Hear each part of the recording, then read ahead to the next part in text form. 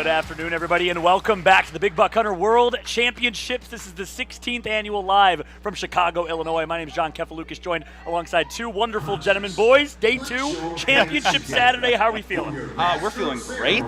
This is the day where champions are made, and we're going to see who's got what it takes to take them over the top. There's not many people on this planet I'd let speak for me, but when Omar said, we are feeling great, you bet your bottom dollar we are feeling great, my man. An absolute fact. This is where legends are made, and we have a stacked reload round. But look, to kick things off, you already know we got to throw it over to the stage. We got Dave Snipes ready to introduce the action. Dave Snipes! Dave Snipes! Hey, let's go! Let's go! Whoa! Whoa, whoa, who said that? It's me, the real Dave Snipes. I'm That's my clearly song. Dave You know Snipes. that's my song. I'm clearly Dave Snipes. Don't believe this imposter. Look at the legs. They're all wrong.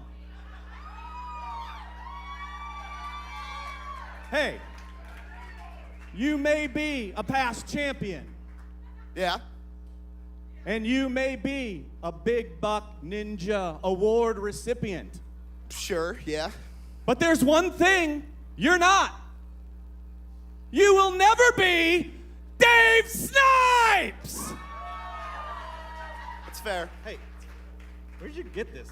Did Amy Green make this for you for Halloween? You know she did. Well, it's quite beautiful. How about we get a picture, huh? Two Dave Snipes. Double Snipes. Yeah. Now, game wardens, arrest this man! Whoa! Get out of here! What? It's not Chris Freem. It's Dave Snipes. All right, everybody, welcome to day two. Are you ready? We've got some money to give away today. $25,000 top prize. $115,000 in total, the most ever. We are excited for you all to be here again, day two. I hope you got some rest. I hope you listened to me yesterday and drank some water. It's not all Jameson, it's not all Jaeger, right? We're here to play today. Some of you, right? Don't be a Boyer. That was the kind of suggestion. There he is. We'll see. We'll see. All right. All right, one thing I want to do before we kind of get things going is just give a big thank you to all of the Play Mechanics staff that show up today and work hard. The game wardens, people working the general store, the registration, all the behind the scenes stuff. You can't see Joe back here, but he's back here. Anybody in one of these red shirts, they all work on the game. So feel free to go up and introduce yourself, talk to them. They want to hear from you. I think it'll be a great conversation. So thank you very much, all Play Mechanics.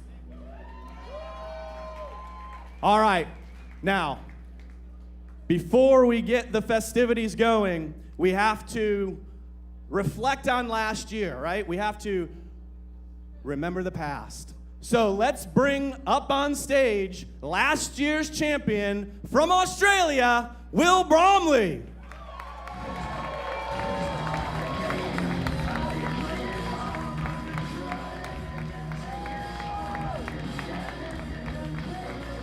Here he comes, look at Pappy's jug!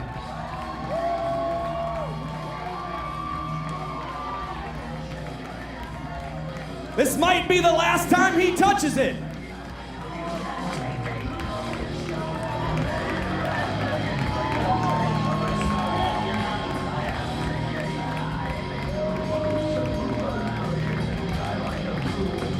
Look at that belt, man. Is that where you spent your money on?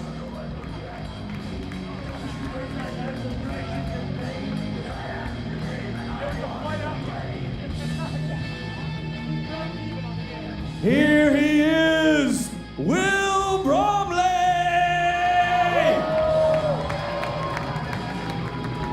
Ooh, giving out goodies!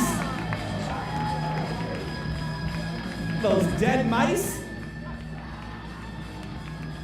I want one. I want one. Ooh.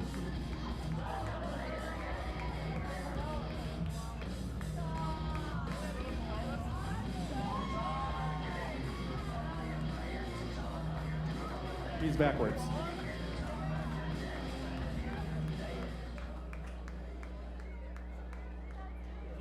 get him on there. All right, Will, I got a couple questions for you. So, last year you were the very first Australian to take home Pappy's Jug. The year prior was Canada, so it's been an international fest for a while. Now that you've had the last year to kind of digest that and live with it, what do you think? What does it mean to you? It feels pretty special to be the first Aussie to win it. So, yeah, I'm just pretty happy. I'll be going down in history as the first Aussie. That's right, and they can't take that away from you. Oh, and they made it a second. So as being the first champ, you know, you probably come in with some high expectations of yourself. You know, kind of talk me through that. What do you think about for this year? I really don't have anything to prove, but I am here to win. And I just want to do a little shout out to Sean and Mark and Meg and everybody else in Australia that couldn't make it tonight or today. Yeah. That makes it a little bit easier for you as the Australian to keep the Australian title with less Australians here. Is that part of your plan? Pretty much. Yeah, okay. All right, final question. You know, Australia's on the opposite side of the world, right? A half a day ahead of us. How do you adjust to that time change? Does it affect you while you're playing? You know, I'm wondering about that. I'm an hour ahead and I'm screwed up here. You get here a few weeks before the tournament. And you go and chill out in California. And with my buddy Nate, and get a little high, and just chillax, treat it as a holiday, and then this is the business time of the holiday. So. All right, so Will is well adjusted to the time. Hopefully the weed is now out of your system and you're ready to play. Give it up for Will Bromley, champion!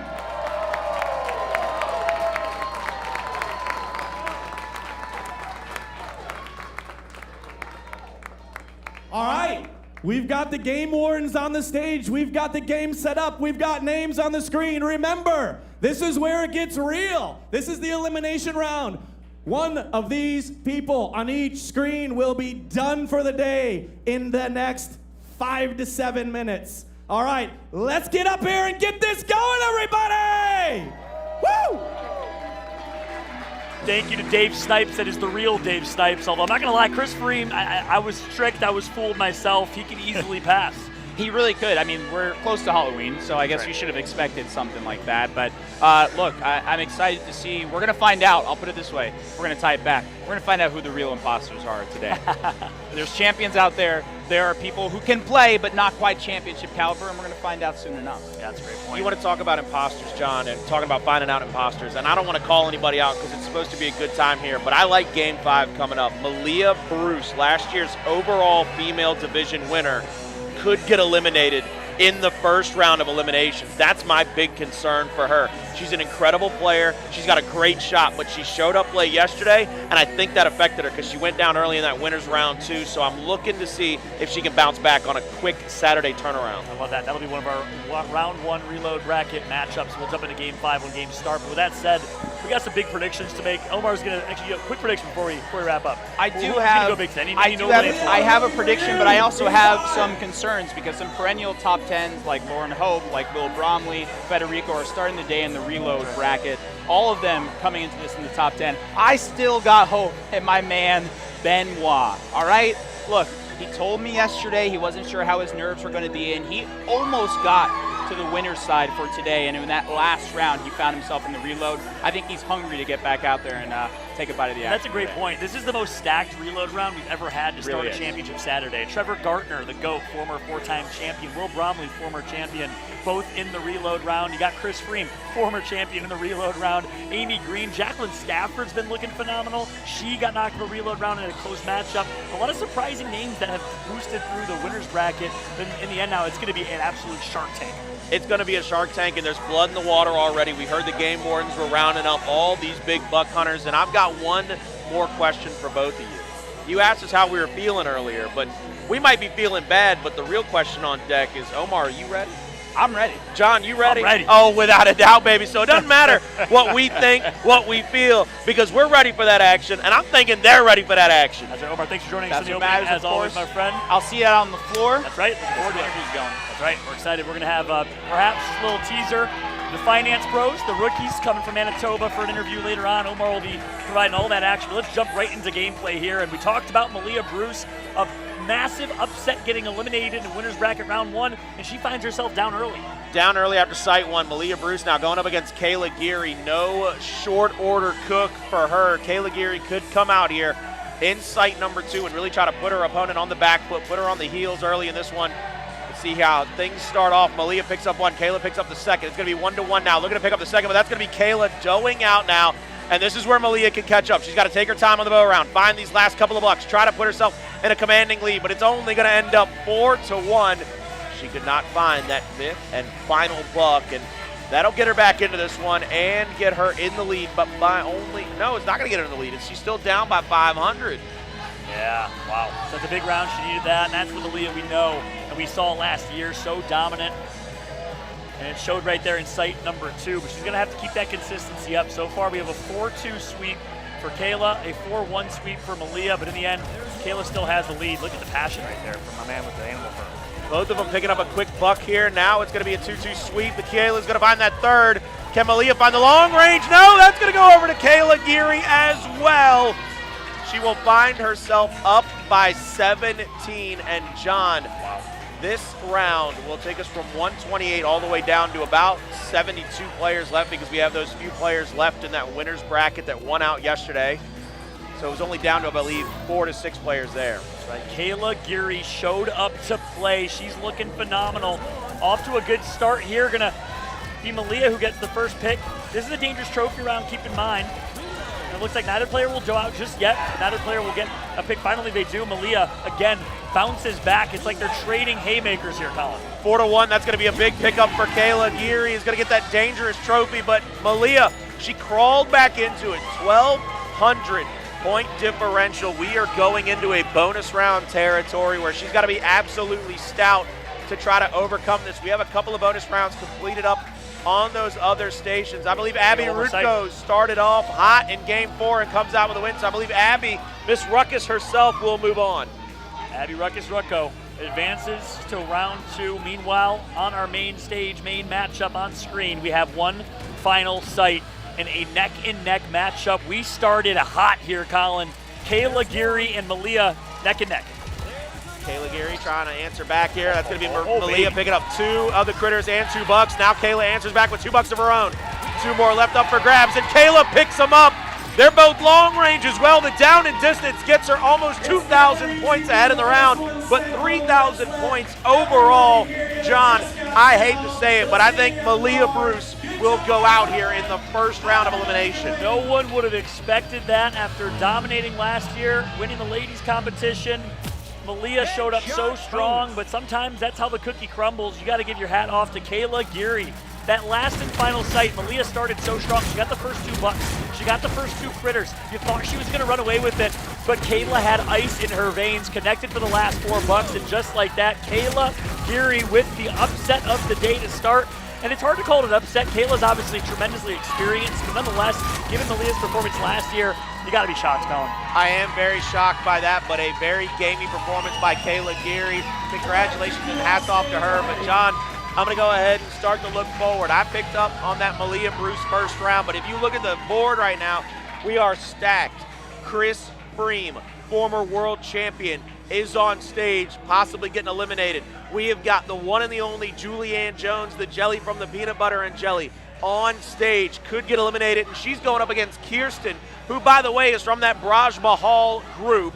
And I think that's one of the things we got to be very concerned about, is a bunch of big names, a bunch of big groups being represented all at once here shortly in this second half of this elimination round.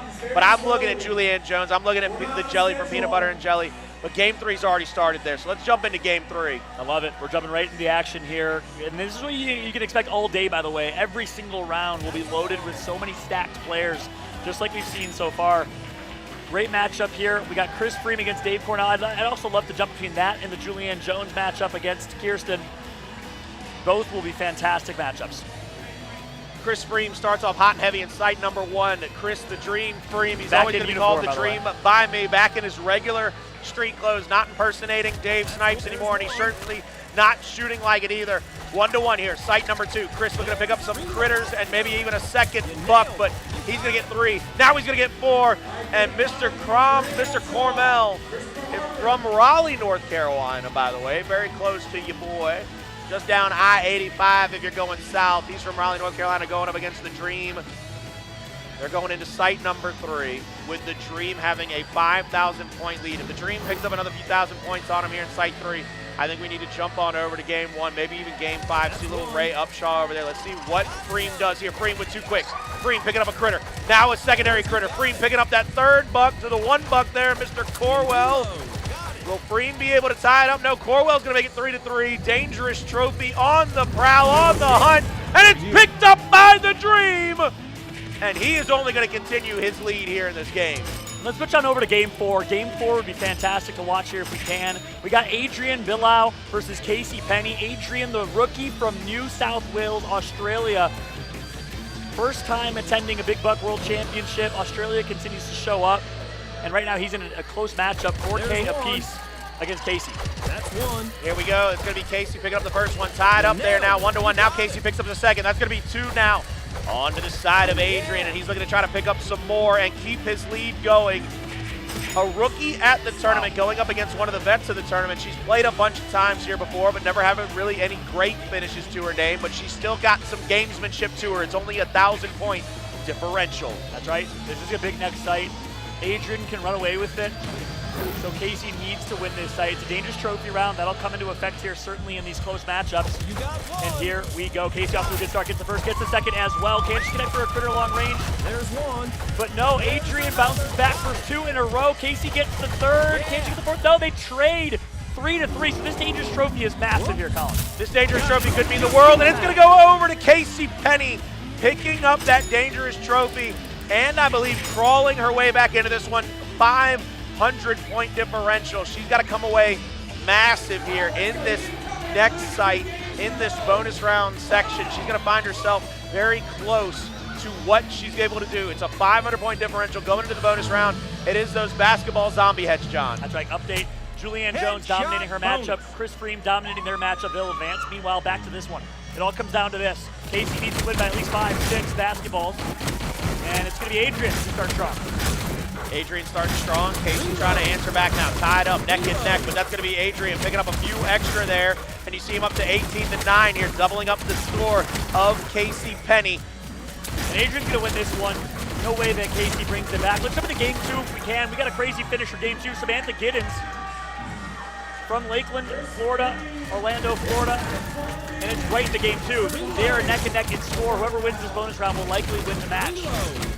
Let's see what happens here. It's up 9-9 now. Now Samantha gets fighting back. Smammy fighting back with all she's got, all she's worth. Up by 5, now up by 6, up by 4 now. Closing the gap is going to be Daniel Haggerty, and he's going to close the gap. He might even take over here. 25, neck and neck, John. And I don't know who had the lead going into it. It was Daniel Haggerty who takes the win. By just a few hundred points, my heart goes out to Smammy, a fierce competitor. She looked so strong last year. Unfortunately falls early in 2 close games, and Daniel Haggerty from Lowell, Massachusetts advances. Now let's go to game 1 here. Let's see what Julianne Jones is finishing up with. I believe she had a decent lead here.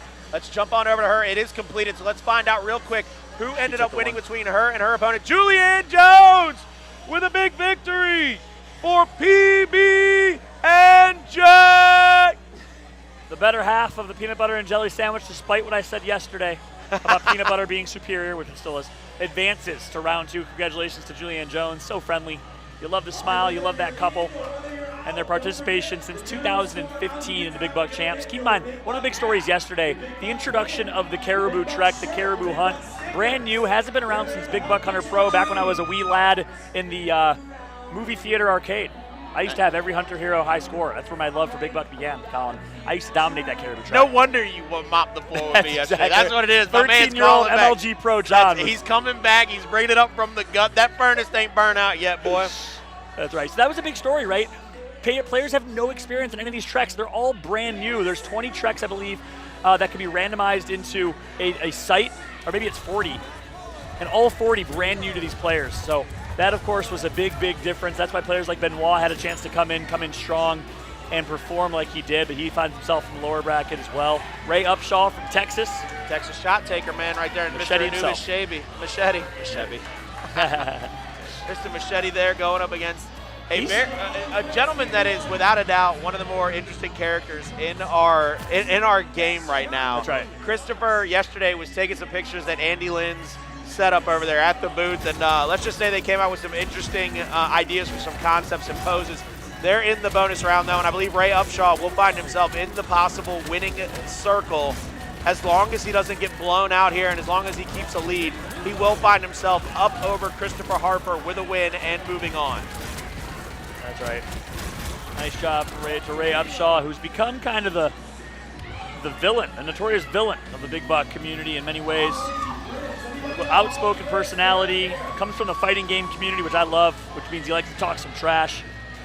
We'll see what he can do. Meanwhile, we got some good matchups coming up next. I'd love to jump in with Holly Fritz versus Jose Serrano, game 1 when that's ready. Holly Fritz, a rookie. It looks like Jim Cleary's playing as well. We can keep up with that matchup. Here's the head-to-head. As you can see here, Holly Fritz, brand new to competitive Big Buck hunter from Minnesota. Her hunting fuel is a dirty, wandering lesbian. I don't know if I've ever consumed that hunting fuel before. I don't feel like I've been near a dirty wandering lesbian. The drink, or?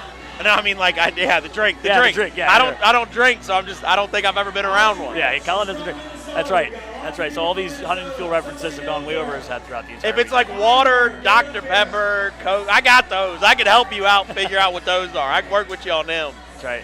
If somebody says a vodka and Coke and hold the vodka, I can tell you what's in that You drink. understand the Coca-Cola. You've consumed one of those before. Let's jump into the action here. Jim Cleary, we got on screen. And we got Holly Fritz and Jose Serrano. They'll be starting soon. We got a couple games going on in Game 3 and Game 4. Jim Cleary from the 7th Street Slayers. He's frustrated with his performance yesterday. I got a chance to speak to him just before we went live. I asked him how he was feeling. He said, look, I got to come out a little bit stronger today. I got to come out a little bit better. He is a veteran of the tournament, and you know that he's got to be disappointed going out so early yesterday when he had a pretty decent run last year. It's not like he was a world ender, but he definitely is one of the tougher opponents to go up against here, one of the better competitors, so let's see what he can do. Let's jump into this matchup. Yeah, Jose Garcia, rookie. Actually, not a rookie. Sorry, he played in 2021 from Schaumburg, who was the 128th seed. He barely snuck into this tournament. He's currently defeating an experienced Jim Cleary right now, and they'll tie this one 3-3. That's a big last buck, though, for Jim Cleary. He picked up a ton of points with the down and distance. Jose up by 3,000, though, and I think Jim can see the end now. I mean, it's one of those situations where you need him to dough out. Jim has to go absolutely perfect. They're on the bonus round, so this is a 3K differential. If Jim doesn't go it's over, perfect, I think. It's over. Let's jump into Game 2. I believe this is all that's all she wrote. Jim Cleary will be eliminated from the event. My heart goes out to Jim, but that means he gets the party. Let's jump into Game 2, though. This one's close. We're going to have a double dough out here. And look at the score. Ann and Taylor, 6.9K to 6.4K. This one is going to come down to the wire. What is this? Ann Verholst, there we go, on screen now, taking a look over their shoulders, trying to see what they see. Going into the bonus round here, neck and neck, only a couple 100 points separate these two competitors, and you got to shoot those zombie skulls. Right. Let's see what they get here. With 50 on the board, whoever comes out ahead and with a decent amount ahead, they might have a chance to get that victory. Yeah, Jose did take that win. Jumping back to Game 2, though. Ann, a rookie from Wausau, Wisconsin. Great community, by the way, is getting clean swept right now. Taylor Hook is running away with this one. Without a doubt, Taylor Hook, 29-7. Taylor Hook is going to try to finish things off here, 38-39. Trying to get to that 39, won't be able to get it. That's 38-13, and Taylor Hook absolutely magnificent in the bonus round, putting herself in a position to try to win it. And I believe she does come away with it, John. That's right. What a matchup, though. Again, my hat goes off to both of them. Both looked great in that one. Taylor Hook, a rookie, and a rookie. Welcome both of them to the Big Buck Championships. Great to see them here, joining the community, the best community in gaming, by the way. But in the end, Taylor will advance to reload round 2. Trying to take a look at some of these next games coming up. Game 3. Anthony Aretz from Game 3. You got Chris Light there, Game 4. A lot of big names coming up here shortly. But Game 5 is underway, so let's go to Game 5 real quick, see how that one's starting to stack up. See how that one's finishing up, actually. As a matter of fact, dangerous trophy on the map, and it's picked off pretty cleanly and early by Adam Shaw, who now has a 1,600-point lead over Jason Wozniak. Adam Shaw goes by Mambo, not to be confused with Mamba. He's not calling himself the late great Kobe Bryant. However, he is trying to become great. 77th place is his best placement of all time from Louisville, Kentucky. Plays at Hoops Grill and Sports Bar. Let's see what Adam Shaw can do against Jason. Going up here, that's going to be the first buck over to Adam. Now it's going to be answered back. Jason 1-1 now. Looking to make it 2-1. That's going to be a great critter pickup as well. And 3-1 goes Adam Shaw. And I believe that is going to be a big round for him and in his favor. Up by now 3,000 points, give or take a few hundred. Yeah, Adam Shaw is a writer. Enjoys himself some Budweiser and can shoot some bucks here. So far, so good. Without a doubt, he's got Jason, the game. That's right. Jason Wozniak, a rookie from Calgary, representing the Canadian contingent, the Canadian takeover here. And also to see how many Canadians have shown up this weekend.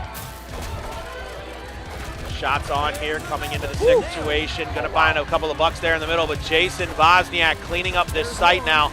4-1, now 4-2. Good answer back in the final few moments by Adam Shaw. Might keep him in the lead here. And I got to say, a 6-0 sweep right there, plus the critter he picked up, could have been enough to bring Jason back into this, especially some of those long-range, high-point bucks. But instead, no shot. Adam Shaw takes the win here with a 3,000, 4,000 point lead, as long as he gets a couple skull basketballs here. Got to be feeling good going into the headshot bonus, like you said. Only needs to pick up a few of these to make sure that he comes away with a victory. And after a few shots, he might just quit, but you know he's got a long road ahead of him, so he's going to keep that trigger finger ready for anything. Yeah, Adam's going to take the dub here. Let's switch on up to another matchup if we can. I think game one would be a good one. We got Travis versus Rob. And you see right now, absolutely dominating is Rob Tetro.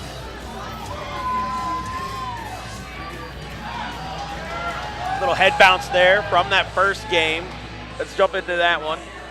Only got one site left. I'd like to see what happens here, but I think it's a big, overwhelming lead for one player. Yeah, and I want to talk about this man, newcomer, this rookie, Rob Tetro, the bullseye broker from Winnipeg, Manitoba, the fearless leader of the TWAG bar, which actually stands for the Tetro Wealth Advisory Group bar. Colin, we were right. They are indeed the finance bros, as we're dubbing them. Shout out to this entire group. They have a big buck cabinet that they purchased for their office. This is Rob's wealth management advisory company. The whole crew play in the office, and almost all of them qualified here. They got an RV and road tripped down here to Chicago. You'll love to see it. Welcome to the Big Buck community, to the TWAG crew. Hey, look, I ain't no advisor, and I don't know how to manage well, but I'll tell you what, if I could get a big buck machine in my office, I'd get one lickety-split. That's a fact. Going up easy in this early round of this bonus round, 11-11 though. That's going to be tied up. Look at the game face right there, John. That is intensity, my man. Shout out to our production team capturing that moment. This guy's locked in. Rob, the fearless leader, CEO and founder of the Tetro Wealth Advisory Group, and the whole crew coming from Manitoba, Winnipeg to be precise. And Rob advances to round two. Congratulations, Rob, on your first win in the Big Buck Championship. Got another big game going on. I believe it's game 5 right now. Taking a look on the screen, seeing if they're up there getting ready to fight. No, they're getting right up there now. They're getting ready to go into game. Let's go to game number 3. I want to see that right there. Alexis Murphy's getting ready to start. Miss Eels herself. Game 3 just finished up. Mr. Aretz, did he come out on top? No, he got absolutely backhanded, and that was a big win there. Went up over Mr. Aretz. That's tough. Mr. Stafford, that's a great win by Mr. Stafford there. It is, and that's just heartbreaking. That's what we talked about at the beginning in the pregame show. This reload round is more stacked than we've ever seen before.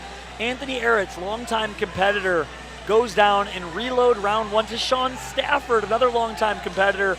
You hate to see it sometimes, but again, with so many rookie upsets in the upper or winner bracket, that's how the cookie crumbles, as mentioned, and Anthony Aretz goes down early. Alexis Murphy now 1-2 going down to John Luke right now in this first sight. That's going to be 2-2. John Luke goes out. Alexis Murphy picks up that third one, and it was the last one on the site. So she will take a very slim lead going into site number 2 here. And I'm curious to see how they go about taking these next few sites and how they take these next few shots. That's right. And Jean-Luc is Also a rookie, also from Winnipeg, also in finance or wealth management. I don't know if he works as part of the TWAG group, but nonetheless, if he doesn't, that'd be an interesting coincidence. A new rookie coming from Winnipeg as well in the same industry. Oh! And he's looking sharp right now.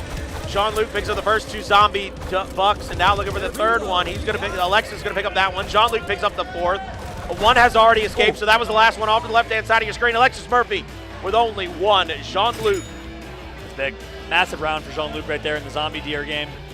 That's going to give him the lead, but Alexis does a good job mitigating the damage, keeping things close, and we have a great match going into site number 3. Closely contested here. Jean-Luc Laflèche now going up. I believe it's about 700-point differential. 2 more crossbow sights with 1 more shoddy sight. See if Alexis can pick back up on this one. Alexis trying to pick up that first buck right behind that tree. That's going to go to Jean-Luc. Jean-Luc now pick up the second as well. Third goes down behind that rock and has not come back out yet, but Alexis picks up the distance. Now looking for another one. She picks up the deep distance one, but it is 3-2. Jean-Luc for the sight. And Jean-Luc's going to increase his lead. Nice job just maintaining. That's what he's doing right now. He's winning by 1-2 bucks, and that's giving him the advantage here for a potential upset. Alexis Murphy, winner of our ladies competition in 2021. She got 8th place in that event.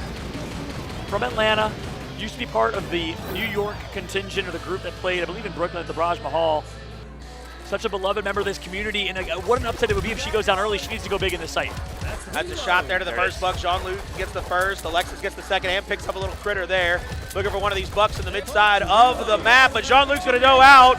Alexis picks up a second. Looking to pick up a third here. Gets it to go. Alexis, dangerous trophy on the map, lying on the hut. She won't be able to pick it up, but she does win the site. Wins the site. Dangerous trophy would have been just bonus, a little bit of brownie points, a little bit of sugar on top, but instead, well, she neutralizes this score. Look how close this matchup is. What a game by Alexis. Obviously, those dangerous trophy rounds with the bow are even harder. Dangerous trophies on their own are difficult. With the bow, makes it even more tough. And here we go. 200-point lead, barely, if even, for Alexis Murphy going into our 5th and final sight column. Final sight here between these two. Alexis needs to come away with a big victory, but Jean-Luc's going to get the first. He's going to get the second. Alexis goes for the deep shot. Alexis gets the mid-range shot there, 2-1. Now with the fourth buck down, but Alexis Murphy toes out. Jean-Luc picking up the last 2 on the sight, and he should take a lead going into our bonus round by about 600 points. Wow. She hits a cow, gets taken out, has to step out, giving Jean-Luc an opportunity, and he capitalized. He has a 600-point lead, and look at the reaction here from the rest of the Manitoba crew. They know what this means. A massive upset for their boy Jean-Luc, and it all comes down to a bonus game. Head shot bonus, ladies and gentlemen. Let's see what happens here. 50 skulls to pop. Early advantage over to Jean-Luc, and he's going to go 3-3, now 4-4. Back and forth we go. Alexis Murphy trying to pick up some of these skill shots here, trying to pick up some of these skulls to take a commanding lead, try to get that 600 points made up on the bonus round. She's up by 13, John! Alexis Murphy is cleaning up right now. Are you kidding me? But Jean-Luc is going to bounce back. Alexis showing her experience. Is it enough to take the win? Neither of them know. They anxiously wait. And Oh! in the bonus round. Murphy! She went absolutely huge. She went monstrous. She went monumental. She was statuesque in the bonus round and comes away looking like a bronze statue and feeling even better with that victory. And that's where experience matters. She's played so many of these bonus games in her career. Longtime competitor, whereas Jean-Luc is brand new, and it showed. Those bonus games are skill games. Who's the sharpshooter? Well, Alexis showed how good her gun is right there in that bonus and takes the win. Wow. I think this is the final bonus round here in the first round of the elimination bracket. 29 to 18. This is almost finished up. Let's see if Brady can come away with a victory over Rhea Chong in their bonus round. I can't see the scores on screen, but yeah, he's already walking off, so I think he's feeling good about his chances to come away with that victory as well. Yep. He does come away 12,000 to 4,000. Rhea Chong, rookie from Downers Grove, local hero. We love seeing her here this year. Hope to see her back next year. But congratulations to Brady Colbreth from San Diego, my favorite city in the U.S., by the way. Rookie as well. Only 4,000 bucks killed in his career, and he takes home his first win as a big buck hunter in the championships. Congratulations to Brady. What a first round, the reload round, Colin. That was insane. I cannot believe how many stacked competitors were in that first round, John. That thing from top to bottom had a lot of big names. the first round completed now, though. We know who's gone home. We know who is staying. But I think everybody's going to stay because everybody's going to take a couple drinks, get up close to that stage, and start cheering on their friends and family. That's exactly right. Party's just getting started here. And for those that are watching a Big Buck tournament for the first time, look, you know it's a party all weekend long. We got our first game break of the day. No, that's not like a breakdown of analysis. That's drinking games on the main stage. We're going to throw it to a quick recap video right at the top, and after that, we'll have the game break on the main stage. We'll be back after this. And another dell. The pressure is on. It's harder to play against nobody.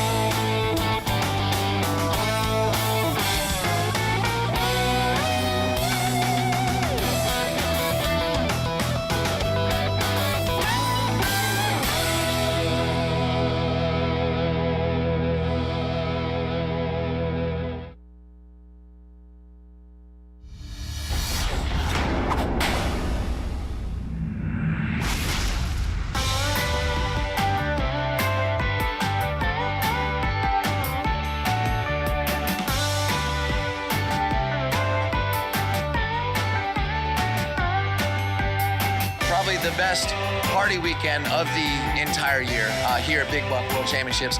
It's just been one epic moment after the next.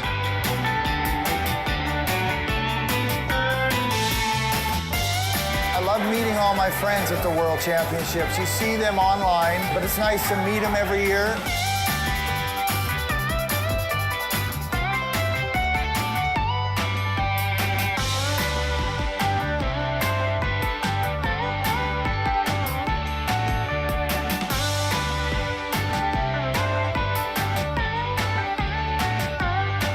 Once we get here, it's just a great weekend. You know, one time a year we all get together and we send it.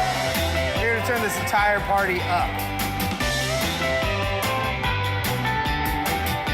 If heaven was anything like this, we would die happy.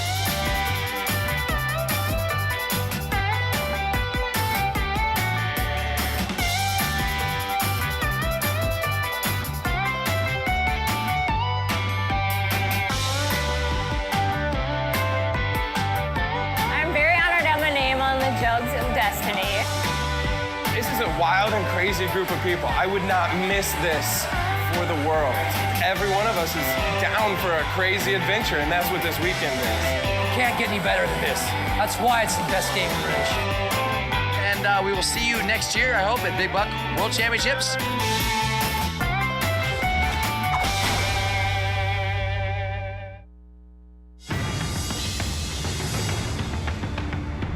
Big Buck Hunter World Championships is chaos.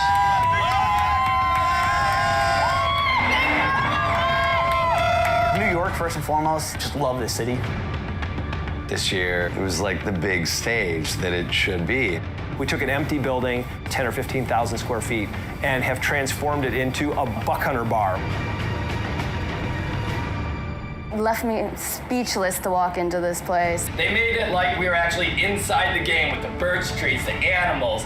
They even have Pappy's porch.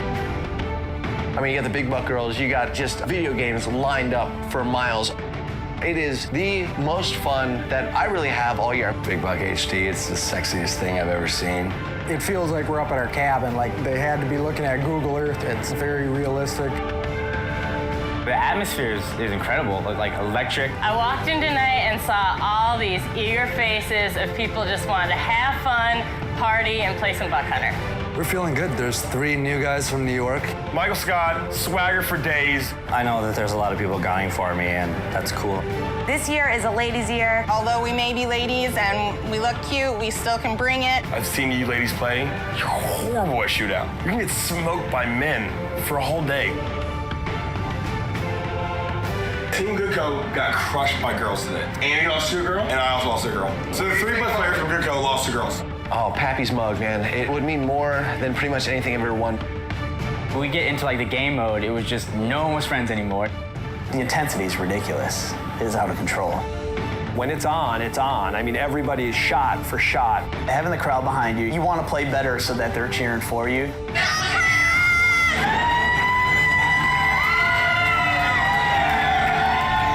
Chris Freen, 2012 World Big Buck Hunter Champion. Feels good to say. $15,000? Are you kidding me? Big Buck World Championship in the NYC was the business.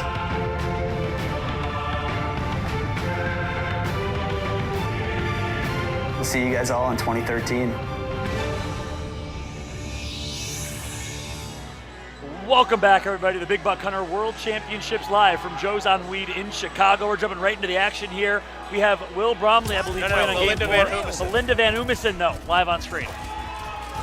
Versus Taylor Hook, another ladies matchup here. One of the more veteran ladies, Melinda Van Hoomesen, going out early in this one, 5-1, dangerous trophy on the board.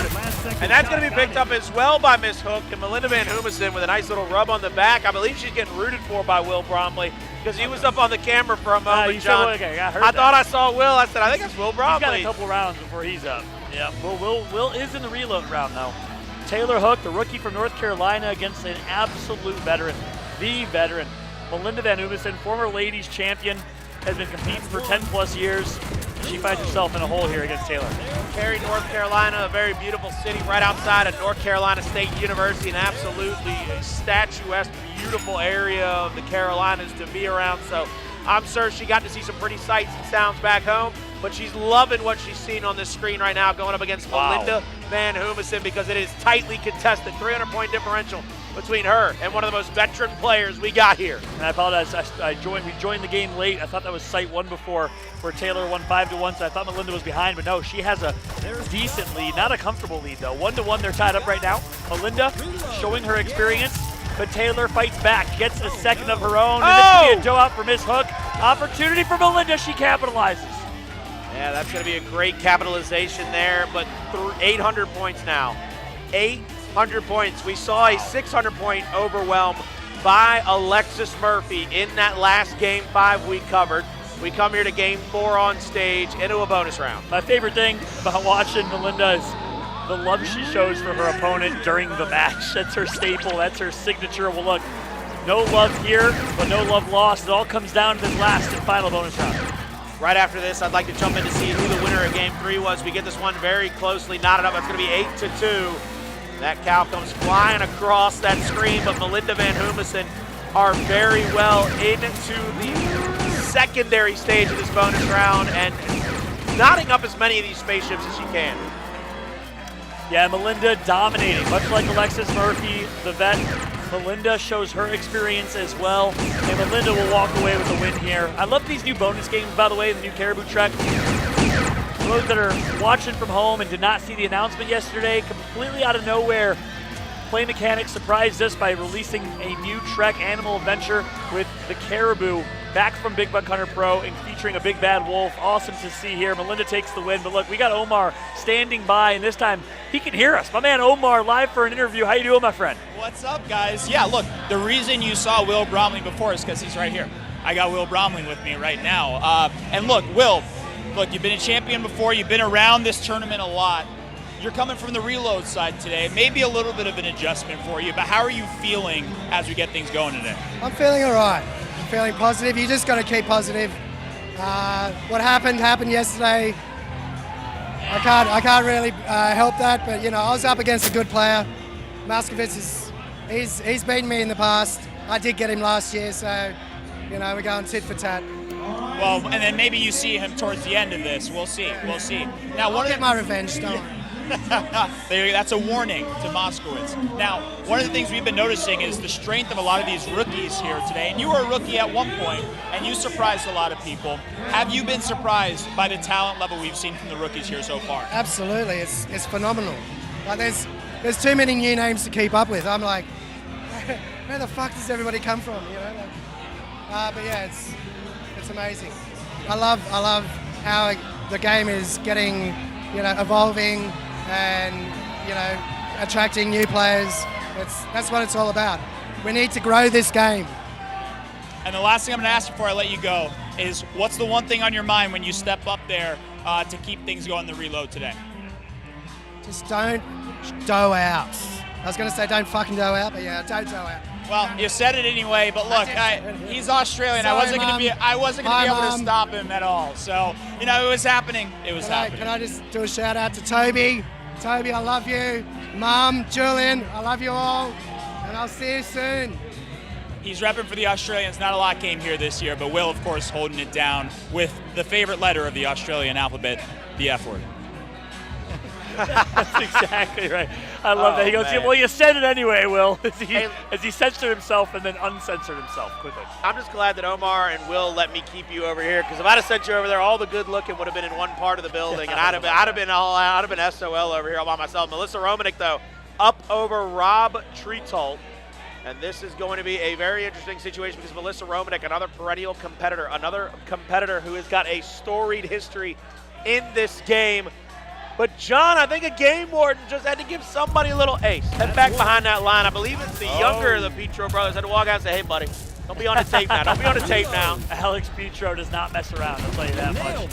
Here we go. This is a good matchup. Melissa Romanek, longtime competitor, veteran, always plays off like she hasn't been practicing, but we know she's a warrior. She's a competitor. Up against Rob Tetro. Keep in mind here, Rob, a rookie from Manitoba. This is a tough round 2 matchup for him. Very tough round 2 matchup, 1,500-point differential here as we look at our screen. 79-45 to 64-89. Rob really needs Melissa to dough out in one of these rounds, but so far it has not happened. 2 sites to go. Dangerous trophy's already been taken care of. Rob with a pick here, picks the secondary crossbow site here. Early shots out, they trade 1 for 1. Looking for a secondary one. Rob's gonna pick up 2. Melissa answers back, 2-2 now. Tied up, knotted up here. 2 more bucks on the board. One of them goes to Rob. The other one goes to Melissa. This guy looks like Mel Gibson from Braveheart. Every time I see him, he's got a battle cry. He's ready to fight, ready to go to war. With the fur on his head, the head of Twag. I think it's a honey badger. A honey badger, huh? Look at the face. I think the snout is a honey badger. His spirit animal is a honey badger if he's not wearing a honey badger. You know the saying about honey badger, they don't care. That's right, they don't give a damn. Am I allowed to swear? If know. Will can come on broadcast and swear, can I swear? I gotta talk to George about that one. Meanwhile, Rob, speaking of being locked in, look how he's turned things around these last 2 sites, and look at this. It is barely 30 or 40 points that separate them. They are so close. This is the most tight matchup we've had, and it's gonna all come down to the bonus round. All comes down to the bonus round. Melissa Romanek trying to steady herself, trying to ready herself. Spaceships are going to be on deck, John. And here's what's interesting. So far, experience has shown, the ladies have shown up, given their experience here. Melissa, 5-10+ year competitor. Can her experience show? 3-3, knotted up. Melissa Romanek needing to try to keep it tied or keep herself in the lead to try to come away with a victory here. There's in that second stage of the bonus round now. Right-hand side of your screen, picking up 2-3 now. Up by 4 is Melissa Romanek. Expanding the lead now to 7, up to almost 8, but that's going to be the callback from Rob. And almost like it's been the theme of this match so far, Rob fights back. He ties it up at 15. Rob Tetro is showing up right now. Just a couple left on the screen, 19, 17. Couple of cows, couple of ships coming through. 22, 21. Is 1 extra enough? Was 1 all it took? Oh my God! It was! 20 points! 20 points separates them in what has been the closest match, I believe, in Big Buck history. Oh my gosh, that came down to the wire, came down to the very last spaceship, 21-20. Melissa needed to pick up one extra target in the bonus round. But Omar, I believe the if boys Omar from can hear me right Manitoba. now, we need to get an interview with this man, Rob, and the Tetra Wealth Advisory Group who came. They have a Big Buck machine in their office, and they all qualified and showed up. Rob goes down, tragic finish, but you gotta give your hat off, or your honey badger hat, in the case of Rob. Look at him, he's talking to the camera, no one can hear him. His mind is blown. His mind absolutely blown here. Looking around, that's gonna be the cow coming out on this last bonus round, game 5, far right-hand side of the stage.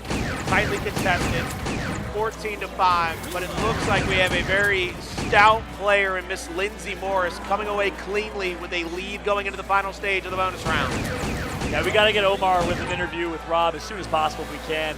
Post-game interview, I got to hear Rob's thoughts. And right now, yeah, great job for Lindsay. Dominate so far. I'm impressed. The ladies at Big Buck have been handling business in the bonus rounds, Colin, the sharpshooting bonus rounds. Sharpshooting bonus rounds, I mean, are really trying to showcase some of these people who are feeling absolutely stout and stacked about their shot. Andre Rivas, a former world champion, coming up to the stage here very shortly. Jamie Rundle, Andy Lynn, game 1, the Big Buck Ninja himself. All right, we got empty games. Please look at the screen. All right, we're going to our next wave here of matches on the main stage. That's what's crazy about this reload round. Again, it's so stacked, you barely have time to react to things like the Melissa Romanek match. That was so intense. Alexis Murphy coming back for her second set. That's right. She'll be playing against David Selman. We got Andre Rivas. Again, we forgot about Andre. We talked about all the former champions, and we didn't mention Andre Rivas, the winner in 2019, who's going to be playing here in the reload round as well. Andre Rivas is going to be on game 3. I believe we look at Alexis Murphy on game 4. Trying to take a look around the Brian Sabala there, game 5. But I think game 1, game 4, where we got to keep our attention. The Big Buck Ninja himself, the man with his own award, and as well on the opposite end of that, Andre Rivas, a man with an award, being that world championship a few years ago. That's right. Yeah, it's good. We have quite a few great matchups here on this main stage. For those who are tuning in, welcome to the Big Buck Hunter World Championship. This is the 16th year. It started with a $10,000 prize pool. Now it is a $115,000 World Championship prize pool.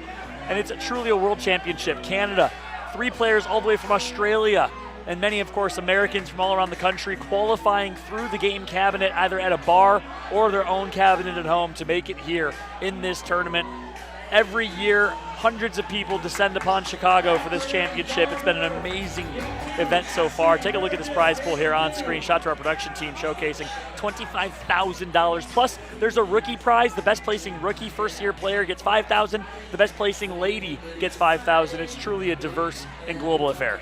Without a doubt, you know, I'm surprised we haven't seen any English representation. We got to get some cabinets in some of those pubs over there on that island of the United Kingdom. I'm surprised with how many pubs that they got. They ain't got no Big Buck Hunter, because this is the ultimate bar game. There ain't nothing better than it. Colin, we're going to go colonize the UK like they colonized us, but with Big Buck cabinets instead. How about it? It's an invasion. I can't wait for them to hear my accent.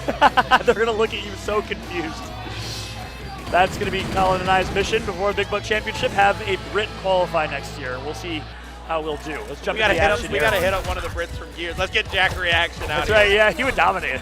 Without a doubt. Hey.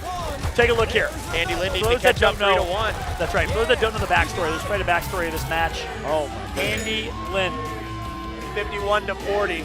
5,100 to 4,000 right now. Andy Lynn down. Yeah, so Andy Lynn, the Big Buck Ninja, he's been competing for 12 plus years from Brooklyn, New York. The Big Buck Ninja Award is a community award given out named after him because he's done so much for this community. He created the Self-Portrait Project, a photo booth made from an arcade cabinet. It's here live at the event. It works amazzingly.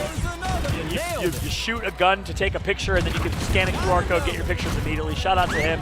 But Jamie Rundle, also quite the veteran. Best placement was 8th place in the 2017 World Championship from St. Cloud, Minnesota. He showed up big time here. His nickname is Runny, and the only thing that makes me think of is after I have some spicy food, I'll tell you that much. I'm going to be running somewhere. Jamie Rundle, though, up by about 1,900. Meanwhile, Steve Herring up against Andre Rivas. is going to be a tightly contested matchup. I think Catherine Garber just got a victory off of a forfeit. She stood up there for the longest time by herself. Yeah, I think they gave it to her on the forfeit, John. Oh, wow. And that was against Ashley Kent Burgess, who's been competing for a while. A couple years at least. Andre Rivas dominates in his matchup. He'll advance, the former champion. But we're jumping on this one still. Andy Lynn, Dangerous Trophy. You see the focus in his eyes. We're in the Gunner Optics lens, it looks like. Here's the Dangerous Trophy. And look at the shot. Wide shot, long shot. Jamie Rundle gets the headshot. So Jamie Rundle now up by $4 grand, and I think Andy Lynn finds himself in a barrel with no fish to shoot. He's going to be very hard pressed to get a win here. There's Federico and Mama Fed on your screen. A bunch of our favorite faces to see at this tournament every single year. Crowd the front line of the bar. And this is a must-perform fifth sight for Andy. He needs to get at least a $2 lead. And guess what? Jamie's going to dough out. That means he'll have to step back, and Andy has free reign to focus these shots. Gets the fourth. Andy Lynn claws back, but still at a 2K deficit going into the bonus game. And keep in mind, the bonus game only awards a max of like 4,000, 5,000 points. So he has to dominate if he wants to win. Andy Lynn now going into the bonus round. You said he had to dominate. There's 50 targets to shoot. He's probably got to win by about 20 targets, give or take.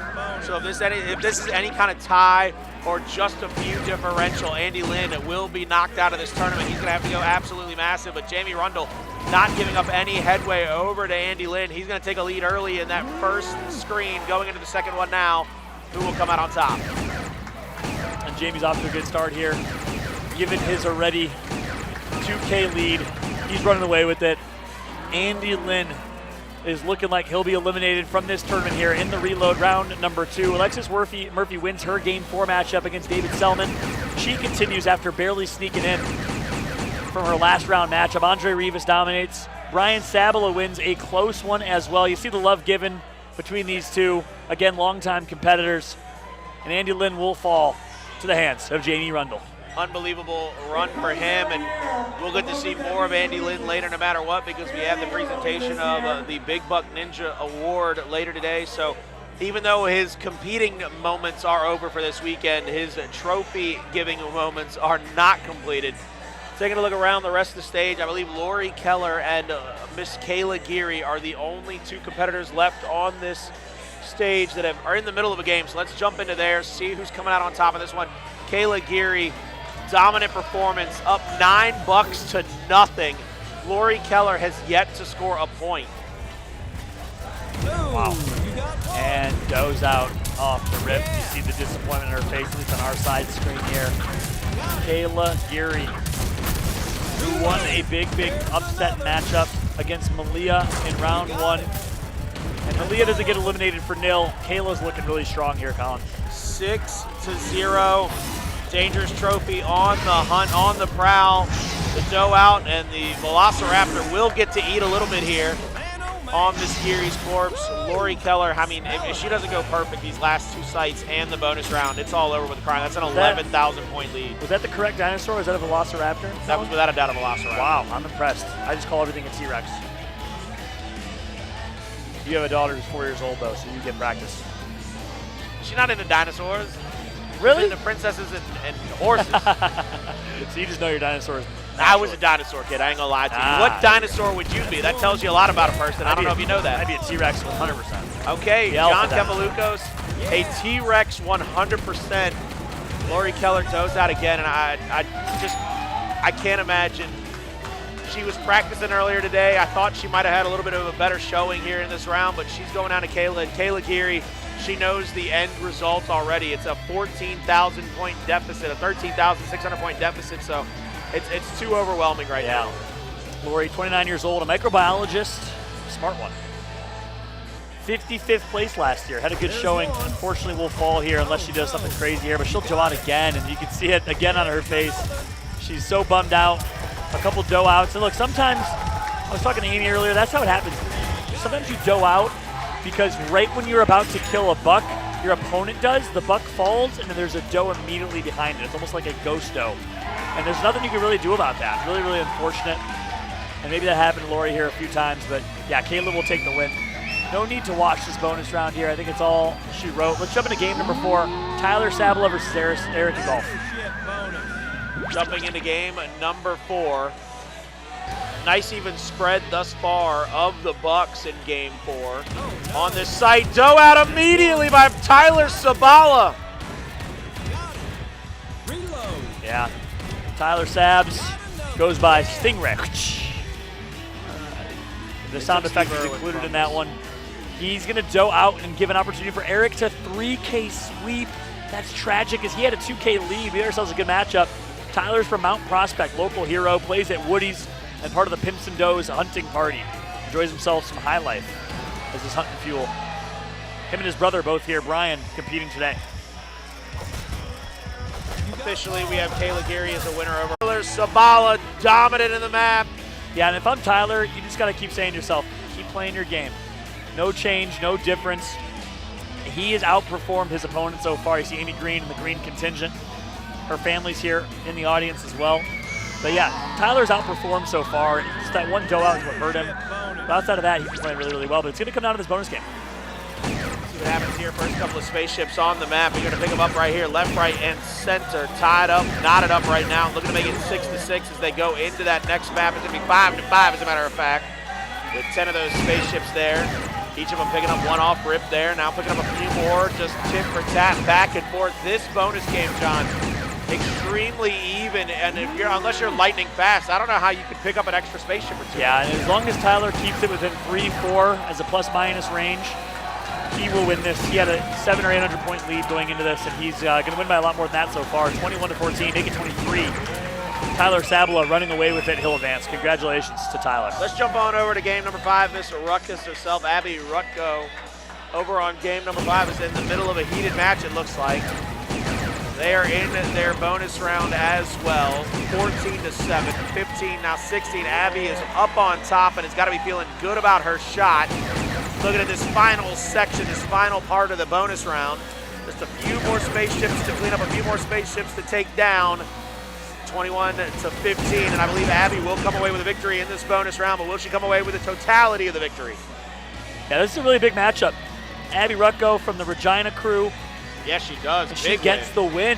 Massive over Jason. Longtime competitor here in Big Buck. 17th place in 2017. Comes from Champlin, Minnesota. And he'll fall early. Heading over to game 2. The only game left we got live. Game 1 finishing up here with a big victory there on game 1 as well. So we've only got one more game in play on stage. Yeah, that's right. Well, I want to talk about Abby Rutko. Comes from the Regina, Saskatchewan. That's right. Regina. They started with a contingent of like 3-4 people at a Boston Pizza in the middle of nowhere. I wouldn't say middle of nowhere, but it's Saskatchewan, relatively middle of nowhere. Grown since then. They show up every single year with 10, 12 people. And it's amazing to see how that community has formed in Boston Pizza.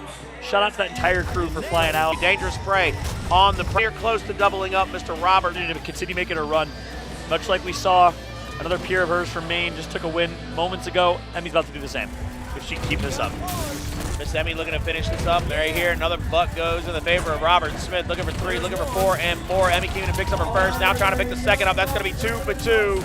Tit for tat. 2 more left on the map. That's going to be 3. Now 4 for Robert Smith. Got to be feeling absolutely fantastic after that one. Wow. He'll crawl his way back into this one by a couple 100 points, get a little bit closer.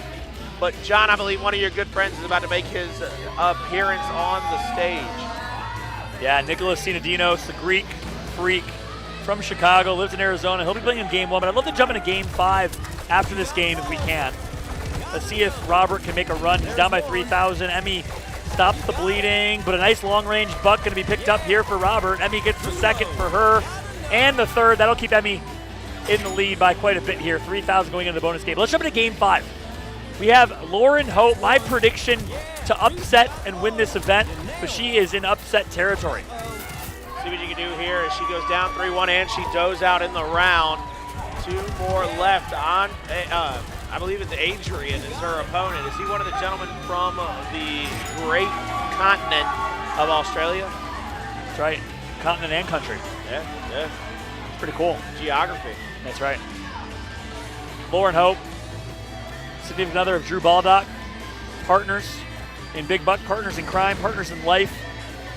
Great person. Made us a t-shirt this year, which is really cool. I can't wait to rep it. Thank you to Lauren for all that she does. I'm wearing it tomorrow on the way yeah. home. That's awesome. You and I both. I wear mine to work once last year. That's a dog. Cute one. Back on here, Adrian Bilal, coming from Australia, like you said, from Orange, New South Wales. Meanwhile, Lauren Hope with a $5 lead. We got ourselves a dangerous trophy here. Opportunity. And Lauren hits the heady. Are you kidding me? Lauren Hope shows up big in sight number 3. Emmy Keenan comes away with her victory. Meanwhile, the game we were just in on game number 2, she came away with a big dub there. She finished it up and cleaned it out.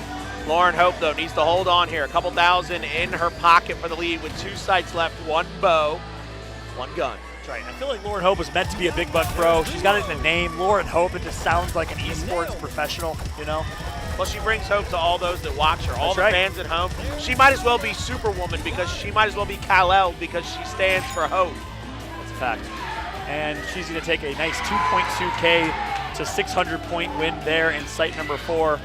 Lauren is running away with it. If she can just get $2 at least in this last sight, she'll take this win going into the bonus round. I believe game 4, we do go into that last sight on game 4 with the babysitter. Is one of the 2 competitors going up against one of the other Saskatchewan contingent. 1-1 now. Lauren picking up a critter or 2 there in the middle of the map. Now a couple more critters come out, and Adrian picks up that 2nd buck. Lauren misses the 3rd, and then Adrian does out. 2 more bucks left to be cleaned up, and Lauren cleans them both, and that will keep her in victory form with a 4,000 point differential. She just got to keep it closer in her favor. Yeah, meanwhile, we mentioned a couple of quick highlights for y'all. We mentioned Nicholas Sinadinos. He is dominating, 9.5K to 500. I saw him warming up earlier. He was locked in. He wanted to make sure he could make a reload run here. He did not like his performance yesterday, getting eliminated early. And yeah, this will be a win for Lauren Hope. She has a couple thousand-point lead. Let's jump into game 2, though. Game 2 is featuring Chris the Dream Freem, the imposter of Dave Snipes. He's going up against Adam Buss. He's bussing hard all the way from Manitoba, the rookie, part of the Finance Bros. Takes that first sight over Chris Freem. Meanwhile, I'm taking a look around, just trying to check some stuff out. Dave Schaefer, the babysitter, is up over Janelle Baumet on game 4 on main stage, but we want to stay here with Chris the Dream Freem, one of the crowd favorites. And Chris picks up 2 early bucks, answered back by 1. Can Chris pick up the 3rd? He does as well. Looking for a critter. Picks up 1 himself. That's going to be 3-2. Now 4-2. The Dream answers back in simplistic, sensational fashion. He takes the lead after 2 sights. Yeah, that's huge.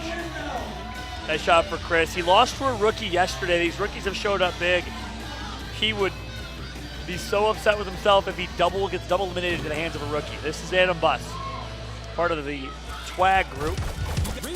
Wealth Management Group from Manitoba here. Adam Buss starts strong, gets 2. Chris is going to neutralize with the 2nd buck of his own. Looks for the 3rd. It's a long-range one. Lots of points. If anyone can get it, no, they miss. And it's going to be a doe out from Chris Freem. And Adam Buss capitalizes. Unbelievable round there, answering back and forth. The Dream has to have a really stout showing if he doesn't want to go out early in the reload bracket. A former world champion, one of the best players to ever do it. He might be on some people's Mount Rushmores. Meanwhile, Dave Schaefer cleans up Janelle Baumet from the Saskatchewan crew. And early in this next sight, Chris Freem finds himself down 1-0, but there's the doe out. Freem has to just take care now. He has to take care of business and finish off as many bucks as he can. He's got to get this dangerous trophy as well, try to come away with a victory. And he does with a headshot. The Dream coming through. Absolutely huge for all his fans. Massive play right there from Chris Freem. Former champion, has been here before, has done it. Looking to do it again, but he has a hard road ahead. He's got to dominate. He's got to grind through this lower bracket. Meanwhile, we got Julianne Jones playing against Diego here on the main stage. We'll jump into that matchup after this. Adam Buss needs a big round. Adam Buss looking to try to answer back here. 2-1. Chris Freem looking to pick up 1 himself, but he needs more than that. There's 4. Looking for that last one. 5-1. Freem shut out in that one, and now a 700 point differential. Chris the Dream Freem has to go absolutely fantastically big if he wants to come away with a victory here. Absolutely insane change of events here. Chris was running away with it. You thought he'd be able to secure it, but Adam Buss shows up big. Here we go. It all comes down to a bonus round. Chris needs to win out by quite a few. Otherwise, he will be eliminated from this tournament. See what comes away with this one. 5-5. Freem has to get a lead here. Freem has to find some of these early spaceships before they even really show up on your screen. He's got to kind of know the pattern, have an idea where they're coming out at. Now that's 15-10, up by 5. He needs more than that. He needs to be able to extend this lead by just a few more to try to come away with a victory here. And in the final sector, he's up by 10. He's up by 14. Will the Dream be able to pick it up now? Up by 15, 31-13. Someone pull out a flashlight. Oh! Chris Freem was lights out. He takes the dub. And again, experience shows. Alexis Murphy does it. Chris Freem does it. Melinda Van Umesen does it. Down going into the bonus rounds, but they're able to sharpshoot their way to a win. That was a tight one. What a stressful game. Game 5 now. This is going to be Julianne Jones down big early against Diego Guzman. That's a 5,000-point deficit. She has to go absolutely huge in the next sight or two to come away with a victory here. Meanwhile, game 4, Miss Sydney Wright, I believe, won her first matchup this morning and is now in the lead in her secondary matchup. So she's got to be feeling good about her chances to come away with 2 victories today. That's going to be 2-1. Julianne, 2-2 now. Tied up, knotted up, looking for more. Can she get the third? Can she get the fourth? No, she's going to drop the critter and she's going to get the buck. 3-3 tied up on that one. Did she get enough off the down and distance? She did. She will make up some ground. Chris Freem lost to Derek Funk in the winner's bracket. Manages to win to a rookie in the lower bracket, but boy, it was a tight one. But yeah, back on this one, just like you said, Colin. It's a good matchup. Definitely a good matchup here. Bill O'Malley, Cindy Wright, 2,000-point differential with 2 sites to go. This is going to be Julianne trying to make up some ground here. She only picks up 1 buck to the 3 now of her playing competitor. He's got 4 to her 2. Dangerous trophy about to pop in just a second. Coming over to the left-hand side now, and that will be picked up by her opponent as well. Julianne down heavy, 13-7. I think we can wrap that up. Let's go over to game 4. But Julianne with the celebratory big buck shotgun pump, baby. Absolutely love it. That was more like waving a white flag. I don't know if that was celebratory. No, it's celebratory. Yeah, she's celebrating. When you're here and having a good time with friends and family, that's right. Not to celebrate. Hey, you got to give respect to Diego Guzman. Diggs, part of the TWAG group from Manitoba as well that came down in an RV. The rookies, the newcomers. He upset Julianne in a big matchup. Congratulations to Diggs. Yeah, definitely a big fight there from Diego Guzman. Here we go on board, though. Cindy Wright only with 1. Bill O'Malley with 3. Bill O'Malley trying to get that next one. Won't be able to go his way. 3-2, now 4-2. Is that enough for Bill to crawl back into this one, or will Cindy contain a 2,000-point differential? Yeah, I believe 1 sight and the bonus round to go. We were talking to Cindy yesterday, and she said, look, I've never been double eliminated from a tournament before. If I get double eliminated, I'm joining you guys in the broadcast booth next year. And I said, okay, bet. You can join us regardless. But here we go. She's looking good. Making that grind and that run through the lower bracket that we know she's capable of. Sydney Wright looking solid. The Canadian from Edmonton showing up alongside her significant other. That's going to be 7-3 now. Bill O'Malley up over Cindy Wright. She's got to get a few more in this. She's got to try to come back and crawl back. Try to take a lead here. 7-7, tied up now, knotted up now. Continuing to stay neck and neck. Finishing up the second part of this bonus round. Going into the last one, Cindy Wright takes a 3-spaceship lead into the final map. Yeah, Cindy Wright, also known as the Angry Ostrich. Looking solid. Takes the dub here. Doesn't win the bonus game, but does enough to secure the overall win. And she'll advance here to reload round number 3. Continues to rock and roll. And you see the celebrations coming through.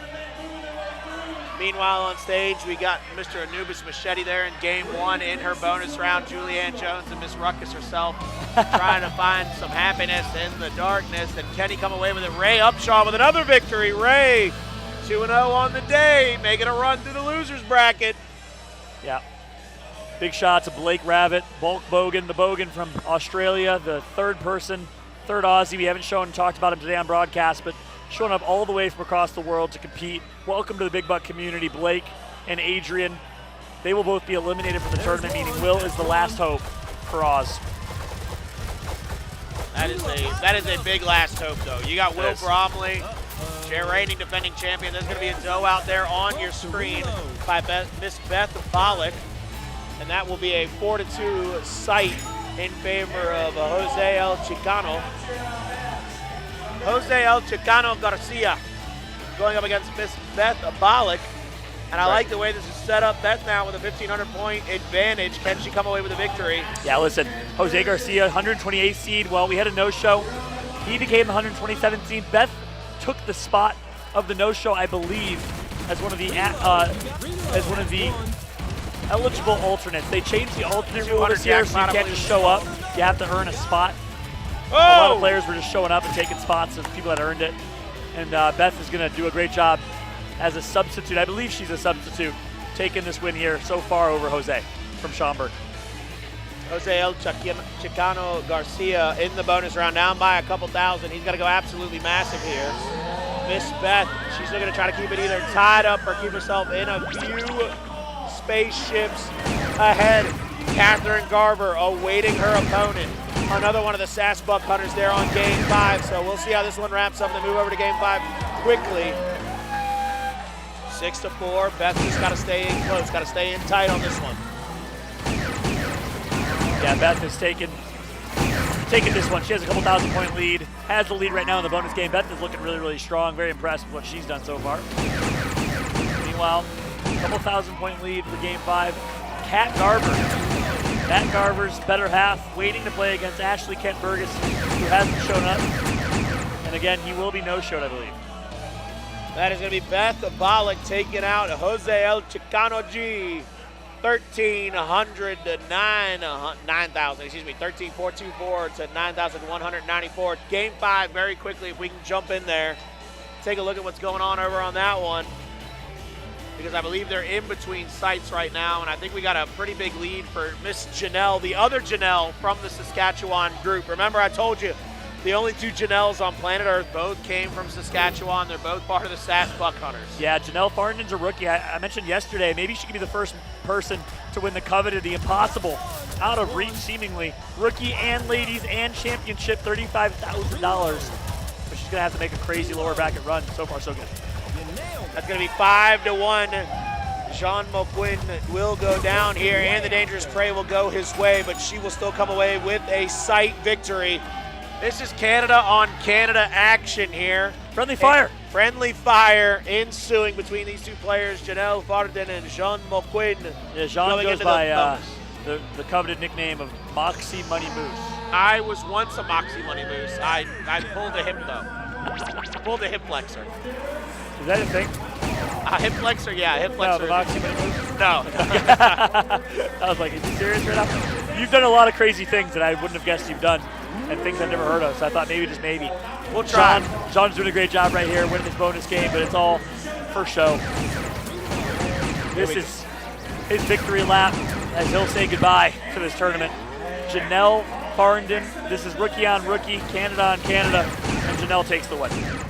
Let's see, yeah, she's going to come away with a win. Catherine Garver will be, I believe, getting this victory by no-show. She's just still standing there, just waiting. I think they ought to let her husband go up there and they play a little friendly game. How about that? That'd be cool. They did it at home enough, though. Congratulations to Janelle. 15K to 5K. She high-fives her crew. Yeah, even the Manitoba, even John's boss, the CEO of his company, just high-fived her. Way to knock out my boy. I see. He's like, if it's going to be anyone, at least it's a Canadian. And Kat Garver's playing her solo game here. You have to at least play through the game. And just in case you get negative points and you lose. That'd be amazing. Not possible. There, see her on if you screen. dough out, you should lose 100 points. You should. There should be a negativity to it. No. There's got to be a danger. There's got to be a negativity to shoot some a doe. negativity. Look, you got game wardens. If you shoot a doe and a game warden sees that, you're going to go to jail. At least a fine. At least a fine. That's an extreme action.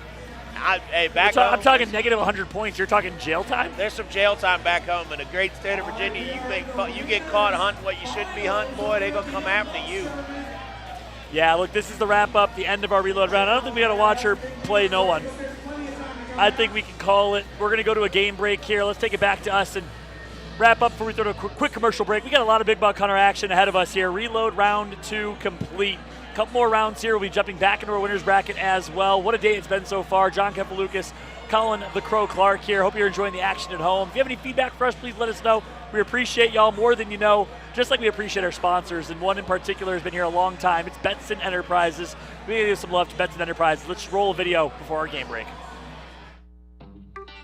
If you own an entertainment venue, you know it's getting challenging to turn a profit. But what if you could add a brand new profit center that brings more people into your business, expands your customer demographic, and enhances the customer experience? You can with a game room from Betson Enterprises. Betson will help you turn an unused or low revenue space into a dynamic game room, providing you an additional source of steady income. A game room draws in new patrons and turns them into repeat customers who stay longer and spend more money on your core products or services, as well as food and beverages. And it's a key driver of birthday parties and private event booking. Arcade games give adults a sense of nostalgia, kids an opportunity for an experience they can't get at home or on their phones, and everyone a social experience. It's the perfect and proven profitable addition to a variety of businesses, restaurants, bars, hotels, bowling alleys, skating rinks, and more. With our full-service offerings, Betson makes it easy. We'll help you find the best mix of games for your location, design your space, supply replacement parts and prizes, and offer in-house financing to get you started. Betson offers consulting, convenient vending solutions, online part shopping, technical training, and more to support your business. Since 1934, Betson Enterprises has been the one-stop shop for all your game room and arcade needs. To learn more, visit our website.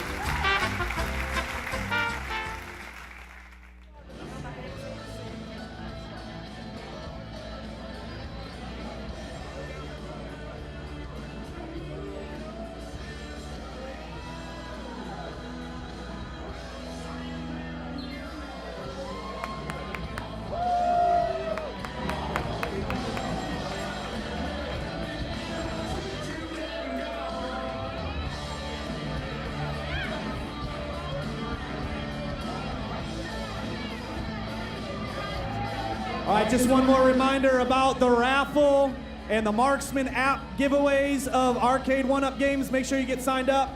We're going to be doing those drawings later today.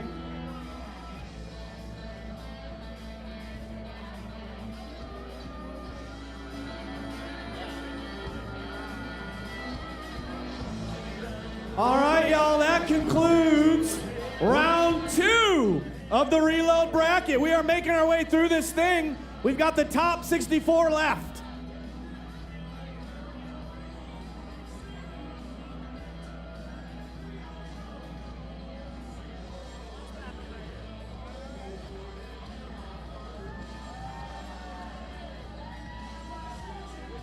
Hey, hold on one sec. We're not doing the next round yet. Sorry.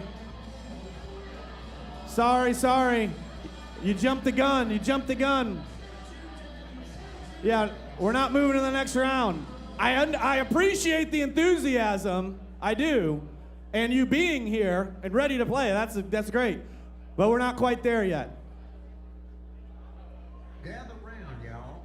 Something special is coming down the tracks. Make your way to the stage for a special presentation.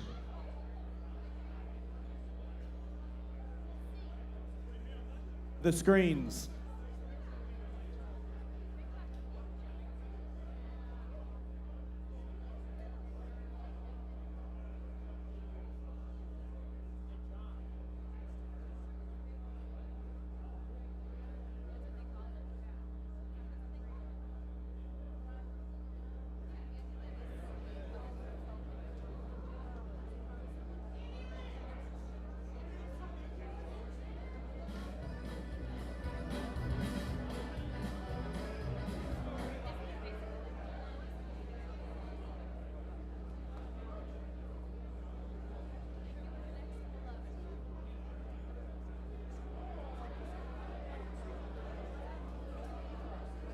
We did practice this, I swear. It's queued up and ready to go.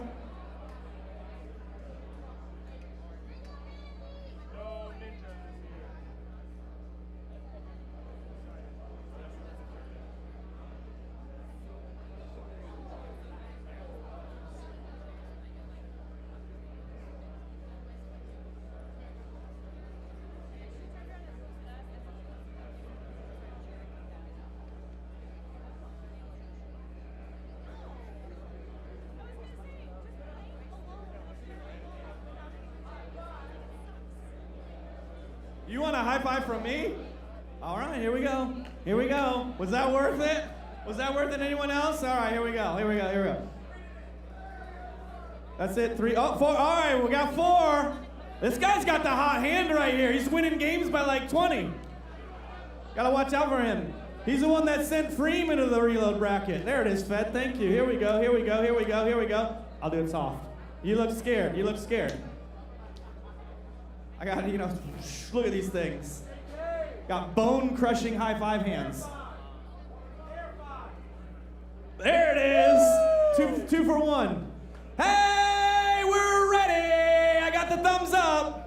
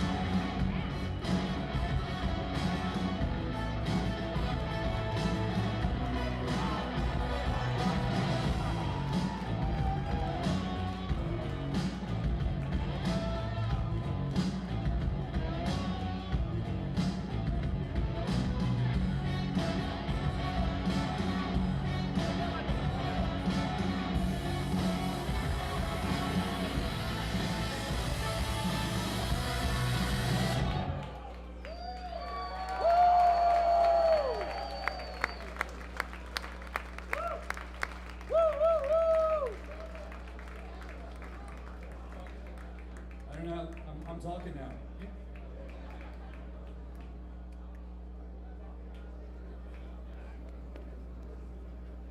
Matt, you didn't know that was coming, did you? I thought maybe next year.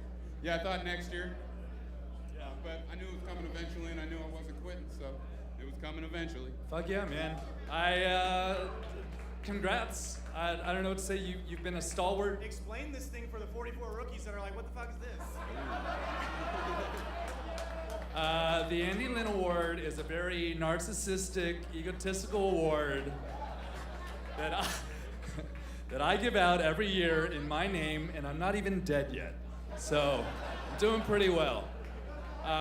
Ostensibly, I mean, it started as kind of a gift to me because I'm the first player to play for 10 years and to be at every single tournament. And I think over time, it's kind of morphed into a community award, given it to people who give back to the community of big buck hunting. So I'm super thankful for all these guys. We got Melinda, Chris, Sarah, and we're missing Brenton and Scott tonight, and we're thinking about them.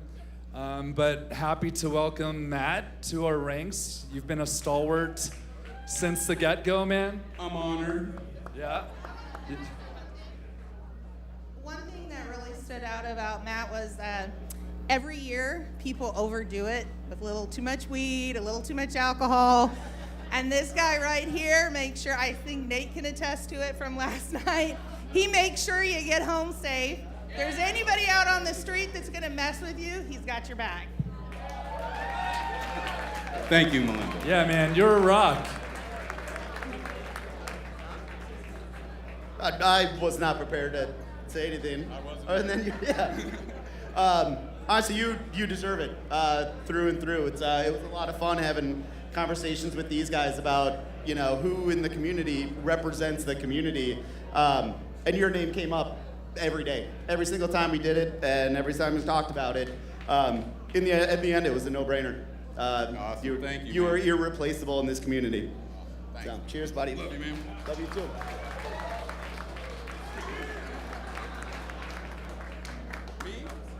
Oh, okay. So I just want to say something that Matt tells me every year. He literally wears Big Buck Hunter shirts every day. His closet is full of Big Buck World Championship shirts. So if anybody ever loses one, just email him. I got a bunch. And welcome. Welcome. Thank you, everybody. I love all of you guys. I love this community. I love coming here every year. You'll all see me every year. I will never not be here.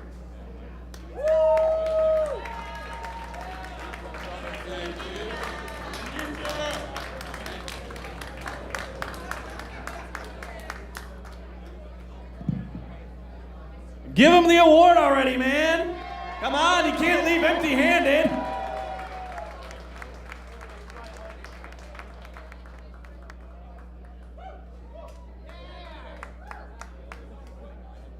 All right, welcome, Matt. Well deserved. I'll move. I'm not part of this. Yeah. Hey, let's give it with all of us now. With everybody.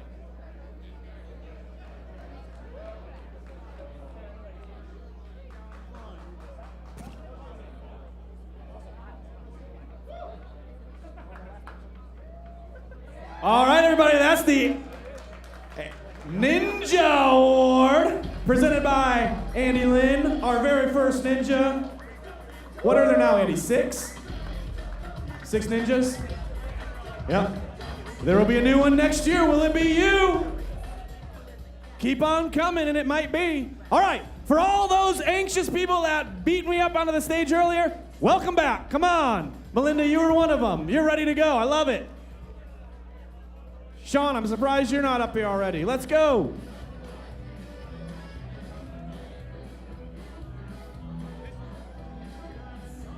All right, we're moving into the beginning of the reload bracket 3. We are still sending people home this round. Mics are hot, ladies and gentlemen. John Kefalukos is as well because his eyes are burning, looking for the next matchup he wants to go over. Game 2, baby. That's what I want. Sean Stafford, Derek Funk, who defeated Chris Freem in the winner's bracket. Major upset. A rookie coming from the same Manitoban crew.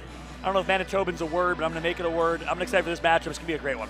Yeah, absolutely a great matchup. I just got DM'd by the one and the only sophomore sensation, Mr. Jordan Klassen, so that's why I had to look away for a second, because when that man messages you, you know it's going to be A, good, B, it's going to probably make you laugh, and C, you got to answer him back, and I usually just tell him I love him. Okay, that's all you had there? That's all I can Oh, have. wow, I thought he had some intel or something, some really good insights, but I like that nonetheless. All right, off to not so great of a start for Mr. Stafford, and guess who's going to capitalize? Derek Funk hits a zombie round, difficult round. He's only going to get 2, though.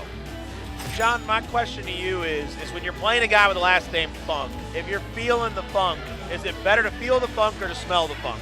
I think it's better to smell the funk. I think funk smells really, really tangy. Pungent is a good word, and I think it's better to smell it. All right, well, let's see if Mr. Funk can keep it going here. John Stafford trying his best to crawl back into this one, but Mr. Funk has picked up 1 buck and a critter, now tying it up 2-2. Sean Stafford looking to make it 3-3, and he will do that at the end of the sight, all knotted up, but I believe a critter, no critters went to anybody. Yeah, look at the score here, 3.6 to 3.5. 100 and something point game here. Close matchup between Derek Funk from Canada, Sean Stafford from Lynbrook, New York, part of the Pine Box Rock Shop. 120,000 bucks killed. He is getting close into Big Buck Ninja territory with 10 straight events himself. Looking for the shots on to the critters, aiming those bucks to the backside of that creek. That's going to be 2 picked up, and Mr. Stafford does out as well. So a 5-1 sight for Derek Funk, and that is a 2,100 point swing in favor of Derek Funk. And boys from Manitoba, they don't play around, man. They are some serious shooters down there. That's right. If he wins this match, we might start calling him the Titan Slayer. I mean, to beat Chris Freem, to beat Sean Stafford, difficult to do. There's one. If Sean gets taken out, from Derek to David. Yeah. If Sean gets taken out, Jacqueline will be the last Stafford remaining. Let's see what Derek can do. Yeah, David versus Goliath. I like that. That was good. I like that. Yeah. Impressive. 3-3 tie here. Dangerous trophy coming.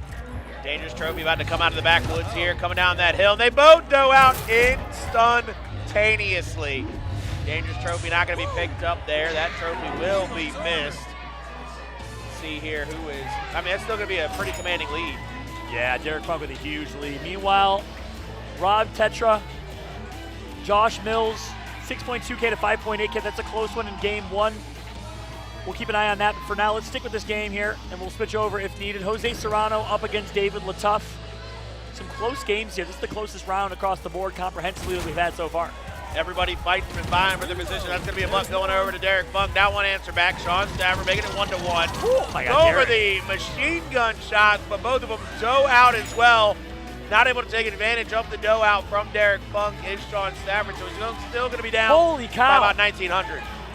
Yeah, this is a close game here. Game 1 is a 100-point difference going into the bonus here. Both games going into the bonus. Let's stick on this one. But we'll keep you updated on the Rob T game as well. It all comes down to this bonus, and Sean Stafford's going to have to go huge. You got to shoot those city birds, them pigeons, man. They're going to be coming down, trying to land on that statue. We slide over to site number 2 here. 10 to 11 now. That's going to be a very closely knit game, very tight knit game. If Mr. Funk can keep it tied or keep the lead, he will come away with a victory. That's right. Massive lead right now for Sean. Is it going to be enough? Likely not. Sean knows it. And another upset for Derek Funk. He does it again, this time over Sean Stafford, representing Twag, Manitoba, incredibly well. And you see the celebrations coming. That is some serious celebration as well. And he's starting to chug it off. He's trying to finish off that Bud Light that he's got on stage. And that man, Josh Mills, will pick up a victory over Rob Tetrol. Mr. Rob T goes down by about 2,000 after that, by about 400 after that bonus round. Yeah. Chris Light picks up his victory. Jose Serrano wins over David. Chris wins over Lindsey Morris. Congratulations to all of our winners here.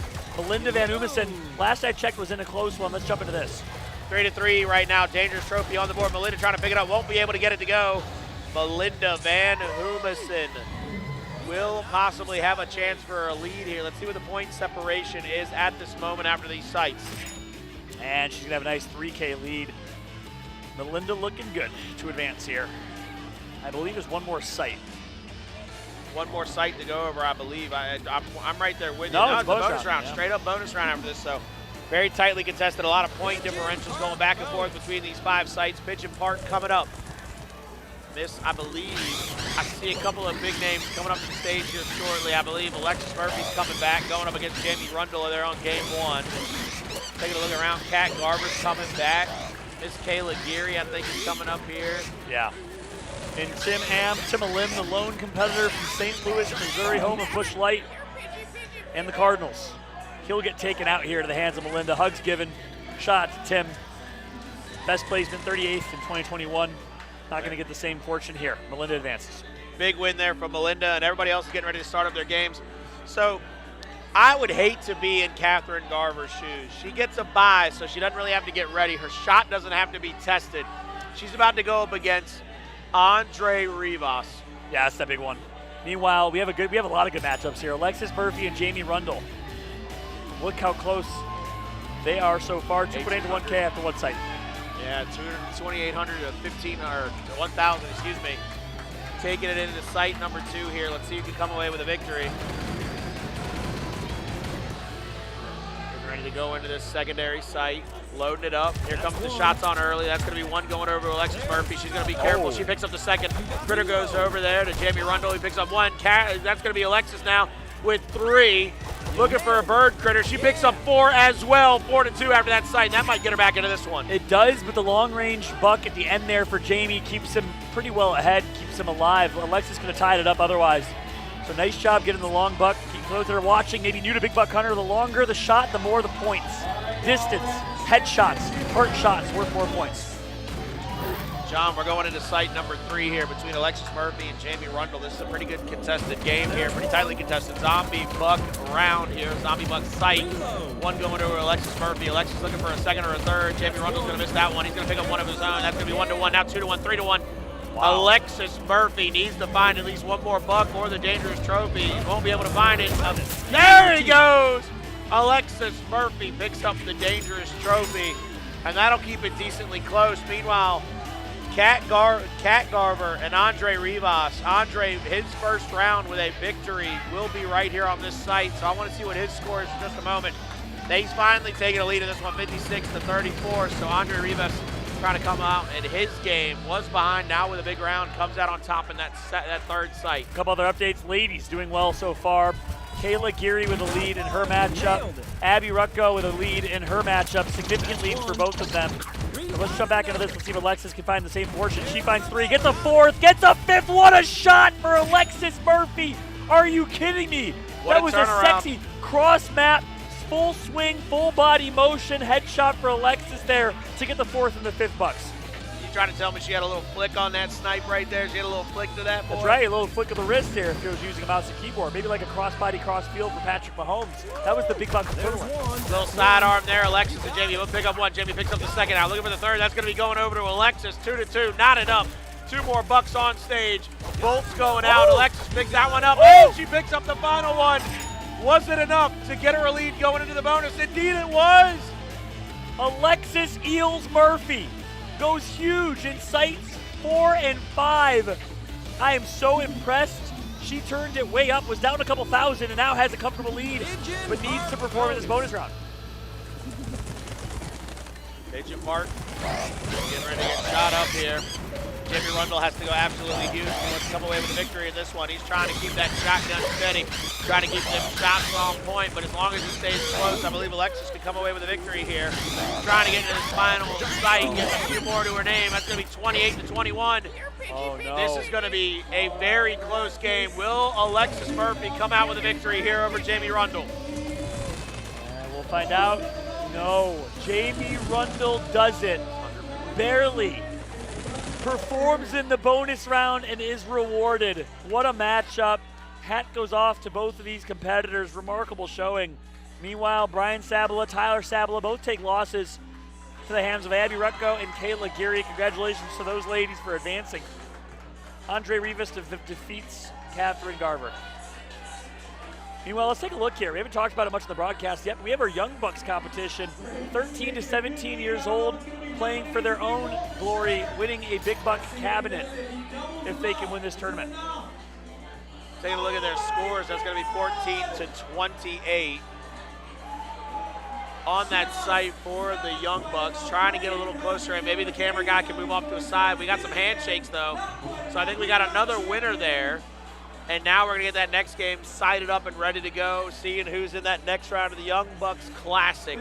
I can only call it a classic now because it's been going on a few years. Am I right? That's right. That's a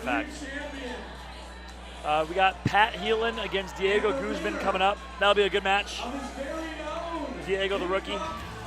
Pat from Maine, part of the Amigos bar crew. Robert Roddy, Brandon W. Waschenberger, the burger himself, trying to feast.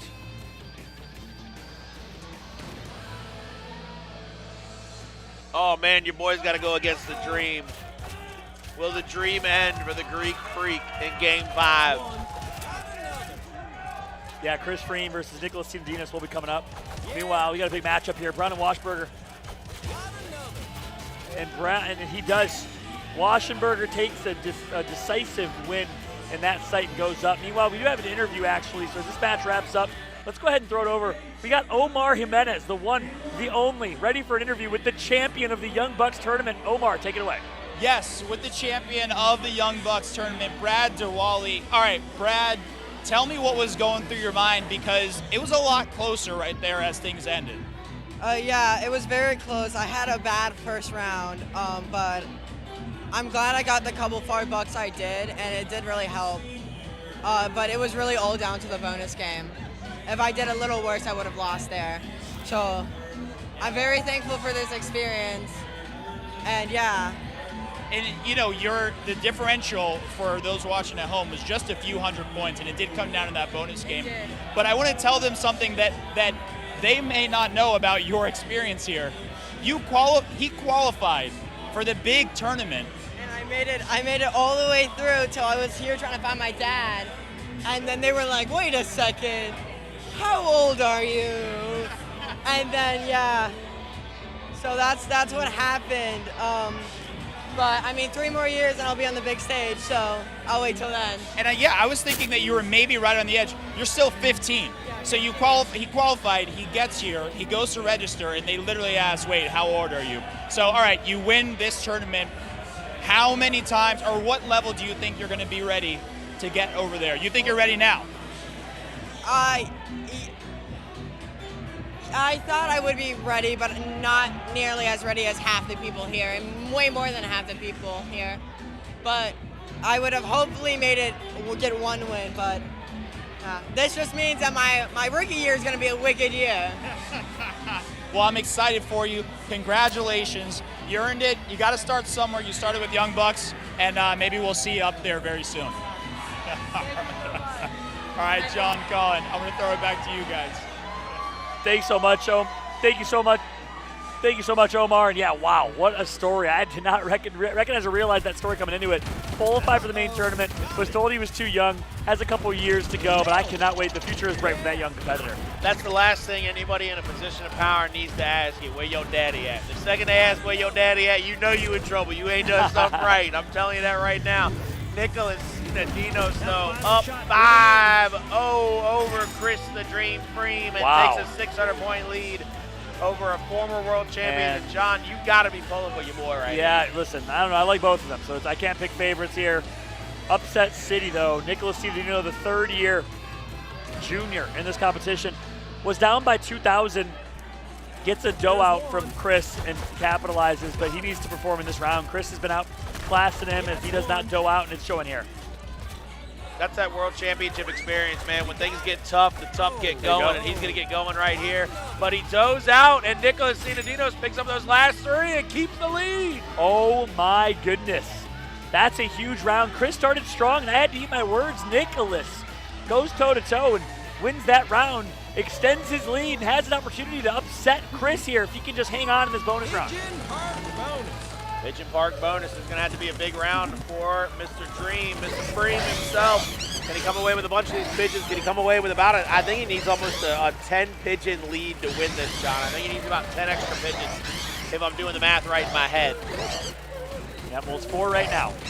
He can extend this. No, Nicholas does a good job hanging on, keeping it close, keeping it tight. It's going to be a 6-pigeon lead. Make it a 7, I believe, in that last one. That's not enough. I Dream don't know goes if down. it is. No, the lights go out. The Dream goes down.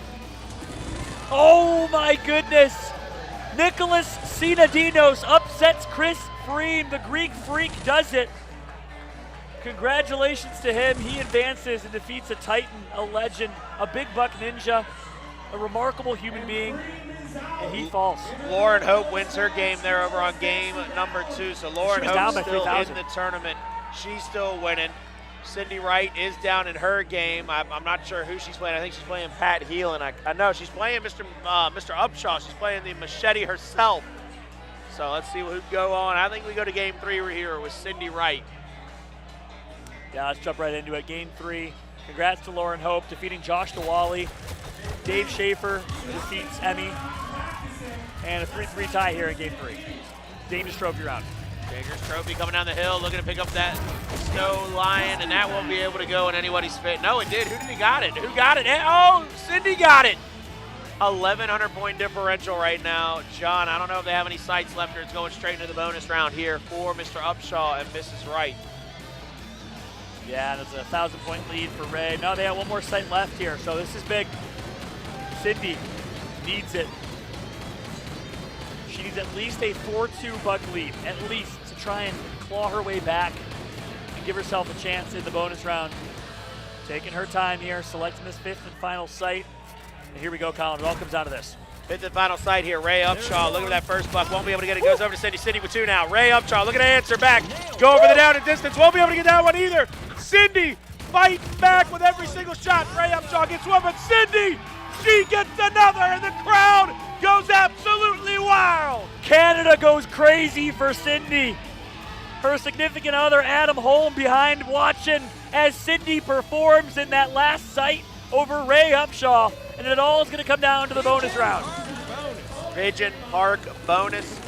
This game and one other one on stage going on right now. Shots ringing out onto these pigeons. Let's find out what can go on right here. 6-6. Ray looking to continue to get this lead here. Cindy needs to fight back. She's got to battle back. She's got to come away with a victory. She's got to come away with a couple more pigeons than Mr. Upshaw won't be able to get it here. They're down by 4. Ray Upshaw finishing it off in style. Mr. Anubis Machete will come away with a victory. And wow, my heart goes out to both competitors. Who got the win there? I can't tell. Ray Upshaw came away with the win. Ray comes away with a victory. He did. Yeah, a couple hundred points. Wow. Heart goes out to Cindy. I've been impressed. Look, her best placement was 102nd place last year. She looked really solid, though. I mean, that's a close game against the talented Ray Upshaw. Almost takes it. Clutched up, ice in her veins in that last sight, but unfortunately falls in the bonus round. If she would have gotten 3 or 4 more pigeons, she could have won it. Beth Pollock now going up against Janelle, the other Janelle from the Sask Buck Hunters. So we have Janelle versus Beth here, game 5 on stage. Last one wrapping up here. Shots ringing out in this sight. That's going to be 2-0. Looking at 2-1 now, 3-1 in favor of Janelle. Can Beth, the rookie, try to tie it up, make it 3-3? No, Janelle will come away with a 4. Yeah, this is a rookie versus rookie action. Again, Janelle, I've been really impressed so far. One of the best rookies I've seen in my recent times of casting Big Buck Championships. I've seen some talented ones come through, but Janelle's up there. See, we can go on in this next sight. 2 sights to go. 2 sights for victory here. Yep. For Miss Janelle coming into sight number 4. 38 years old, a nurse, part of the Saskatchewan crew from Estevan, Saskatchewan, plays in Hannah's Watering Hole. Part of the Sask Buck Hunters, though. Gets a lot of practice with that local team. And is going to get a nice second buck right there. Can she get the 3rd?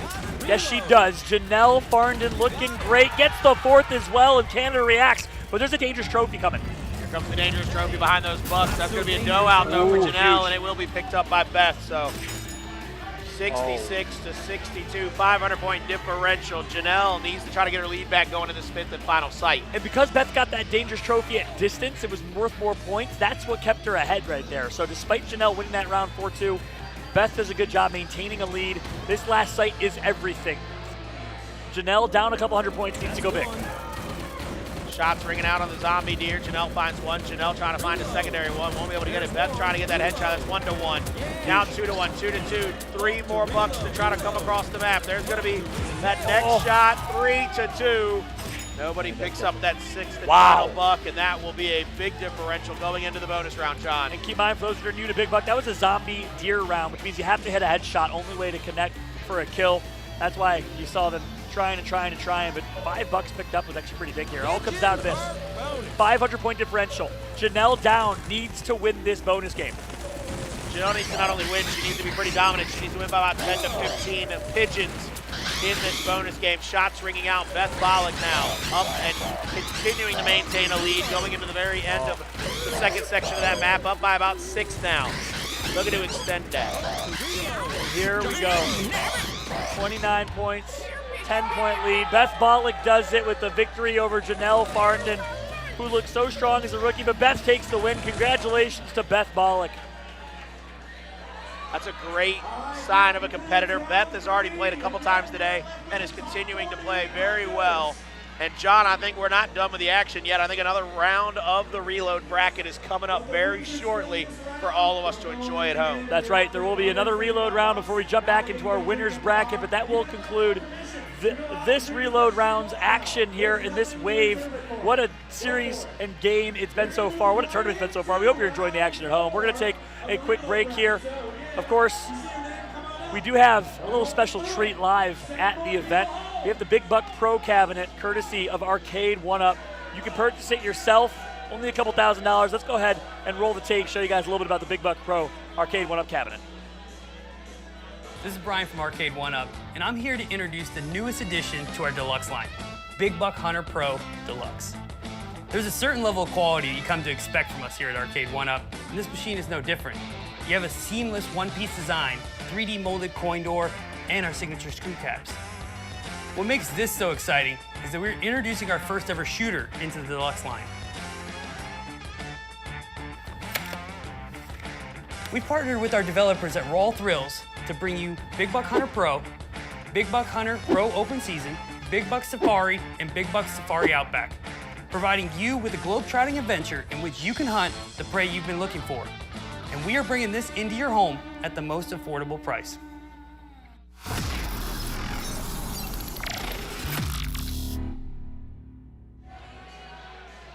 Welcome back, everybody. Holidays around the corner. Of course, if you want to give someone the best damn possible gift in existence, purchase them a nice Big Buck cabinet. Support the Arcade 1UP and Big Buck collaboration, and let's make that the best damn selling Arcade 1UP cabinet of all time. Game one, we got to go to game one immediately, all right? Trevor Gardner's down in game number one, down by a couple thousand points to Chris Light. I want to jump right into that one, and I want to be able to see all the action. That's right. Chris Light, one of our few competitors, coming from Tom's Bar in Portland, Oregon, 30th place last year. This is a crazy matchup. Chris with the lead, but Trevor Gardner, for those that are new to the Big Buck community, the Big Buck Championship, four-time champion, has been competing for over 10 years. Chris Light is dominating, though. He is not missing. Not missing a single shot. Trev only gets one. That's a 5-to-1 sight, and Trev knows he is in deep, deep water now. 6,400 to 2,400. Yeah, deep water, swimming upstream. He's going to have to claw his way out of this deficit. You see his entire crew behind him. That's his brother, far right, his wife there as well, his sister-in-law as well. Charlie Gardner also in this tournament competing, and Chris needs to go big. Chris trying to go to the far back side, won't be able to get it. That's going to be 3-to-1 in Mr. Light's favor. Trev needing to find something, but he won't be able to find it. That's 4-2. Dangerous trophy about to pop. Shots all the way into the backside of that tall grass. And I believe Mr. Light picked it up at the very end. I believe Trev finds himself down by 6,000 with only a few sights to go. And I gotta be honest with you, it's not what Trevor's doing wrong, it's what Chris is doing right. He's playing lights out so good. He ate his Wheaties this morning or something. Chris Light came to play, but there's two more sights here, Colin. Trevor with a 6,000 point deficit needs to win out at least 4-2, 5-1 both sights, and some long range bucks. Yeah, sometimes, like you said, John, it don't matter what you're going to be able to do in the morning. Your opponent's just ready to go. And that's going to be 3-0 for Trev. Trev picks up both of those critters. Trev trying to pick up that fourth one. Won't be able to get it. Now one more to go. Trev, 4-2 and a couple of critters in his name. Claws back into it, but not by much. Only 200-point swing for Trevor Gardner. And he came out hungry. This is what Trevor Gardner's known for, turning it up when he needs to put it into the sixth gear. But the difference there was Chris Light picked up the long-range bucks, and that's why it was only a 200-point lead. That was not enough. Trevor needed a long-range buck. Trevor now trying to start. That's going to be Mr. Light getting the first. Light getting the two. That's going to be Trev with 3. Looking for 4, but Trevor Gardner does out. The look of disappointment is unbelievable on his face because you know he knows the position he's put himself into, and that might as well be the end of this game. 8,000 point differential. Trevor Gardner, I believe, is going to go down here, buddy. Let's jump into game 4. This one's over. And again, it's so sad to say because Trevor Gardner is a legend in this competition, so competitive, and he will take a loss. Game 4 here, though, instead. Derek Funk in a close game. Firework around, a couple of fireworks being shot up by Derek Funk, looking to try to catch him as they go in the sky. Before your opponent has any real time to pick him up either. That's going to be 9-10. Now, before we move into this next site, just a couple more of those fireworks will begin to pop off. 20-17. Everything coming out of the sky. Bonus complete. And I believe Derek Funk comes away with another victory Wow. Derek Funk, the rookie from Manitoba, hyping up his squad, repping Canada, looking great so far. Let's jump into game 5, though. Melinda Van Umesen is in a close matchup, and this one's tight. Game number 5, if we can. He jumps off the stage. That's how hype he is. Jumped off. They should have let him crowd surf. They should have caught him. I don't know who won this one. Let's see. We'll find out in a second here. Game 5. Melinda wins the bonus, but loses to Garrett Pilley. Congratulations to Garrett, defeating Melinda. Close game, though. But the rookie from Sammamish shows up big. Sammamish, Washington? I'd have thought Sammamish was Smammy's backyard. Spammish. Congrats to Garrett, part of the Pacific Northwest crew, alongside Melinda. Matt Peterson, Matt Peterson, the winner of our Big Buck Ninja Award. We got Andre Rivas. Oh my goodness gracious. Chris Tresso against Kayla Geary coming up. John, the amount of big names coming to the stage here in just a moment is unbearable in certain aspects. Yeah, it's going to be a crazy next round. Jamie Rundle versus Nicholas Jewell. I want to watch that matchup if I can. Chris Tresso, Kayla Geary is going to be a good one, but game number 3 will certainly be a good one. Let's take a look at the stats here. Nicholas Jewell, a rookie, young man, MIT Athletics. He goes to MIT from Massachusetts, and he's a 2-sport athlete, Big Buck and whatever sport he plays at MIT. I don't even know what sport it is, to be honest with you. I care more about Big Buck. He came as a rookie last year. It's been fun watching him to compete. Competing against Jamie Rundle, 140,000 bucks killed in his lifetime. That's a big, big number, John, and this one's about to get underway. Andre Rivas, Chris Lennon is underway, as a matter of fact, and Andre early down in that one after sight 1. Chris Lennon will take the lead after sight 1 against Andre Rivas, but Andre Rivas went down in his matchup earlier today. Still setting up the game we are trying to get a little look into, a little sight into. Yeah, it's going to be Nicholas Jewell and Jamie Rundle, with Jamie Rundle 4, now 5 up after the dough out from Nicholas, excuse me. Yeah, that's tough.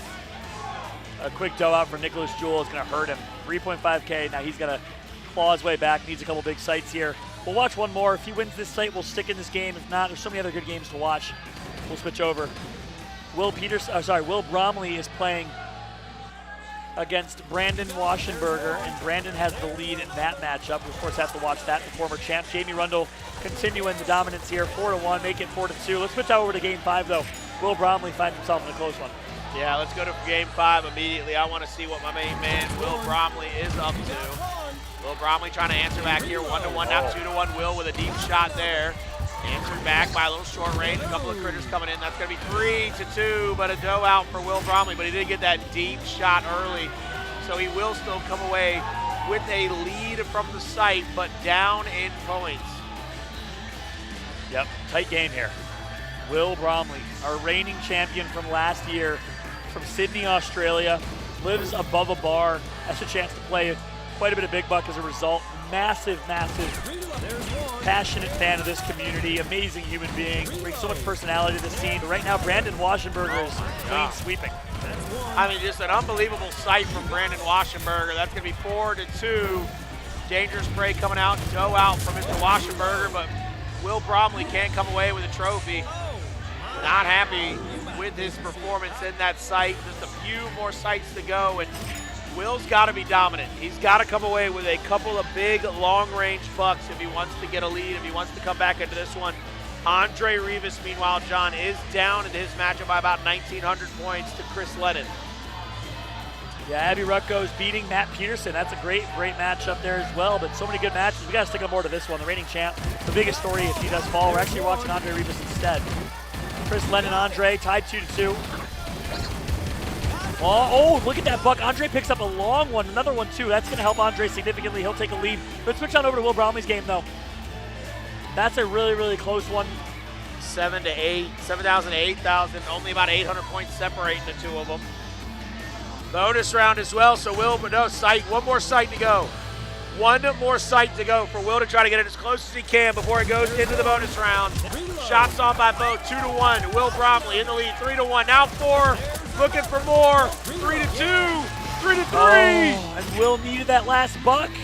Instead, Brandon gets it, and it's a 660-point game going into the bonus round. Will Bromley on the brink of elimination from this tournament needs to go nuclear. Andre Rivas pulls out in his game after being down in the first 2 sites, comes away with a victory. So Andre Rivas still in it. And here we go. Brandon Washington off to a good start here. He is cleaning house 8-2 right now and continuing his lead. Will Bromley needs to turn this around. He needs to dig deep. Gets a couple there, but Brandon holds on. Will Bromley down by 2. Needs to win by 5.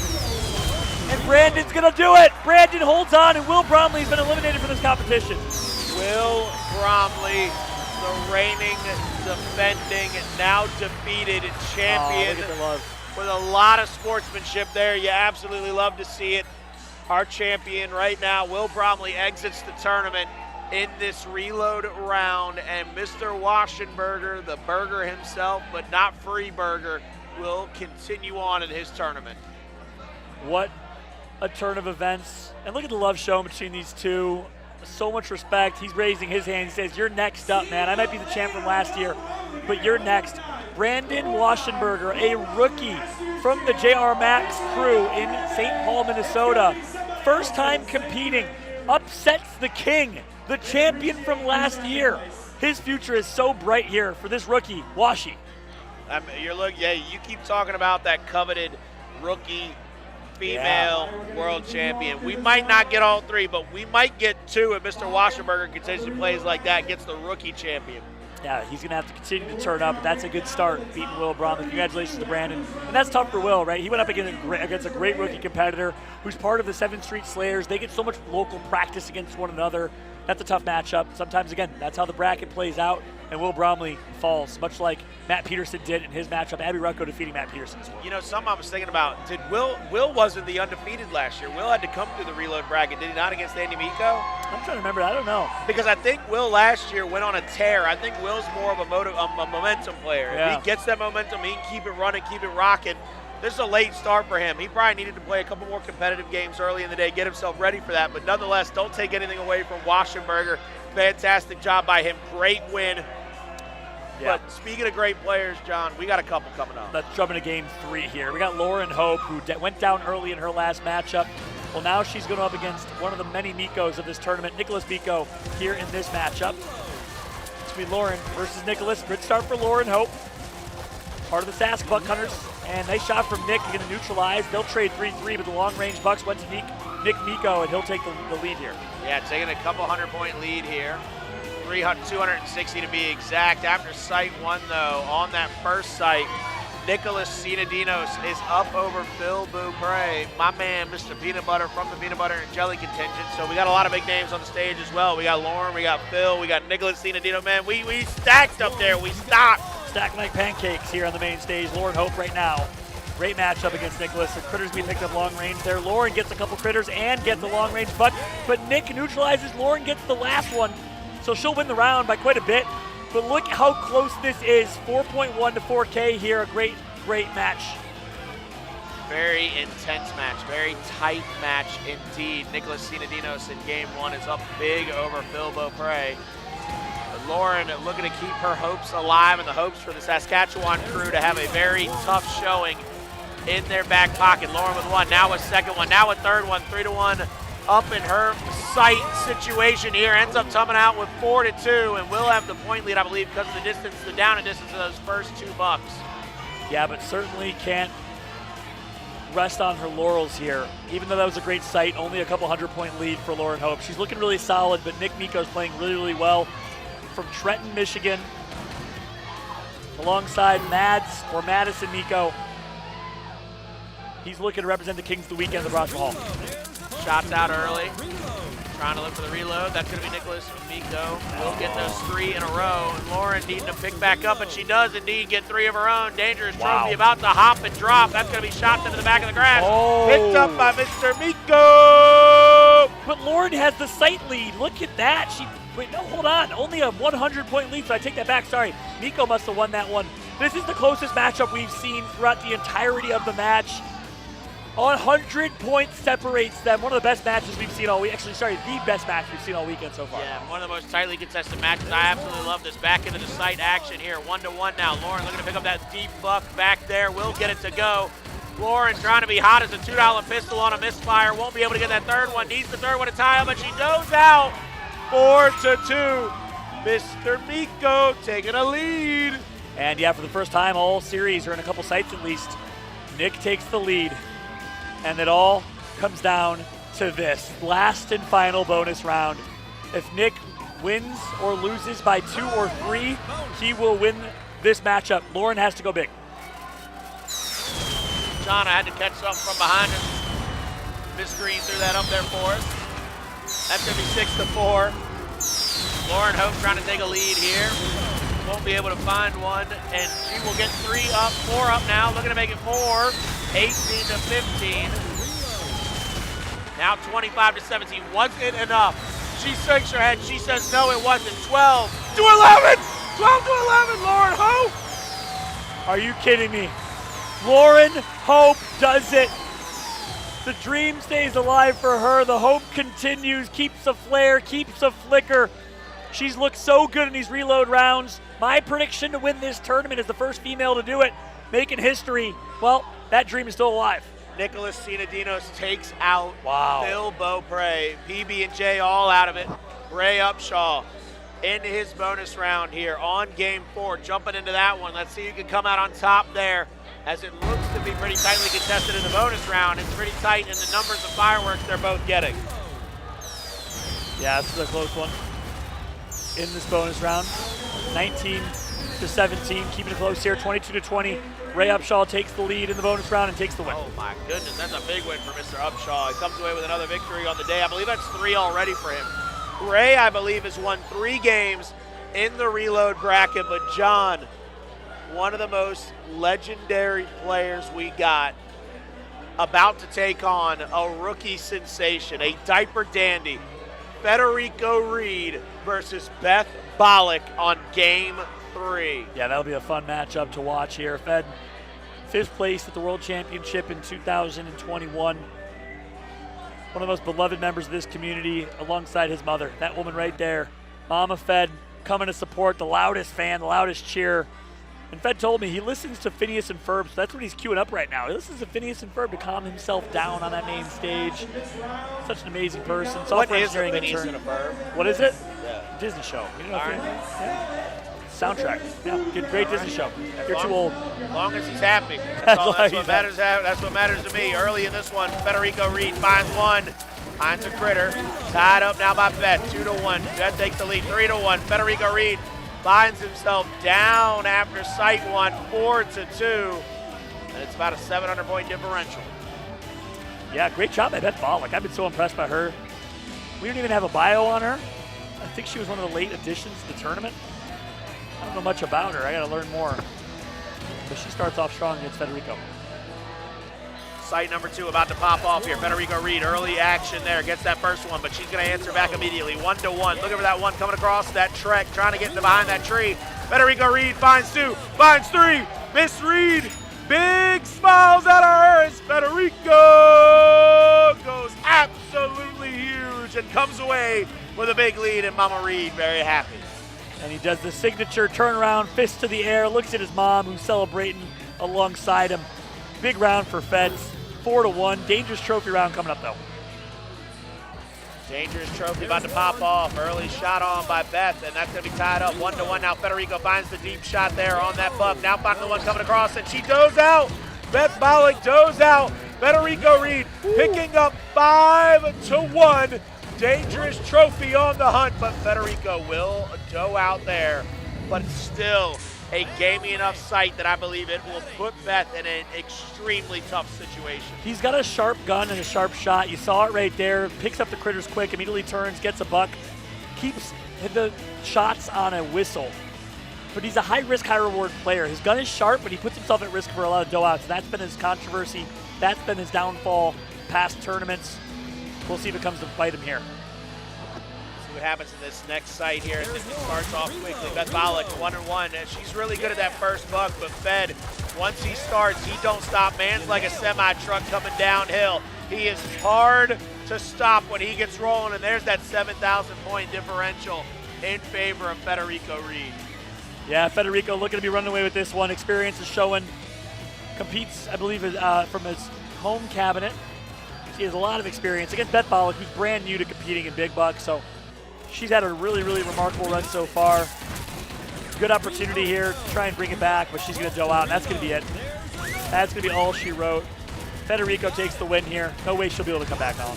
Yeah, that's one of those situations where she's trying very hard to come back in this spot, in this style, and she's down by a bunch of points. She's going to try to make something happen and won't be able to make it happen. Yeah. And she ends up fighting for her life. This one's all over. It's a 9,000-point lead.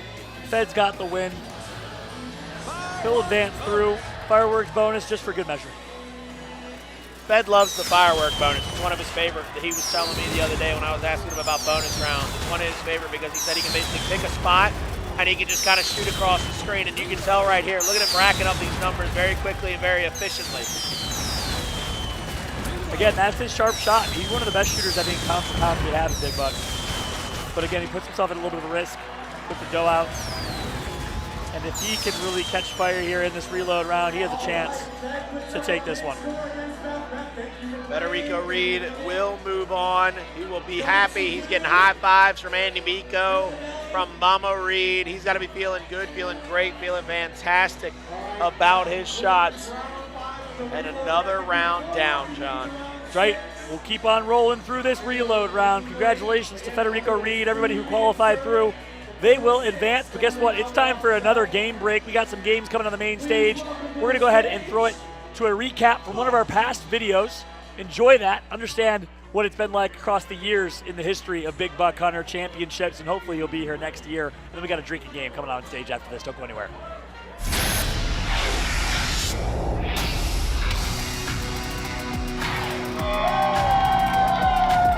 The 9th annual Ladies Tourney, here we go!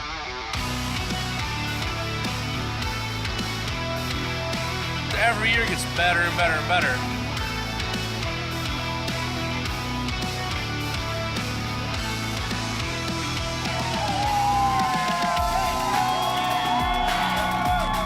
The energy here is unreal.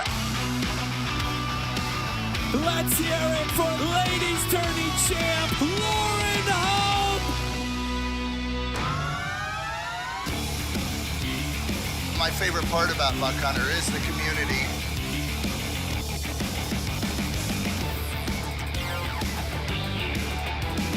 We all share a passion for the game, and I think that's what connects us all.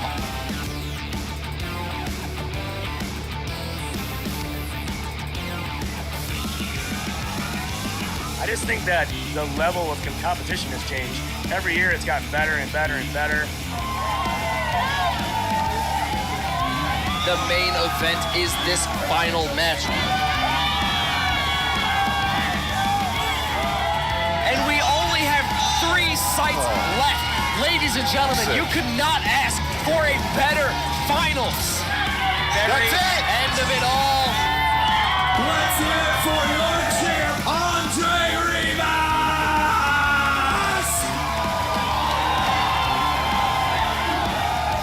It's amazing. The energy is through the roof. Big Buck 2019 was lit. Definitely going to be here for 2020.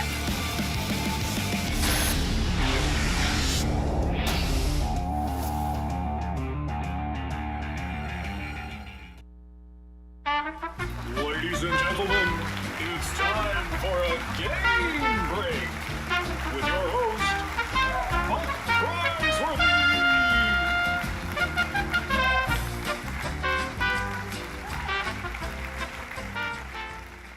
Give them a round of applause. Aren't they fabulous? All right. And what is your name, sir? My name is Colin. Colin. We've got Team Colin. Colin, I'm going to need you to hand select 3 members of this audience that you will trust to throw things onto your head and not into your head. Okay. Who's it going to be? Well, I think since he's hiding and running away after they nominated me, can't pick any of my friends because fake friends. Okay, They're coming up. lost all your friends. Treso, a wise choice. He says he's a thrower after all. Niall's coming up. Number 1. Niall. Who's Niall? You? Come on up. And finally? And Lauren. Lauren, all right. Join us up on stage, Lauren. All right, Team Colin's all filled out. What is your name, sir? My name's JL. JL. JL, all right, JL, will you select 3 people from this audience to join you? Anyone at all? Any 3 people. Is Benoit Cornet still here? Benoit? Is Benoit Cornet in the house? Of course Benoit is here somewhere. Where's Benoit Cornet? There's Benoit. Give it up for French Canada. Come on, Benoit. All right. Who else do we have? Who else do we have? There you go. Who else is really good at Who's it gonna be? What's his name again? What's his X-Burger, no. X-Burger X-Burgered himself, and now he's not here. I want Brandon. Brandon, his last name ends in Burger. Brandon Burger? That's the end of his last name. Is there a... Washingburger. Do we have a Brandon Washingburger? There we are. All right, let's get one more. Who's it going to be? Lauren Hope, the Great White Hope from the Great White North. Lauren Hope, where are you? There she is. There she is. All right, I see you've already been outfitted with our handsome headwear. Fantastic, fantastic. You can, that game will be happy to hold your drink. Don't you worry about that. Get that tucked under your chin. Can we get game warden assistance on that? Just make sure that goes on.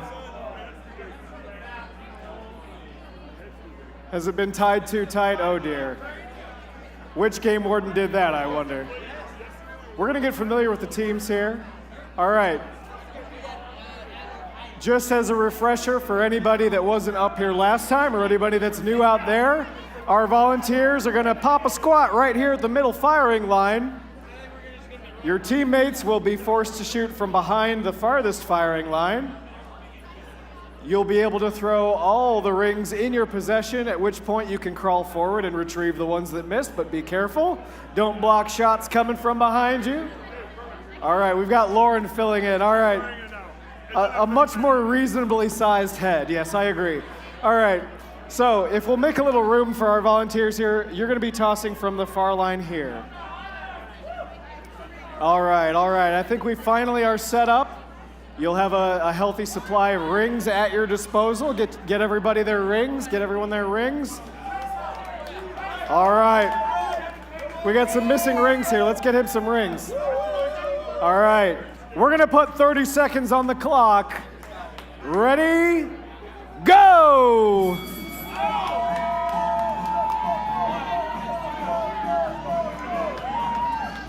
We've got 2 on Team Colin. Lauren's still rocking 1 ring over here. Oh, not quite, not quite. There's a third for Team Colin. We've got a little catching up here to do. On Team JL, come on, I believe in you, you can do it. We've gone up to 4 over here on Team Colin. Oh dear, what's it gonna be? What's it gonna be? Oh, the suspense, that's it. Oh, hold on, everybody freeze. I'm counting. Oh no, I don't think so. That was a tie. We're gonna have to go one more time. One more time. You can't fool me. I'm the Buck Prizeworthy. Who do you think I am? Come on now. All right. We're clearing all the rings, All right, one more time. 30 seconds on the clock, if you please, and go! All right, we're tied up. Oh, Colin taking the lead already. Oh, 2 and 2, all tied up. What will it be? What will it be? Still hold steady. Oh, that's 3. 3 and 3, 4 and 3. The 4th fell off. You gotta hold steady. 3 and 3. Come on, one more ring is all it takes. There's 4. There it is. That's a win for Team Colin. Oh.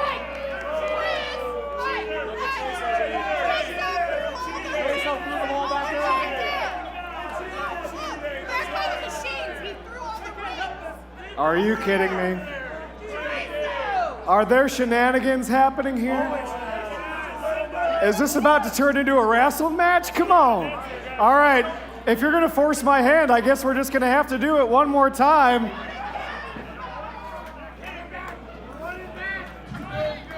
We're running it back. You scallywags just cannot be trusted. It's our first game break and everybody's too drunk to play. All right. One more time, the last time. 30 seconds on the clock. Let's go!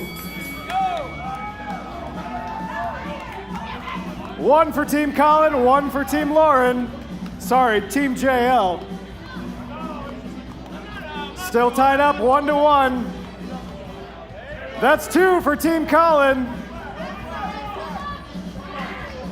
Stay focused, stay focused.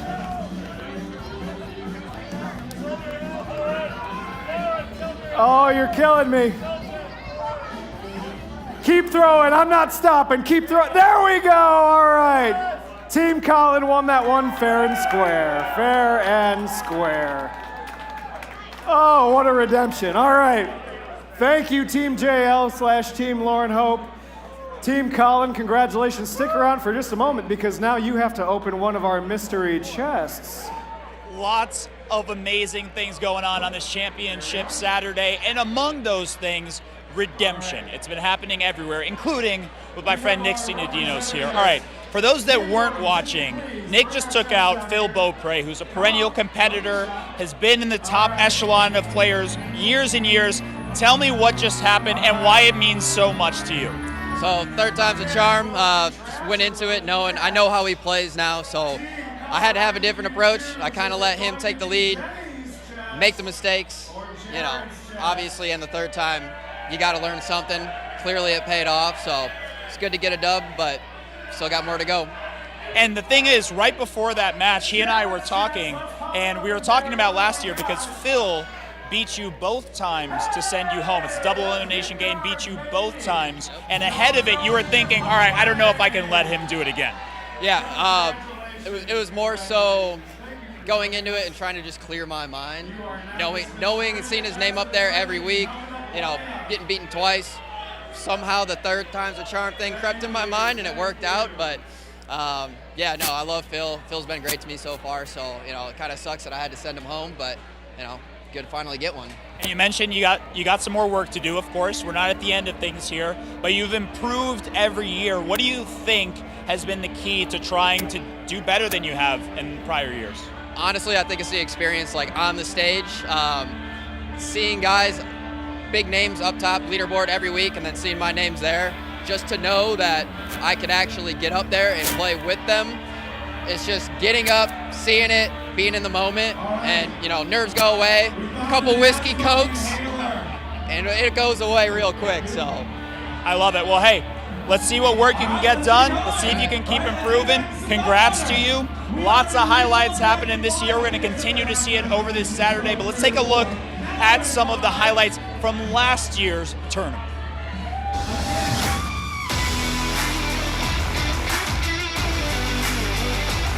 Welcome to the 15th annual Big Buck Hunter World Championship. I'm back.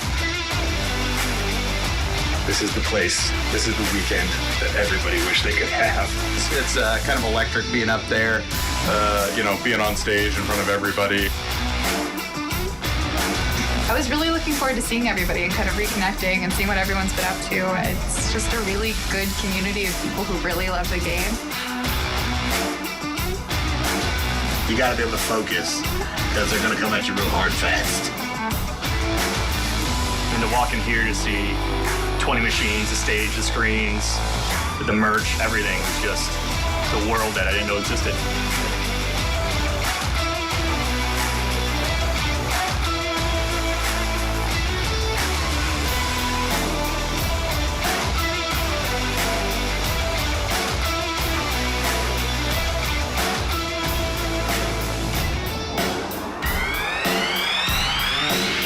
Welcome to Day 2, Championship Saturday of the Big Buck World Championship.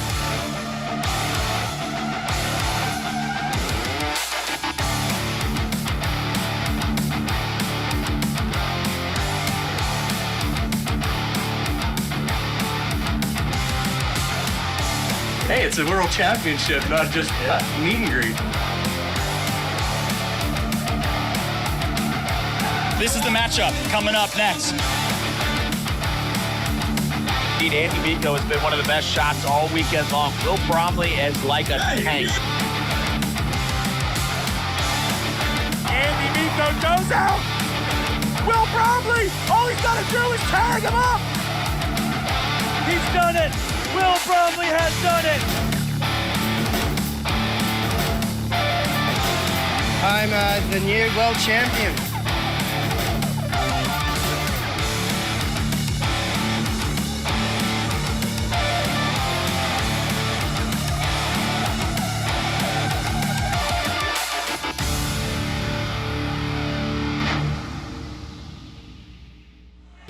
What an epic championship that was, with Will Bromley hoisting the trophy from Sydney, Australia last year. An epic party, an epic weekend, and it was the 15th annual. Well, guess what? We get to run it back here. We got a couple more rounds of action until our championship or final matchups of the winner's bracket and the reload round bracket.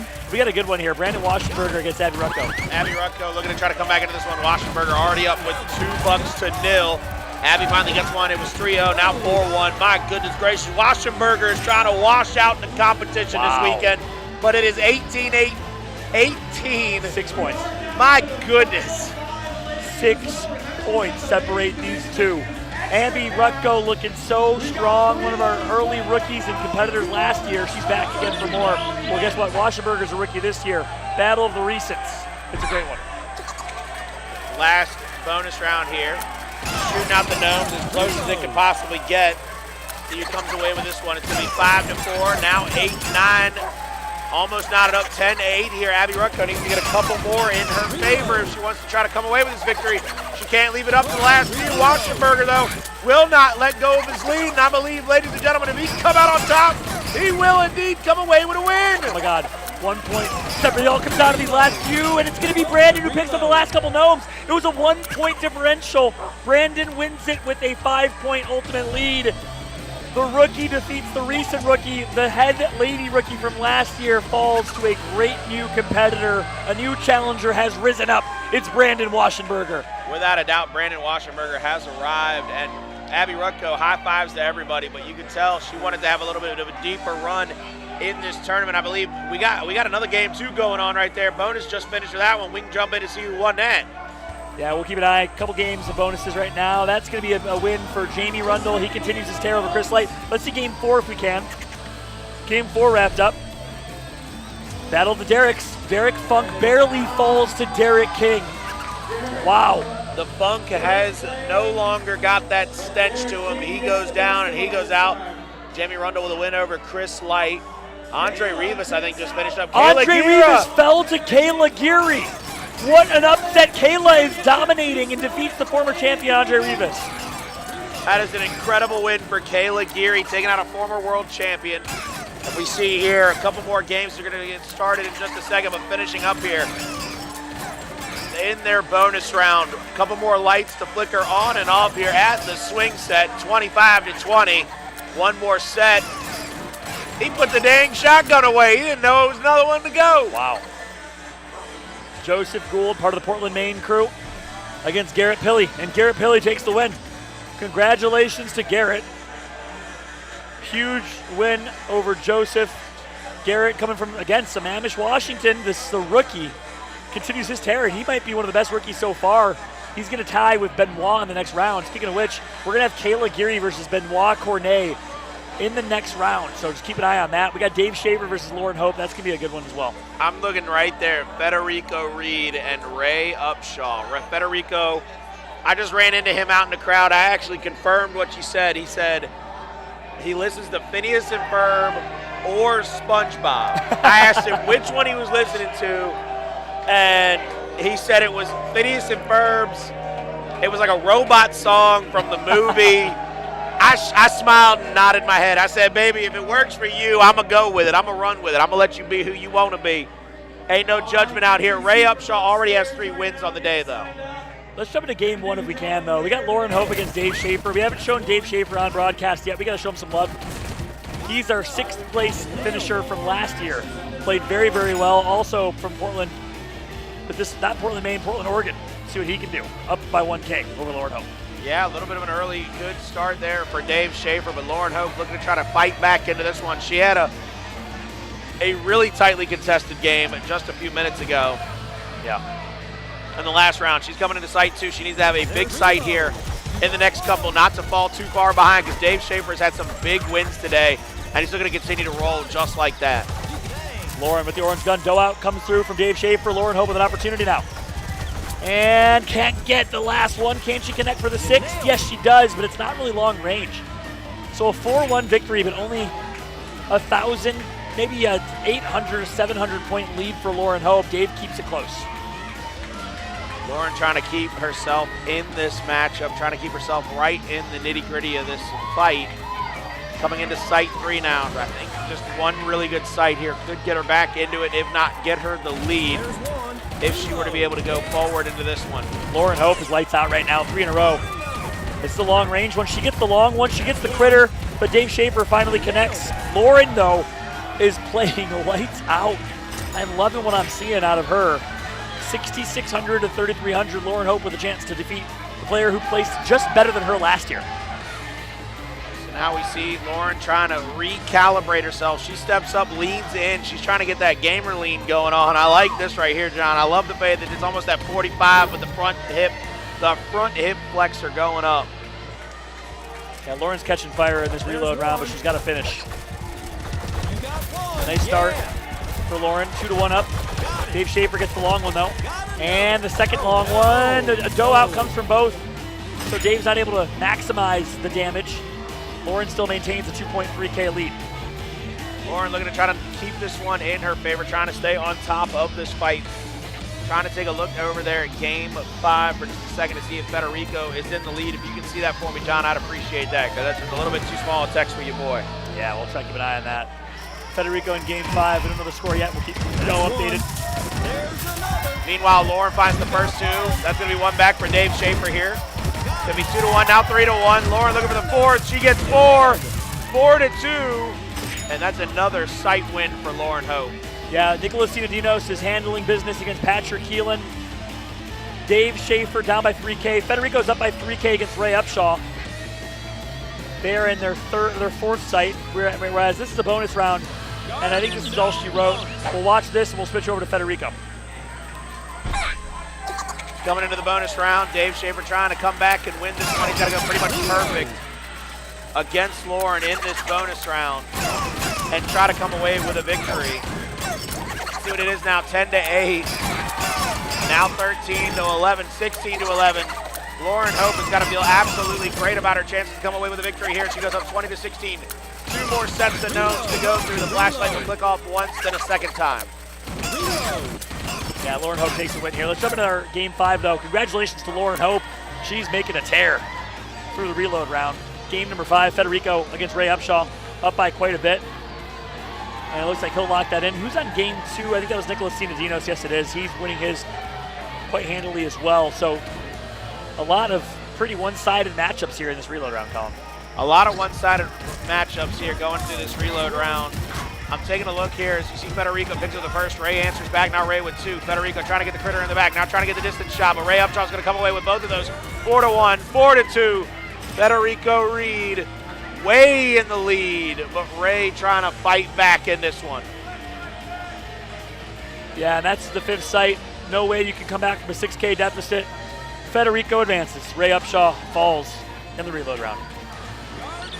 And Federico's got to be happy with that. I mean, he comes off of a hot victory a little while ago, had a chance to go back out into the crowd, kind of walk around, rest and relax and reload, comes back and takes out Ray Upshaw. So 2 back-to-back big wins for Federico, and he's got to love the feeling. Nicholas Sinadinos, meanwhile, just finished up, I believe, his bonus game. And I don't know if he comes away with a victory against Mr. Heelan, but we'll get to know in just a moment. And yes, he does. Nicholas Sinadinos over Patrick Heelan. Patrick brought it back, though. Couple bad starts, though, for him. Nicholas advances. Federico advances. Congratulations to all of our competitors for advancing. And again, hat goes off to Ray Upshaw, Patrick Keelan, and the rest as we wrap up this reload round wave. We just got word.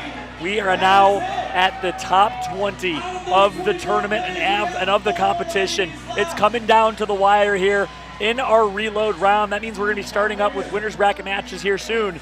We got some good ones coming. A lot of good matches on deck coming up. I believe we move into another round of the reload. We got Benoit Cornet, Kayla Geary. We got Garrett Pilley, Jacqueline Stafford. You're looking at Charlie Gartner, Derek King. Wow. Kirby Anderson, Brandon Waschenberger, Jamie Rundle, Matthew Garver. A lot of big names, a lot of tightly contested games getting ready to start up on the stage. We'll be down to the top 19 after these 5 players get eliminated. And here's the one thing I got to say. Going into this reload round, this is the hardest reload round for the winners bracket players, right?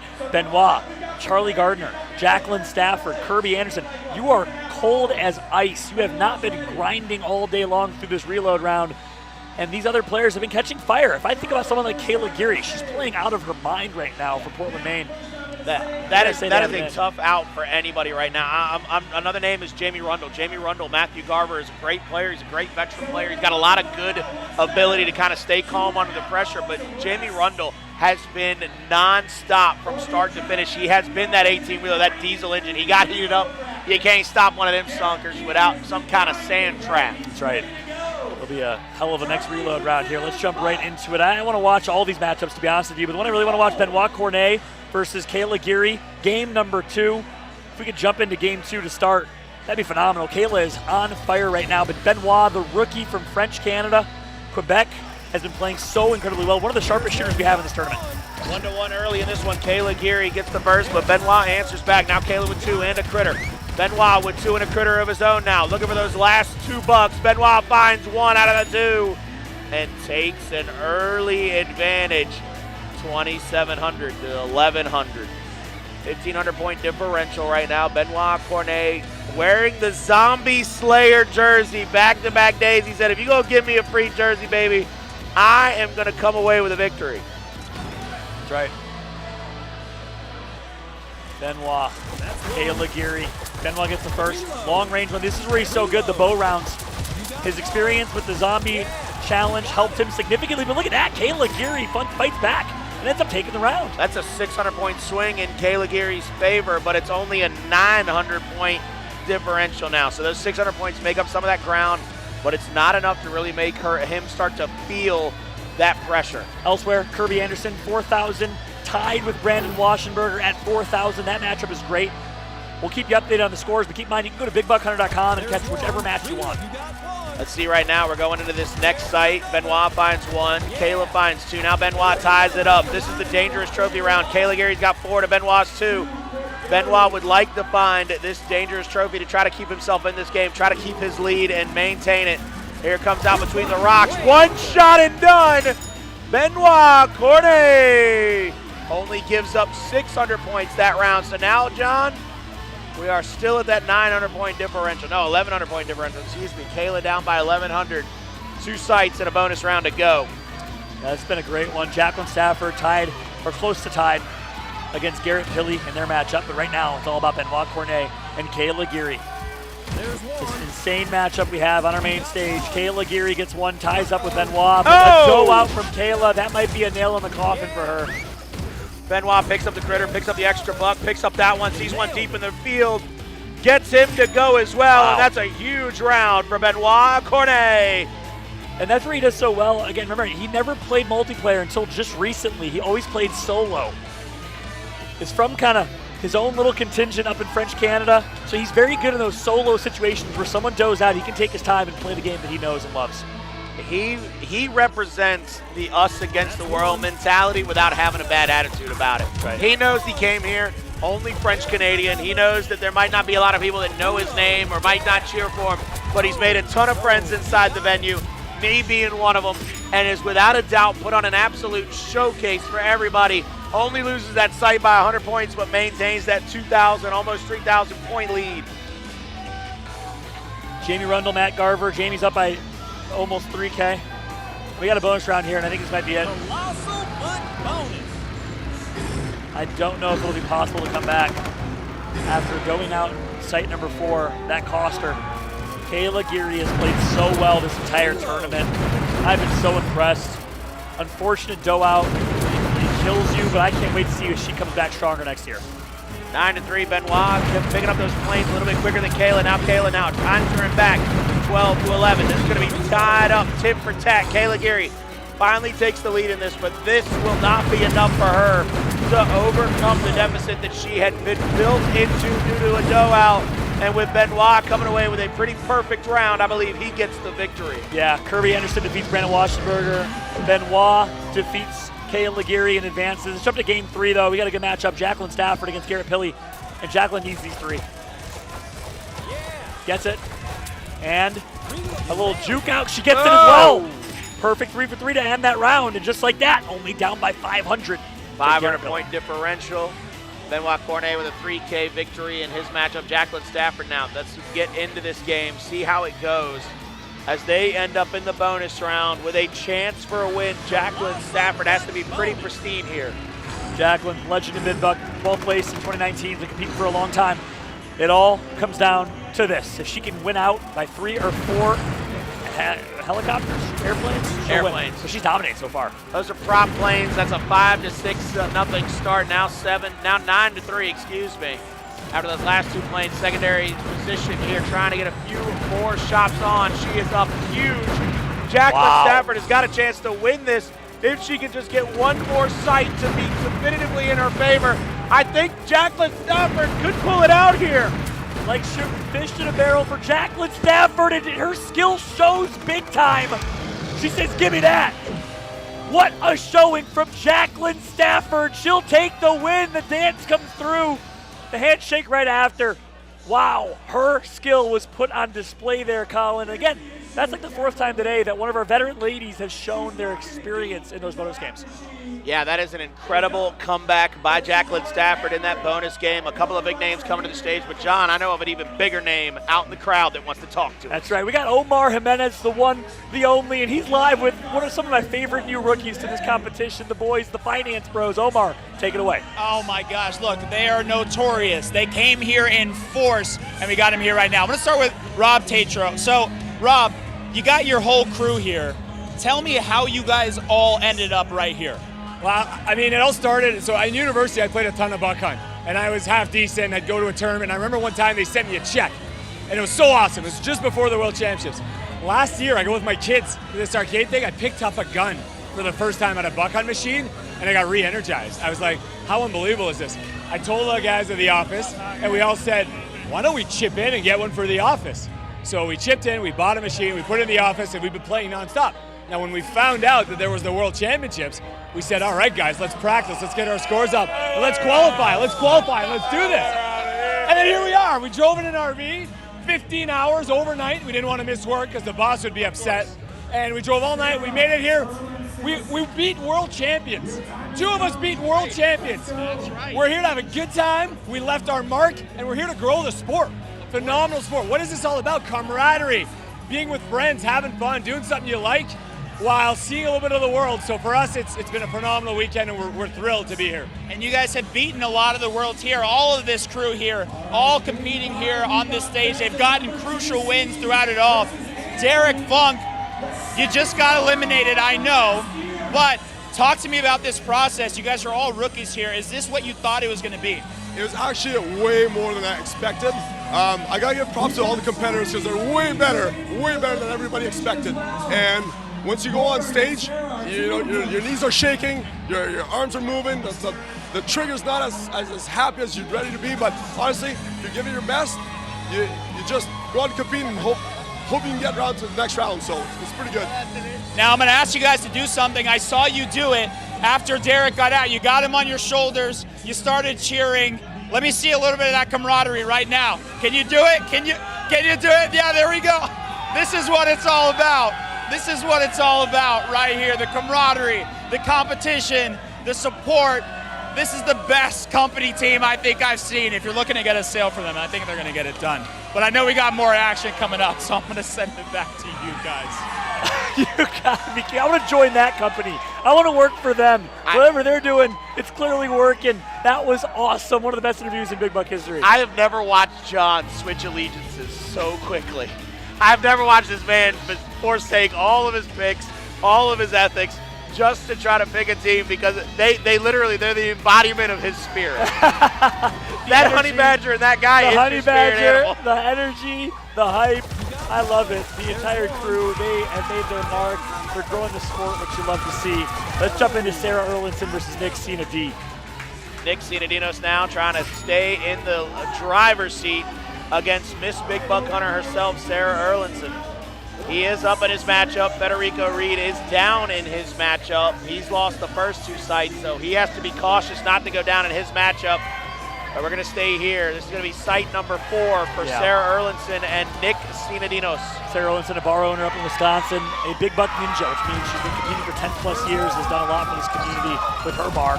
But Nicholas Sinadinos is one of the younger competitors. He's new to the scene, 3rd competition, 3rd year competing and playing. He's gotten better every single year, and it shows.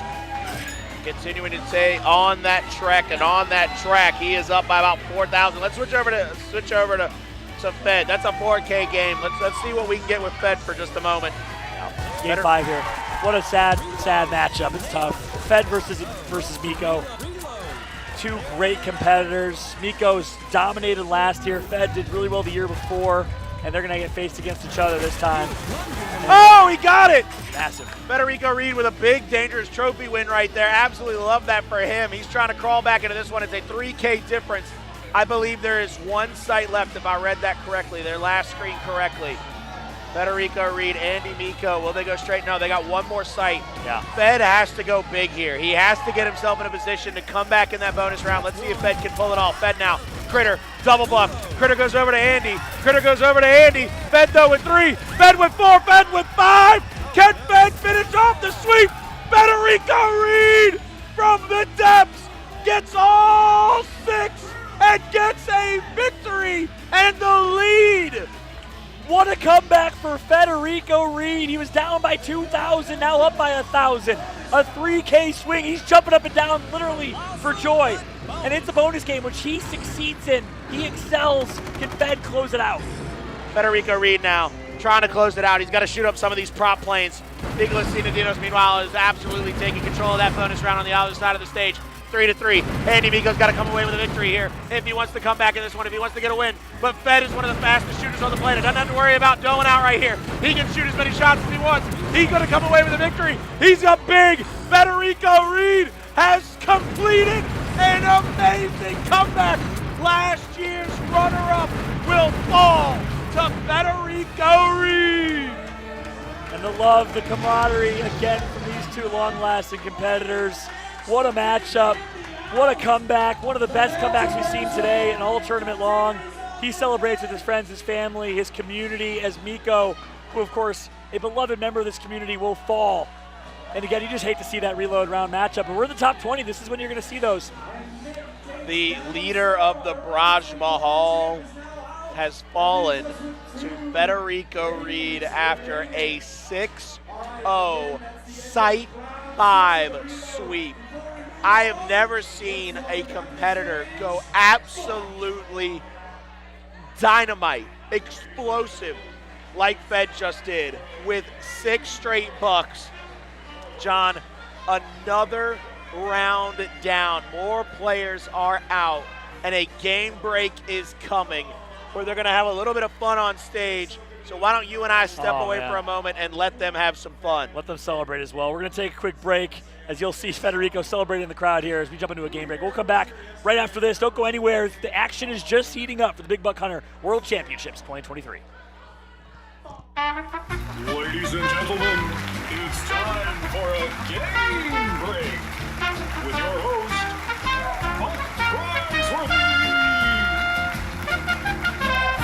I saw this hand go up, and I saw that hand go up.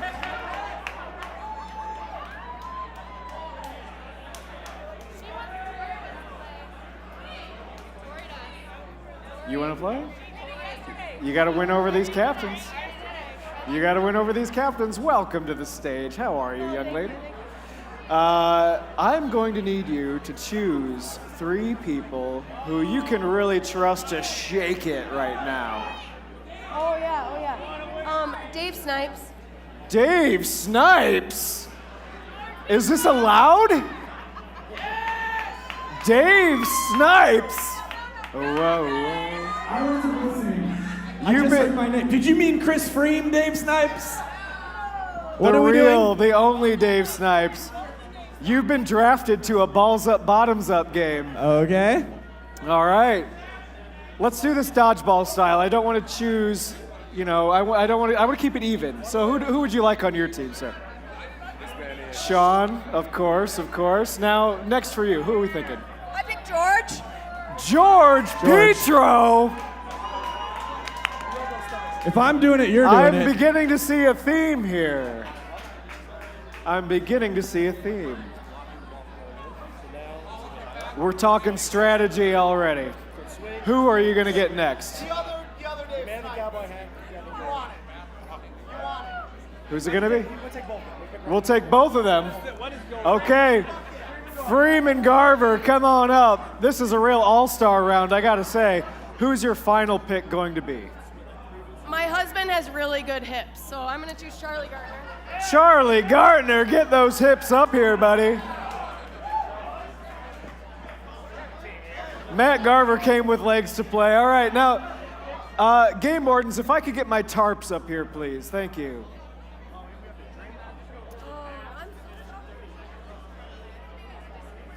Oh, I'm excited. I'm excited. There you go. Get limbered up. Get limbered up. It's not so much of this motion. It's really more of a, there you go. Let's do a little calisthenics to get us in the mood here. All right. Give you a hand there, bud. Oh, great. Still some leftover beer on there. That's nice and fresh. All right. All right. Now, Lisa, if you would be so kind to join us on stage and bring out our equipment. Alex and Love are going to get you outfitted with your buckets. Little tangle, no big deal. There we go.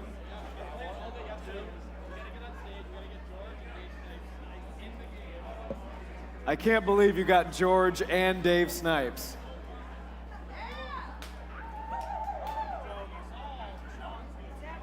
Unbelievable.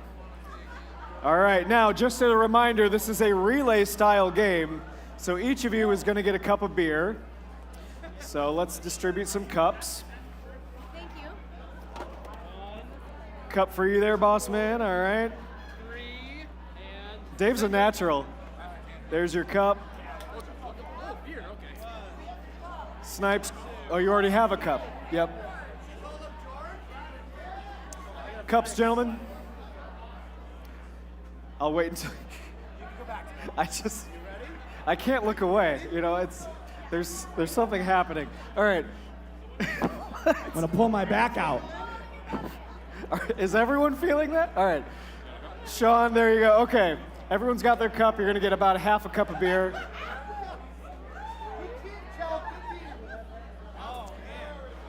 All right. It's hard to get it up there when you're over 50. Okay.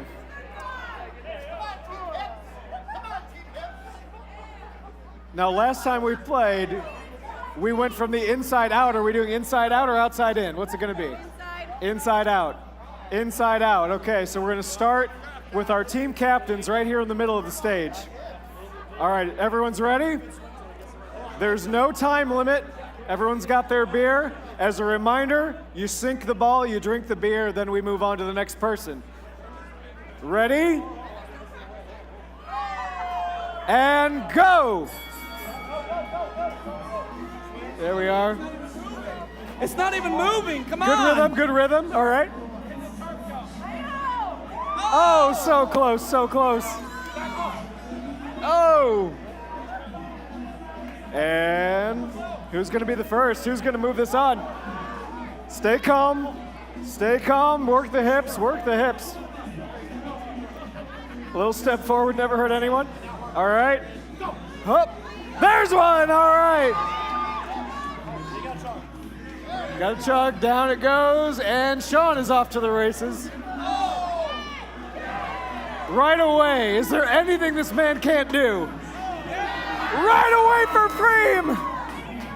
Unbelievable. George is going now. Garver gets it right away. Sorry, coworkers. Wow. I have never seen that done so fast. Unbelievable. Dad bods in full force. Full force dad bod. Unbelievable. We're going to let them play out the rest of their game, but we know who the winners are. Congratulations, team. Let's all just watch Snipes try to get this right. All right, let's bring out the treasure chests if we may. Let's bring the treasure chests out. Snipes, you don't have it, man. All right, it hangs too low. Let's bring those treasure chests up, shall we? Come on up, come on up. All right, gentlemen.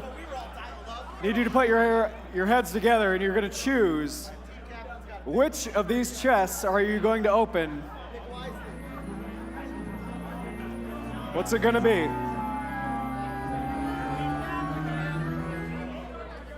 Open it up. What do we got? Go for it. Taco Bell, please. Congratulations, you just got a bunch of tiny plastic strippers! They look great on the side of any glass. Enjoy, gentlemen. Enjoy. Thank you so much for joining us.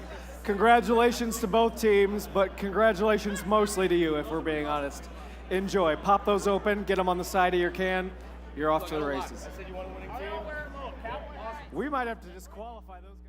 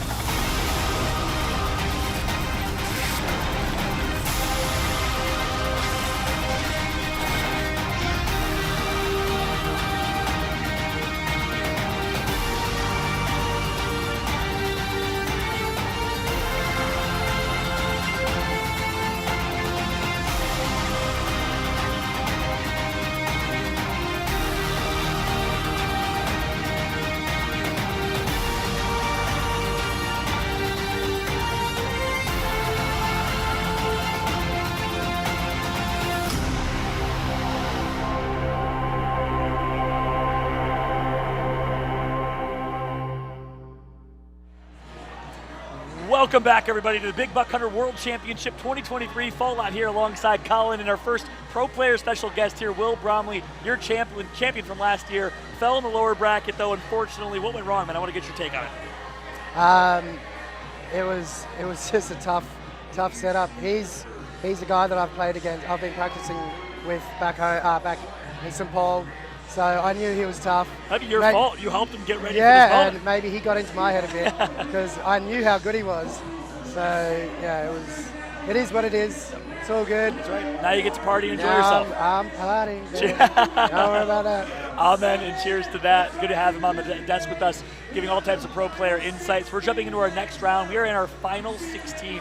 16 players left to crown our champion of the $115,000 prize pool, which is just crazy to think. We're excited to jump into the action. But Will, it's good to have you on the desk here. Thank you. We'd love to get your take, man. When you're in this top 16, did you come from the reload round last year, or did you go through the winners bracket? No, I didn't lose a match last year. That's what it was. You were undefeated. That's what it was. Okay, I was awesome. undefeated, What's your mentality like in these final rounds, though? Is the level elevated just a little bit? Yeah, it is. It's every round you go through, you're just stressing a little bit harder because you know you're going to be coming up against some really good players. So It's all the luck of the draw. Yeah, and Colin, we've obviously seen some remarkable talent so far. Preview our upcoming matchups here. What are we going to see? Look, I'm going to go ahead and tell you the hottest match on that stage. I don't care what anybody else tells you. It's going to be Nicholas Sinadinos, Federico Reed. Federico Reed just had to have a Site 5 6-0 buck run to get in a lead, to get within the striking distance, and then he wins that bonus round.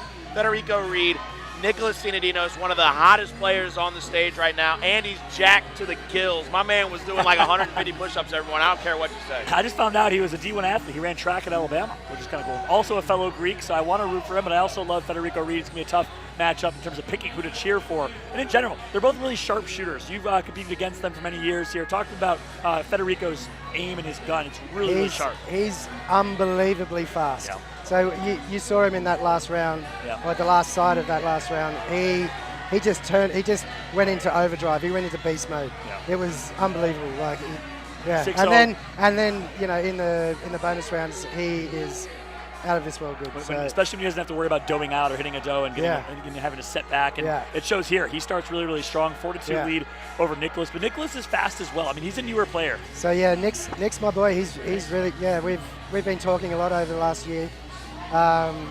He's amazing. Yeah, he's grown a lot as a player too. And he's a really good bloke.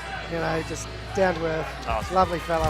I'm telling you right now, John, the X factor is Federico Reed's mom. Every time she cheers, I think he gets a little bit better. She's up 2-1 in this second sight.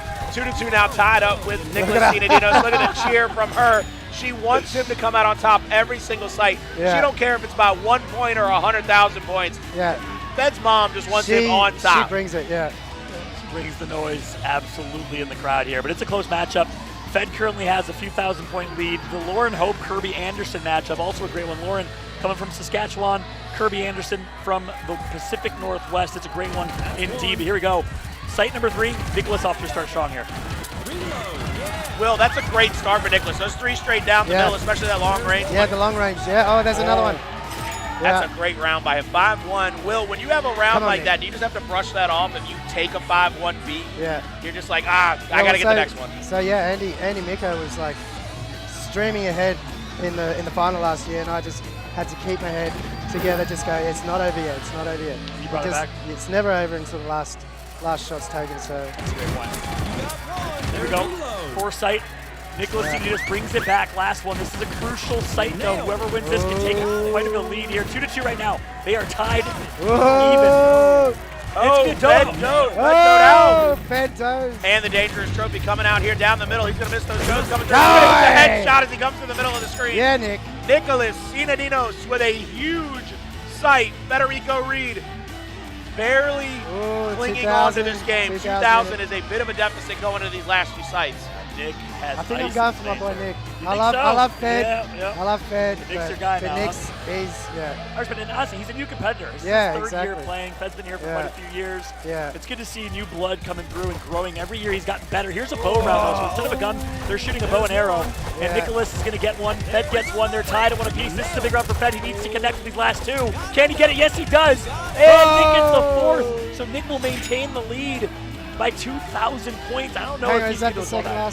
Let's see if Fed can go big in the bonus round. This is a huge bonus round for Fed. He's got to be absolutely stout and stacked here. I don't believe he can do anything but go absolutely ballistic. He's got to go dynamite, Will. He's good at this too. I remember. He's really good at the Fed is a Nick. Minecraft bonus. Yeah, he's really good. Yeah. I mean, Fed is. Fed is, okay. All right. Well, Fed has a lot of experience in this bonus round. Yeah. Shooting some diamonds here. And guess what? The left player has a significant advantage. Yeah. And look at him clean sweeping. Yeah. Fed can bring this back. He knows he has an advantage here in this bonus. He's had so much practice on it. Shit. Now it's switched. Now it's the right-hand player. Nicholas Sinadinos should be able to have the advantage here, but Fed is just cleaning up, my man. He's finding those diamonds quick, fast, and in a hurry. He's hotter than a $2 pistol. He's tougher than a $2 steak, my man. Fed is bleeding house, 34-14, a 20-point lead. Ain't no way. Fed coming away. I don't know. Nick doesn't know either. He's hoping. He's praying.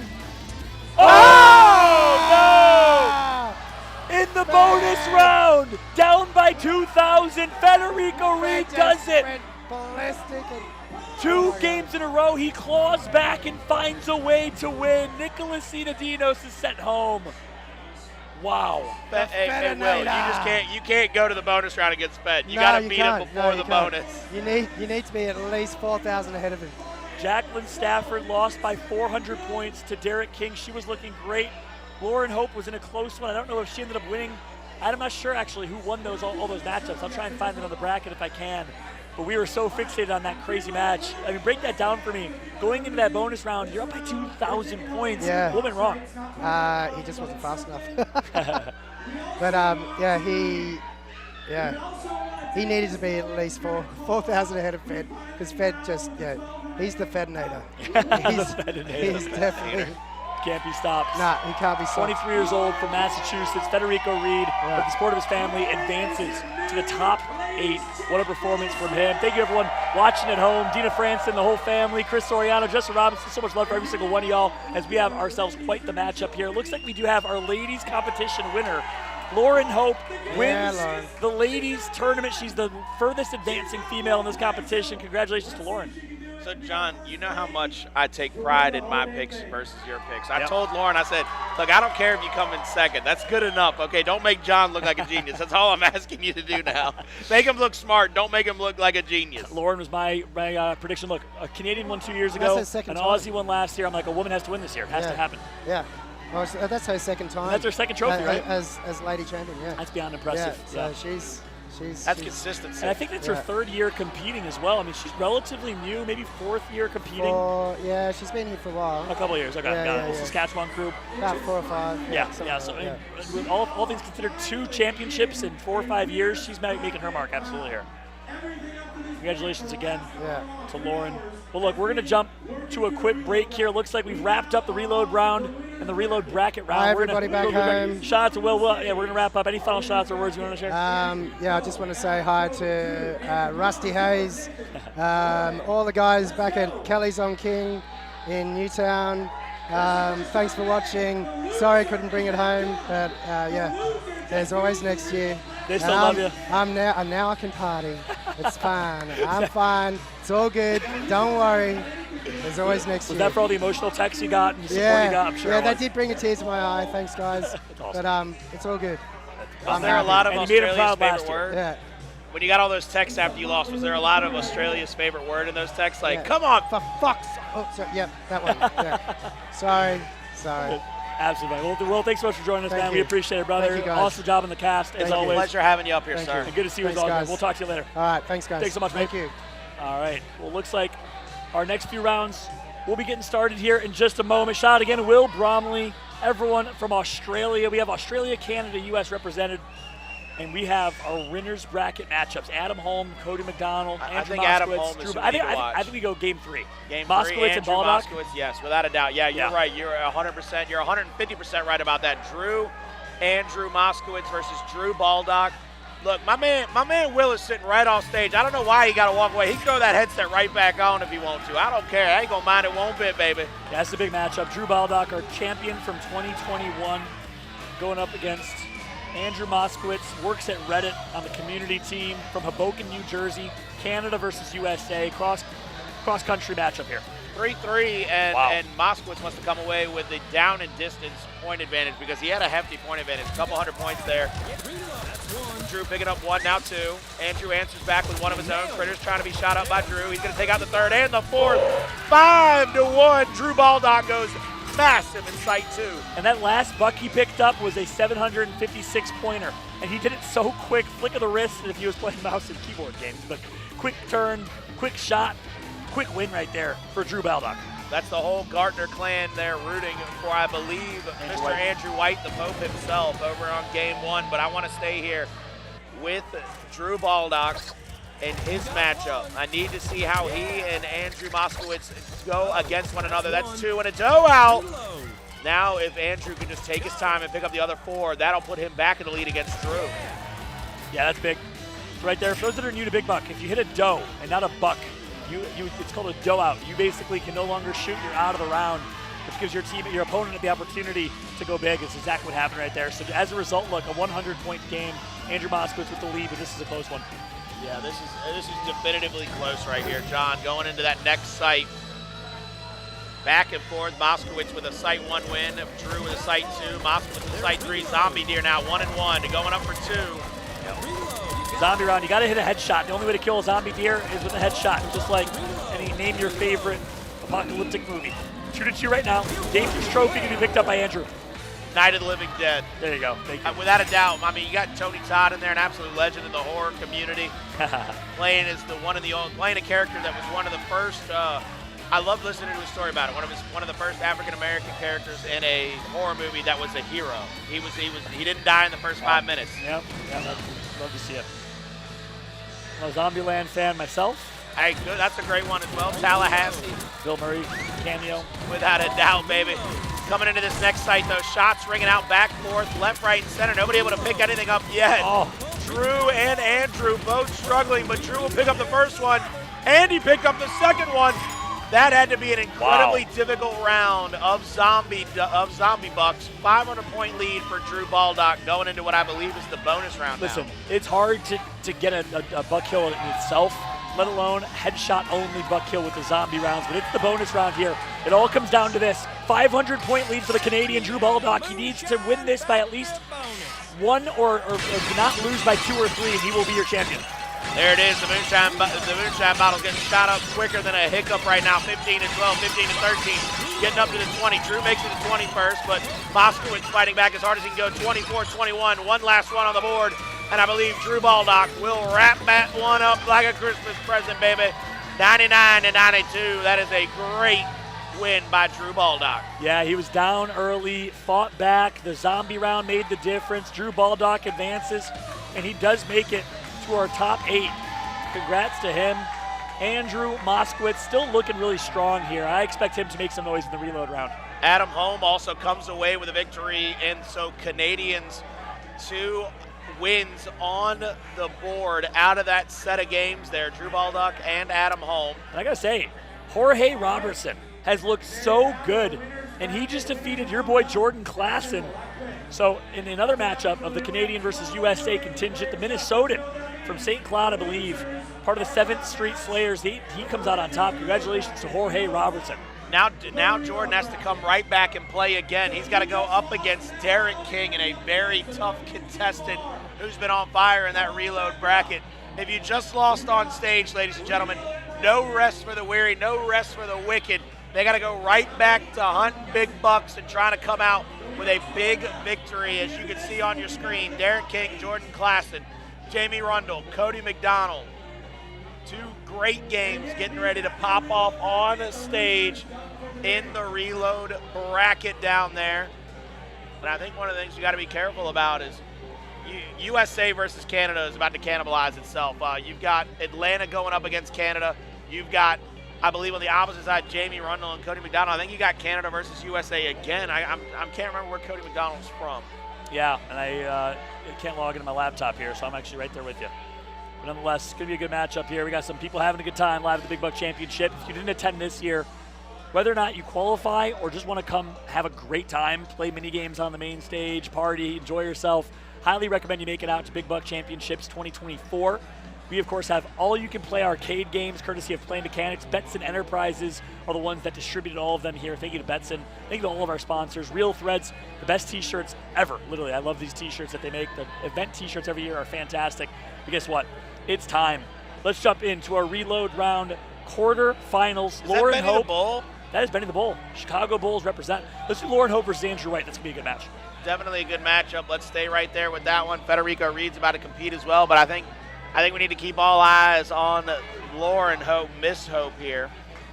Their game is already getting started up, so let's hop into game number 2 on stage. Lauren versus Andrew White, 1-1 here. Zombie Bucks early for this one, but Andrew White picks up 3. Lauren picks up a second, looking for the last one, and she gets it to go. A lot of distance on that last buck for Lauren, so she will come out with a sight victory by about 200 points. Both of them look perfect, though. And this is a tough matchup. Andrew White's been looking really, really good, coming from Wisconsin. Lauren Hope coming from the Sask Buck Hunters from Regina, Saskatchewan. Tight matchup. 2 great, talented players. Lauren's caught fire in this reload round, though. Definitely caught fire. Has felt really good all day about her shot. You can tell by the look on her face, the way that she's very excited about everything. 2-1 now. Looking to make it 2-2. She's got to get another one here, but she hasn't picked up any critters either. But that's going to be Andrew White picking up 4. 4-2, but Lauren with a deep shot at the very end picks up a lot of points, but still goes down 21-12. Yeah, that last shot right there was crucial. Made the difference, kept her breathing, and gave her a chance to stay close, stay tight with Andrew White. With Site 2 in the books, we're going to Site 3 here. Andrew White with a couple 100-point lead. Let's see if Lauren can continue to stay in this game against Andrew, because yesterday Andrew was taking advantage of anybody that towed out.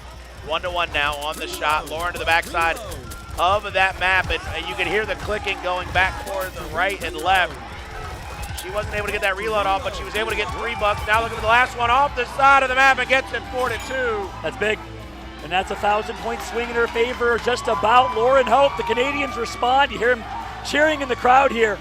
All of Canada watching as they have 2 Canadians left in this tournament, I believe. What a matchup. And what a showing it's done. Lauren and Drew, I think the couple. Oh my God, man, they are standing strong like their relationship out here. Lauren down 2 early ones, John. I think she's going to go for that back buck, but she doesn't get it. Andrew White gets it, and that's a huge point swing for Andrew White here. Yeah, Lauren gets the last one, though. Dangerous trophy coming. Opportunity to get a couple more points here. And, oh, no. Did they just hit that? Did they both go out? No, he hit it. He hit it. Hit that sucker. 1,000 points for the trophy bonus. That was massive. Through the grass. Andrew White connects. Andrew White looking to try to get a victory here. Lauren down with 1 site left. It is a 300-point differential. And Lauren Hope looking to be the last hope for the ladies in this tournament. Andrew White picks up the first. Lauren picks up the second. Now a critter in favor for Andrew and a second one. Looking for that buck across the middle of the map. We'll be able to get that one. Now it's going to be 3-2. 1 left to go. Deep in the range goes to Mr. White. Wow. The Pope himself on top by about 2K. It came down to just $1 or $2 right there, Colin. That last buck in particular made the difference. Got him 900 or 1,000 points. You see Wisconsin responds. Trevor Gardner's used to being in that position, but now all the hope for Wisconsin falls for Andrew the Pope White in his bonus round. See what happens here as the salmon will start to jump out. They ain't swimming upstream. They're swimming right into some shots here. Lauren picking up a first couple of 1. That's 3. Now 4, 5. She's shutting him out just now. That's the first one for Andrew White. He is struggling in this bonus round, but Lauren, she needs every one that she can get in order to try to get a victory here. Second sight to go. See if she can continue her hot streak. Lauren Hope is giving herself a chance, but Andrew White's going to claw back. If Lauren would have kept that pattern, kept that momentum, she could have stolen this from under his nose, just like Federico did, but it's not enough. She needs at least a 10 to 15 fish lead here. She has 10 right now. No, she thought it was over. She thought it was over. And that gave Andrew a couple more there and made the difference. I believe Lauren Hope falls. Yes, she does. Confirmed. What is showing for Lauren Hope? She played so incredibly well, but Andrew White advances. The Pope advances. Andrew Moskowitz knocks out Federico Reed. Jamie Rundle knocks out Cody McDonald. And John, we are that much closer to an overall champion. But it looks like Jordan Klassen is about to take the stage to play in his matchup. Yeah, I forgot about Klassen. 3 Canadians were left, now just 2. That's right. Jamie Rundle beats Cody McDonald from Des Plaines, Illinois. The last hometown hero in the Chicagoland area will fall. Federico falls. 1,000 points is all it was to Andrew Moskowitz, who's been looking really, really strong this weekend, Colin. Looking absolutely stout and stacked. We've got a couple of competitors left that are undefeated. They got to go through the winner's bracket still, but we've still got a few competitors down there in the reload bracket waiting to pounce on whoever falls in their matchup, because they don't want to go home just yet. They want to reach the top of that pinnacle, the apex of their mountain. That's right. Just a few players left in this tournament, just a few hours left. What a tournament it has been so far. We hope you're enjoying Big Buck Hunter World Championship 2023. We're going to jump to a game break. More fun coming on the main stage. We got drinking games, we got fun, we got all types of great things happening. I lied? We do have Omar with an interview. Take that back. We got Omar Jimenez with an interview instead. Take it away, brother. What's going on? Yes, so before we get to that game break, I wanted to really introduce you guys to a very important person, because he's been crushing it so far despite him being a rookie, Bo Herrig. So, okay, Bo, I know you came in as a 52 seed, but you are now amongst the top, I believe 12 we are at this point. How have you felt so far? What are your impressions of what this whole championship even is at this point? Impressions are pretty good, feeling good. I didn't know what to really think till Thursday, and I came to town early and started playing with a bunch of these players and started feeling more comfortable and just got better the last couple of days, so really starting to feel good. And when you're up there, obviously when you're training at a bar, it's one thing. What is the biggest difference you think from training, at your local bar in Minnesota or wherever versus actually being up on that stage toe-to-toe with some of the best? Speed's a big thing. As you can see, the bonuses are huge. Not hitting a dough is also a big thing, and just speed and accuracy, and that's the biggest thing I've learned. So, were you surprised by the level of play that you saw here? Oh yeah, it's amazing. All 128 seeds, 128 players. Everybody's very talented. And the last thing I'm going to ask is, again, obviously, you've been one of the rookies that have defied expectations. But at this point, you still got some work to do. What is going to be the biggest key, you think, for you to be able to crack through this next threshold and maybe even come out on top? Just stay calm and treat the next couple rounds as if I'm playing back at the bar. So, love that. Well, you look like you could have played football too. But for now, you're shooting bucks. Good luck to you. We'll see how far you do. Either way, great to have you here, even as a first time. Among the many rookies really making waves this year, and we're going to see if they become perennial names, but obviously still a lot of work to do. That's right, Omar. Great interview, great spot. Bo is kind of snuck under the radar for us. He, I think, is the Rookie of the Year, takes home the $5,000 prize. Congratulations to him. Top 12 in this competition in his first year is beyond impressive. Very impressive to be that top rookie, especially with so many rookies this year and all of them being extraordinarily impressive. So really hats off to him for the way he's played up to this point. Yeah, I completely agree. From Minnesota, which is probably the most, I think Minnesota might be the most participant state of any state in this competition. Wisconsin, Minnesota, Maine, all up there. New York, the Braj Mahal. New York is pretty big as well. You got to throw some love to New York. Andy Land. Now we are actually throwing to a game break. Let's go ahead and throw it to the main stage here. We got ourselves some Flip Cup for another game break. On the side, there it is. On to the second cup. Getting some coaching from Sean. Sean, keep your hands to yourself. There you go.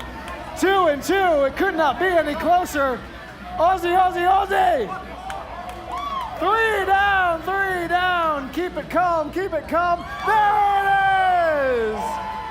Oh, congratulations. Our final Flip Cup of World Championship 16. You've done it.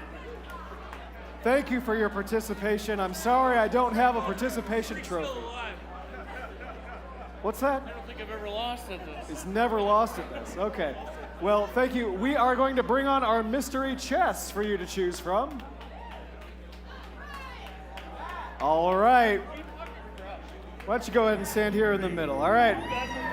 Which chest is it going to be?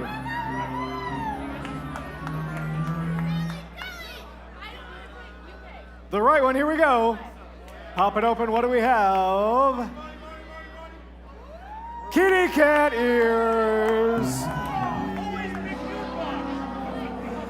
You're gonna have to add some ears to those antlers.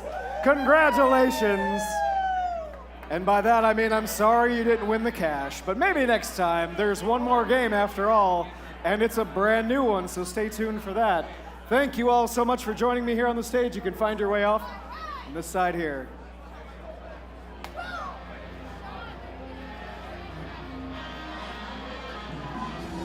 Colin, what would you rather have, kitty cat ears or gift cards to a food place of your choice? Kitty cat ears. 100%.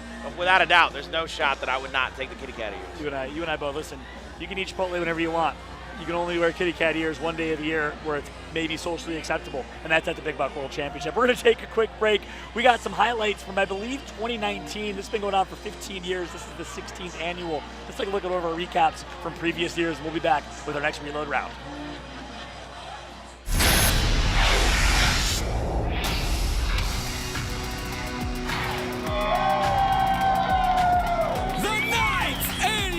Ladies tourney, here we go.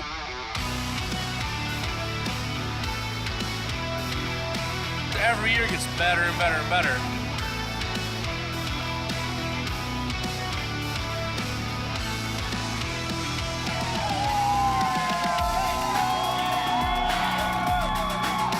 here is unreal. Let's hear it for ladies tourney champ, Lauren Hope. My favorite part about Buck Hunter is the community.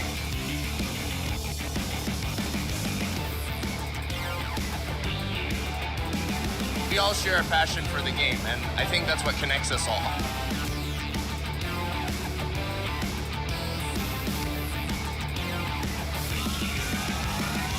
I just think that the level of competition has changed. Every year it's gotten better and better and better. The main event is this final match. And we only have 3 sites left. Ladies and gentlemen, you could not ask for a better finals. That's it! End of it all. Let's hear it for your champ, Andre Rivas.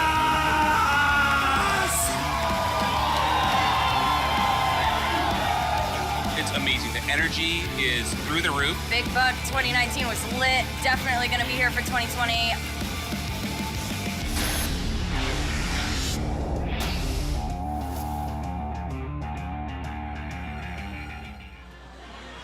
Welcome back, everybody, to the Big Buck Hunter World Championship Fallout alongside Colin the Crow Clark as we're taking a look at Pat B's Jug, the coveted trophy that one player will host at the end of this competition. Who's going to be, Colin? You can make a prediction right here, right now. You sticking with Jordan Klassen? You got a lot of confidence in? Yeah, I mean, look, I wanted to say Jordan Klassen at the beginning of this session, at the beginning of yesterday. With he was my diaper dandy last year because he was a rookie, he was a freshman. Now he's a sophomore sensation. I hope he doesn't fall into a sophomore slump because he's about to go up against one of the most talented players on the planet right now, one of the hottest players on the planet, in Jamie Rundle. So I think he's got a tall task ahead of him, but they are already in game, so let's jump right into that sucker. Let's do it.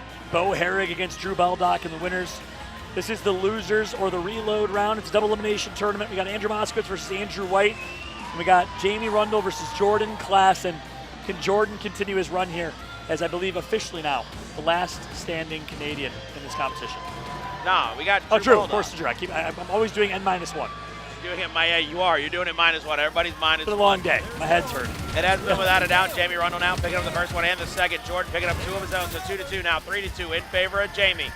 Jamie looking to get that last one, gets it 4-2, and Jordan Klassen is down deep in this matchup and is on death's doornail for his tournament run. Yeah, Jamie Rundle has been going on an absolute run in this lower bracket. He's been looking dominant. Jordan Klassen doesn't have the reps that Jamie does in this tournament today, at least. And it may be showing. Jamie with a hot hand. A couple of shots in. Jamie Rundle gets that 2-1 lead, now 2-2. Jordan picks up the deep dish pizza on the far back side of that buck, but that'll be another one, 3-3. And that will allow Jamie to continue in the lead in this matchup, but Jordan claws his way back in just a little bit. Meanwhile, Andrew White, the Pope himself, going up against Andrew Moskowitz on the other side of the stage. That's right. It's a good matchup. 1,000-point lead right now for Andrew White from Wisconsin. And we'll jump into that one, I think, here in a moment. Game number 3. No, sorry, game 2. Oh, yeah, Andrew Moskowitz, Andrew White, tied at 3 apiece. Dangerous trophy coming. Dangerous trophy in the middle of those does. Moskowitz going to dough out. White wants to get it, and he does get it. That will put him on top here even further as he will take about a 1,900-point lead. 1,600 point, my bad. Maybe, and also, meanwhile, Jordan Klassen. Let's jump back into game 3 if we can. That's a close one as well. 8,000 to 8,000. Look at this. It all comes down to this last sight. Was that a 6-0 for Jordan? Wow. Massive. He was down by a lot, too. Yeah, he's green guns, so Jordan had to go 6-0, 1-1 now. Looking for that back tree. Looking for one of them there. Picks up the second. There's 3-1. There's 3-2. One more on the map. That's going to be 3-3. Dangerous trophy about to appear. Yeah, Jamie got the far one, though. He'll get more points. Here's the dangerous trophy. That's big, and it's going to be none other than Jordan Klassen, who picks it up. But look at the 1,900-point round. That's massive. 400-point lead here going into the bonus round. Meanwhile, Andrew Moskowitz and Andrew White going into their last sight. Let's jump into that real quick if we can. Last sight here, bonus round for the other side. Into this sight number 5, Andrew White. Shots on early, 1-1, tied it up. Now Andrew White with the second one. Moskowitz goes out. That's it. Andrew White's going to take it. Let's switch back over to the bonus round if we can, because that's a close one. Jordan 8-8, Klassen 15-14, 16-14. White, Klassen, and a classic back-to-back. Will Jordan be able to pull it off? They are handshakes and hugs right now. And Jamie Rundle wins it. Congratulations to Jamie Rundle. He advances in the competition. Jordan Klassen, the #1 seed, falls. Jordan Klassen with an absolute class act there, raising his hand into the bonus round though, but I think it's all but academic now. Andrew White just has to pick up a few of these flying beavers to be able to get this W, and he will walk away one more round into the reload section, and that's going to be Andrew Moskowitz's last matchup as Andrew White continues forward. And Moskowitz falls, but I got to take my hat off. He had a really good tournament. He looked a lot better this year than years past. Not that he looked bad years past. He just really turned his game up to a whole other level. Against some really tough competition, he performed incredibly well. Congratulations to Andrew Moskowitz on a great run. Bigger congratulations to Andrew White, the soul of Wisconsin right now, for advancing to the reload semifinals.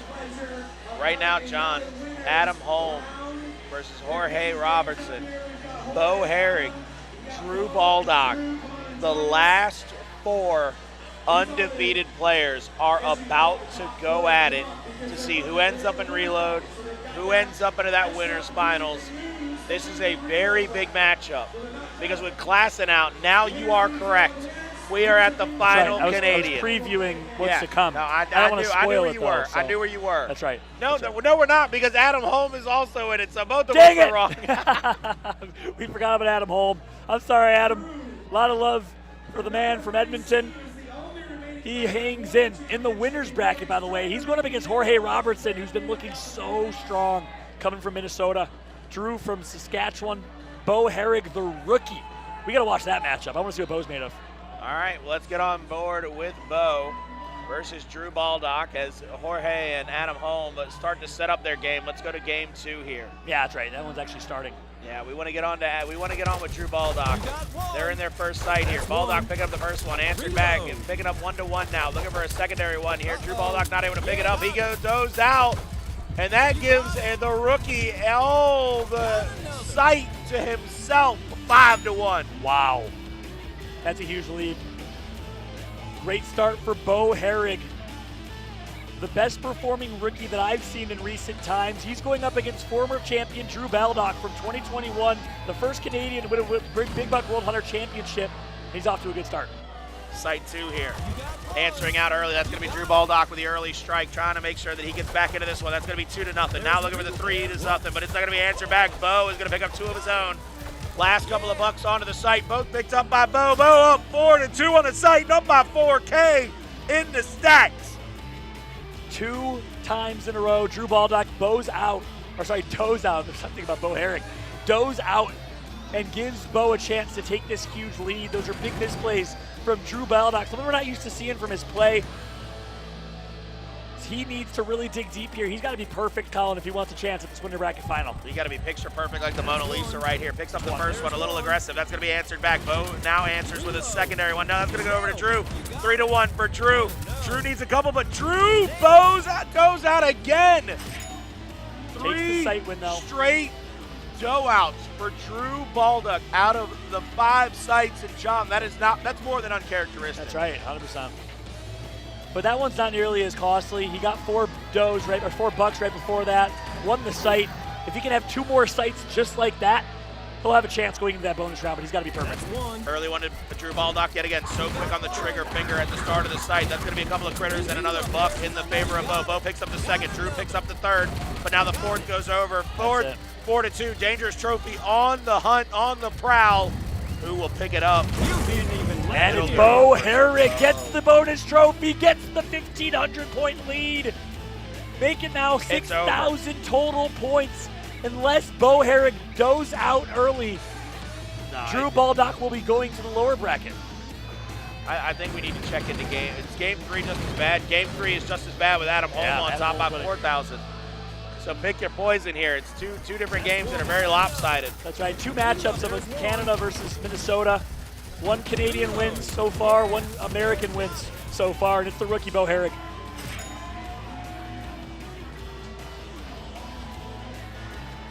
So Jorge Doe's out, though. So that's going to be it. Adam Holmes is going to win that one. Let's jump into the other matchup with Drew Baldock. It's actually another heading into the bonus round. Yeah, heading into the bonus round. No, they were already on their site. They were on their site limitation now. So it's Drew Baldock having to get all 50 and be done with it. Yep.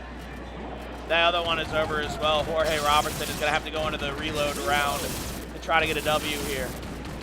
Both of these games tightly contested early, but uncharacteristic doe-outs by Drew Baldock really hurt him in this situation. We saw Jorge get a doe-out on that site as well, that final site.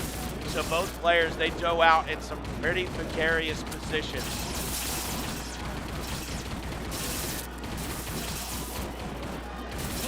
Drew Baldock doing what he can, takes the bonus win, but it's not enough.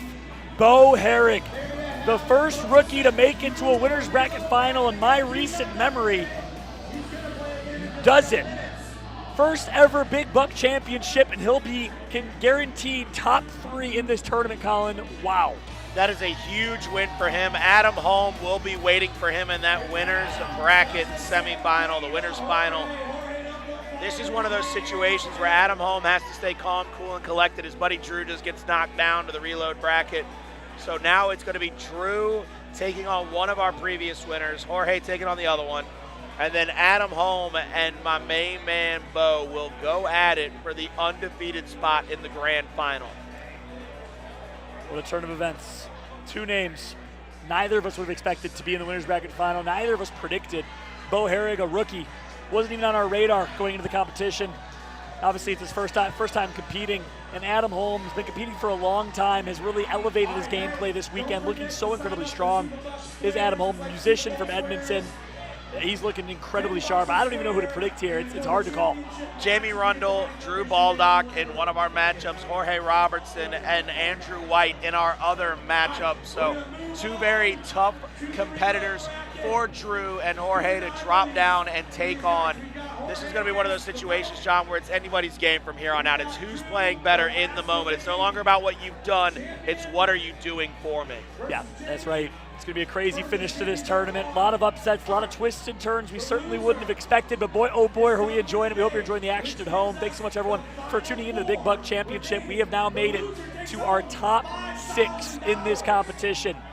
Bo Herrick, guaranteed top 3, alongside Adam Holm as they sit in the winner's bracket final. Congrats to them, but it's going to be our lower bracket matchup. We got Drew Baldock starting things off here against Jamie Rundle.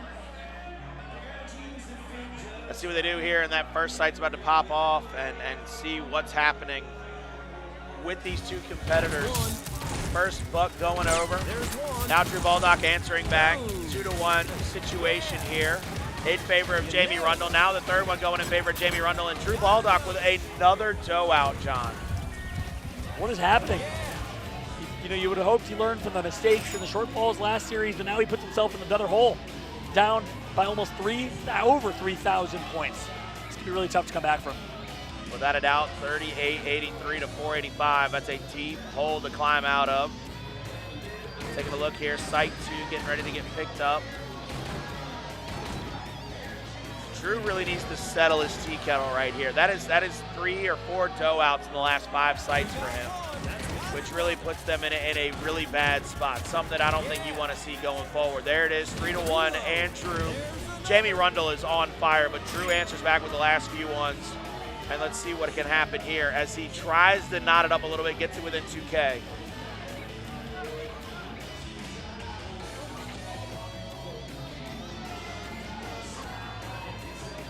Here we go now. Let's see what happens to the next site, as it's going to be Drew's choice again. He gets that dangerous trophy site. Drew has to be pretty big here. He has to go absolutely nuts for these last few sites. He's going to pick up the first 2. Jamie answers back with one of his own. Drew trying to find a third here. That's going to go over to Jamie, though. Jamie takes the lead. That's 3-3. Drew Baldock needs the dangerous trophy, and he needs it pretty heftily. He's going to get it in his favor. Drew Baldock answers back, but only 100 points back. That is the thing, John. No matter how good he's played, if he can't shut Jamie Rundle out, he is not going to be able to get back into this game close enough to make a difference. That's right. Drew Baldock needs next big sight here. 2 sights left. Drew needs to win this at least 4-2, both of them, to give himself a chance. Jamie gets the first 2. Jamie gets the first 3. Can he get 4? Yes, he does. He also gets a critter. Jamie is looking so sharp right now as he takes it 5-1. And this might be just about over unless Drew can do something miraculous here in sight 5. No, it's got to be an absolute slaughter for this next sight for Drew Baldock if he wants to come back into this one, because it's going to be almost impossible to make up that many points that quickly across one sight, John. That's all you got. You got $6 left. Drew's got to kick it not only into overdrive, but he's got to kick it into hyperdrive, and Jamie Rundle starts off with 2 quick ones, and he gets that deep one. Drew Baldock finds himself against the ropes. And Drew gets a couple there, but it's a 2,800 point lead for Jamie Rundle unless he drops an egg. That's going to be it. Let's switch over, though, to game 2 if we can. That's a closer one. 9,000 apiece going into sight 5. Jorge Robertson against Andrew White, all tied up going into our last sight. There's the shots off early. Jorge picks up 1, trying to be answered back. Jorge's going to get a second. Now 2-1 situation. 3-1, 4-1. Let's see what we do here. Let's see what they can do here, as it is 11,000 to 10,000. 11.6 to 10K. Last and final bonus round is here.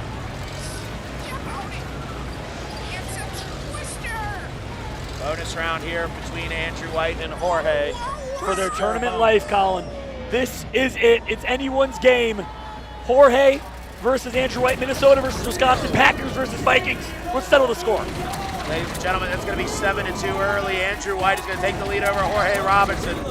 I believe Jamie Rundle has finished off Drew Baldock now, so all the Canadians have gone home except for Adam Holm. 14-6, Andrew White, the Pope himself, looking to send Jorge Robertson home. Up 16-11 now. Continuing to pick up all these Beavers. That's right, picks up the next couple. 8-point lead right now for Andrew White, but it's going to grow. Andrew White, 27-16. Jorge thinks he has it. He gives him the congratulatory handshake. And just like that, Andrew White will do it. For the Scotty Snipers of Wisconsin, he advances to the lower bracket semifinals. Unbelievable run by him. I believe now we get the last 2 matchups. We get that winners, we get that losers finals. This is going to be a very interesting last few matches, as we have 2 left to be undefeated, 2 left to send home.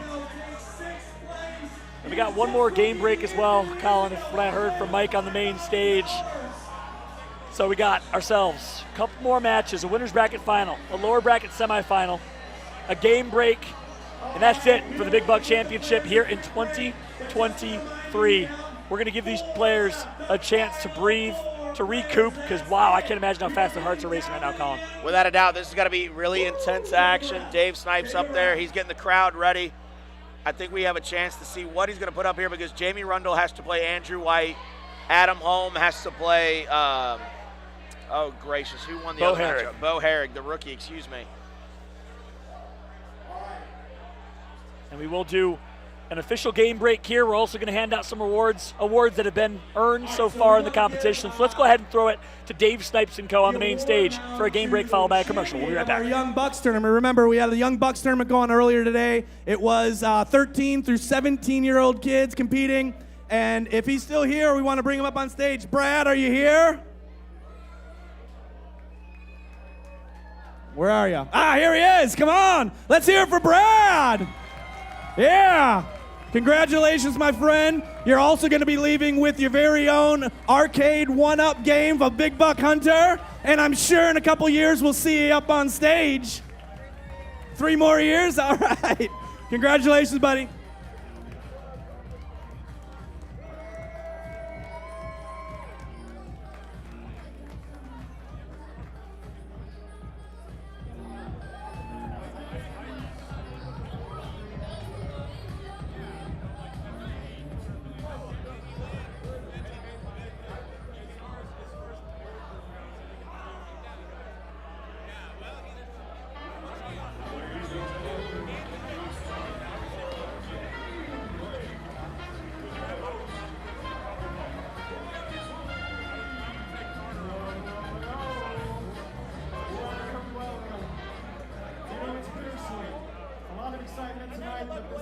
sadly our last game break of World Championship 16.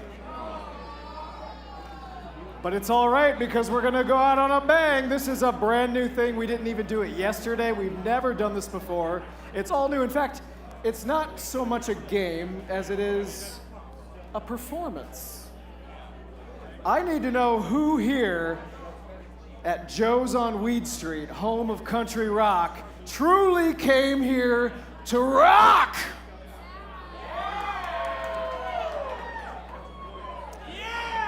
This performance is going to involve the instruments that you see next to me.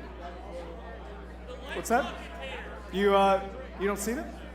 Oh, it just means you haven't partied hard enough. You see, if you rock this hard, you don't even need instruments. So I need kings and queens of air guitar, of air bass, of air drums, maybe even air vocals. Who wants to take us out on a high note this evening, set the pace for our final matches, and lead a band? We're gonna have a battle of the bands. Who's gonna lead our first band? It's gotta be this guy. Come on up, my man. And who's gonna lead our second band? I believe you're being volunteered, my dear. Here she comes. All right.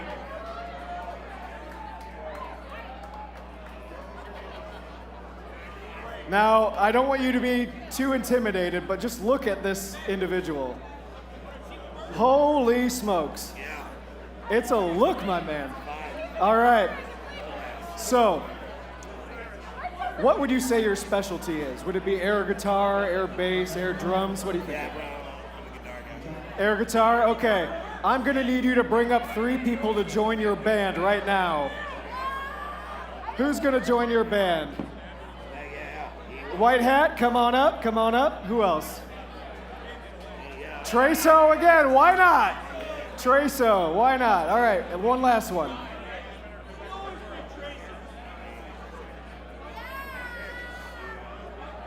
One more person to join this band. Who wouldn't want to join this band? Look at this. There we go, all right. Come on up. Now, what are we gonna call your band? What's the name of your band?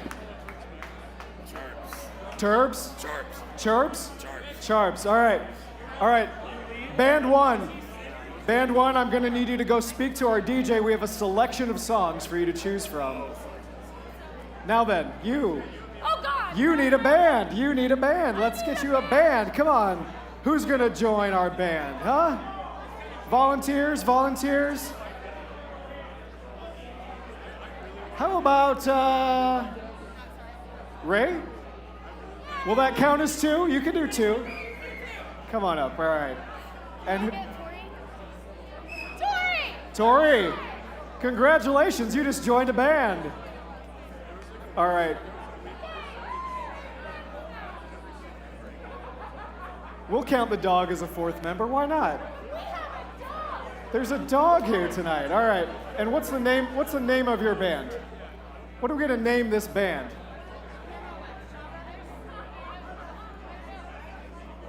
I think, are we gonna get a person or are we gonna leave it to the little poochie? Oh God, I don't know. Bird and the Buck Hunters. All right. Hey, change my name. What's that? When you change our name. Change your name, what's your band name? Buck Me Hard. Buck with a B. Buck Me Hard. All right, band number 1's name, pardon me children, is Buck Me Hard. Okay. Band number 2, what will your name be? Bird and the Buck Hunters.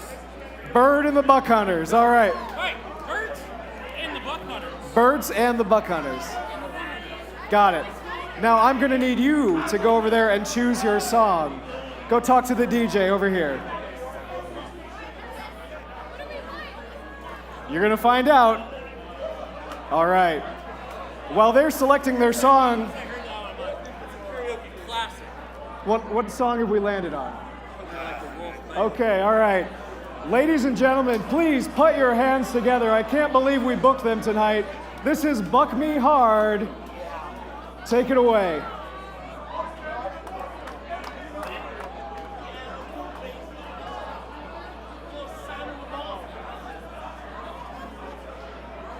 Ready? I fucking love you guys! There we go. We love you, Chicago! Oh, our DJ's preoccupied with the other song selection. Let's hear Chicago! Work the crowd, work the crowd. We love you guys! All right. All right, DJ. This is Buck Me Hard. Take it away.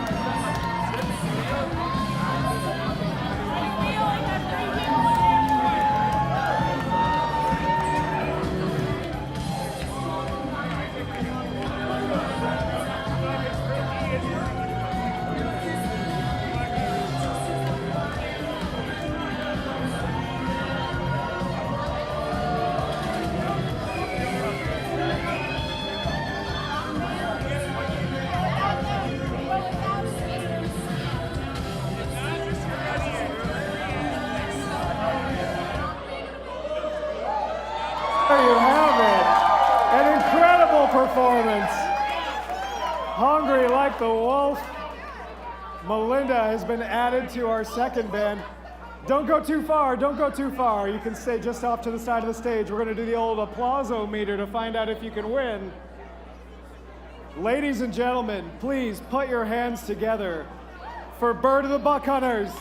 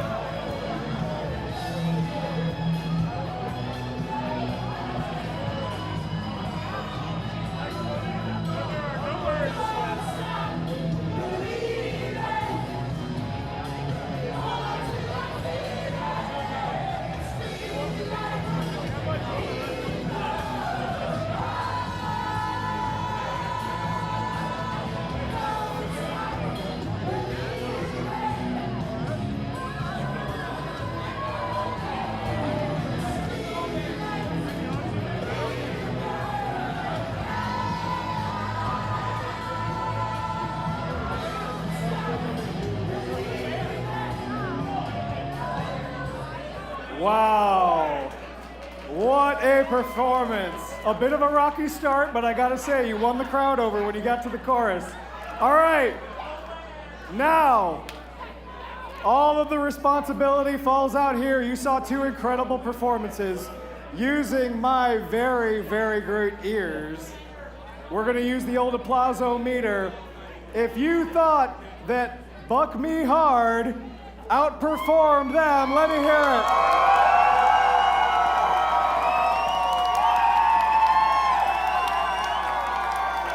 Wow. Wow.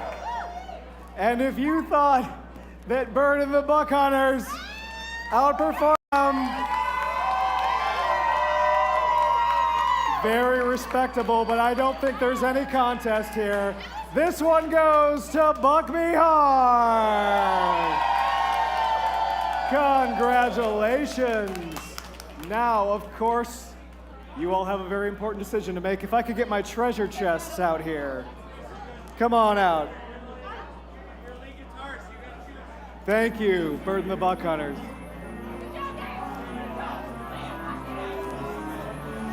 This one? Dude box. Let's open the dude box. Pride of Chicago, it's Malort. Oh, a gift for some, a punishment for others. But I think we'll, there it goes. Didn't even get off the stage with it. Well done. Well done. Congratulations. I hope you hated it. Thank you so much for indulging us in our first ever airband battle. That was pretty fun. What do you think? All right. Well, with the energy at a fever pitch, I guess there's nothing left to do but to find out how the World Championship is going to end. Let's get to our final matches, shall we? One last time, I've been Buck Prizeworthy. It has been a great honor to be here in front of all of you. I hope you had fun. Look forward to the after party with all of you. See you soon.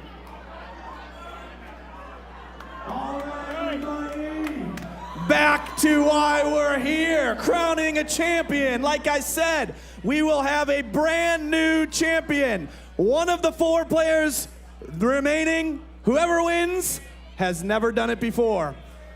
We've got Jamie versus Andy in this next reload bracket. Before you come up, this is for 4th place. The loser of this takes 4th place and $7,500. All right. 3rd place obviously remains, and then we're going to move into the winner's bracket and kind of do a little bit of back and forth. But we're going to try something a little bit new, okay? So I'm going to need your help with this one. I need you to come close. We're at the final 4. Let's get excited, right? But I'm going to kick it up to our crew up top. John and Colin, they're going to have some mics, and they're going to call this for us live, right? They're doing the live stream, and they're also going to call the match live here. So we get the benefit of these 2 professional gentlemen to help us understand what the hell we're watching, all right? So guys, take it away. My man Dave, thank you so much. Big Buck community, Chicago, make some noise! You love to hear it. We've been up here calling the action. My name is John Kefalukas, also known as Fallout, for the online broadcast, alongside my good friend Colin, the Crow Clark. Colin, how are we feeling today, man? I'm feeling absolutely stacked for this one. Look, I've been jacked to the gills all day long with all this action. Everybody from start to finish has done nothing but impress me, and I think Jamie Rundle has impressed me more than anybody. He's been hot as a $2 pistol. He's been hot as a firecracker since the rip. That's an absolute fact. We got to put respect on his name, but Andrew White as well. What a run for the Pope. Representing all of Wisconsin has looked so on fire. Any Andrew White Wisconsin fans out here? There you have it. How about Minnesota? There you have it. We got some Canadian action as well. Any Canadians out there in the crowd? A lot being represented here within the audience. And guess what? Gameplay is just about ready. We have our reload round semifinal between Andrew White and Jamie Rundle.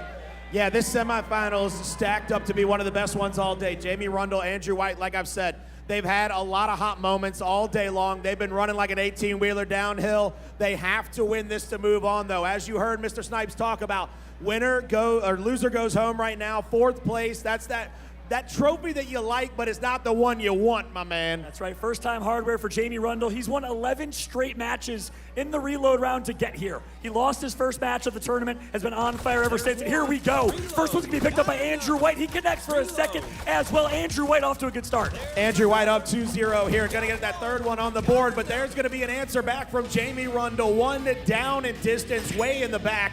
It's going to get him about 981, but without a doubt, Andrew White starts hot in this one. White hot, as a matter of fact, going into sight number 2. That's right, and the Pope puts out the fire, perhaps just for a bit, for Jamie Rundle, who has been on fire in this reload round. He has been untouchable, but something tells me he's going to bounce back here. Jamie Rundle is too good. I'm excited to see what can happen in the second round. Early shot from Jamie Rundle, gets the one all the way in the back, gets the second now, tied up 2-2.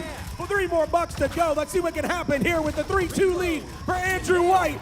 And now it goes to 4-2. Andrew White answers back. He gives that first buck up to Jamie Rundle. But without a doubt, Andrew White says, not today, my friend. This is my matchup. White is ice in his veins. Andrew White with so much experience against the Gartner brothers and the rest of the contingent up north in Wisconsin, looking so incredibly strong right now. We got sight number 3. Jamie needs to go big.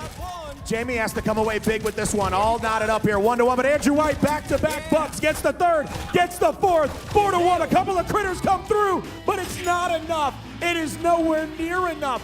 8,132 to 45.78. Andrew White is not only in the driver's seat, but he has left Jamie a few exits back. He's gonna have to pump the gas and get this sucker into 6th gear if he wants to come back. That's right, a 3,500-point lead right now for Andrew White. Jamie Rundle has to dig deep, and he's going to get a dangerous trophy round as an opportunity to do that. Let's see how he starts. Andrew gets the first, Jamie gets the second. Long-range buck going to be picked up by Andrew White. This is crucial. This buck right here will be picked up by the Pope, and just like that, Andrew White with a 5-buck sweep.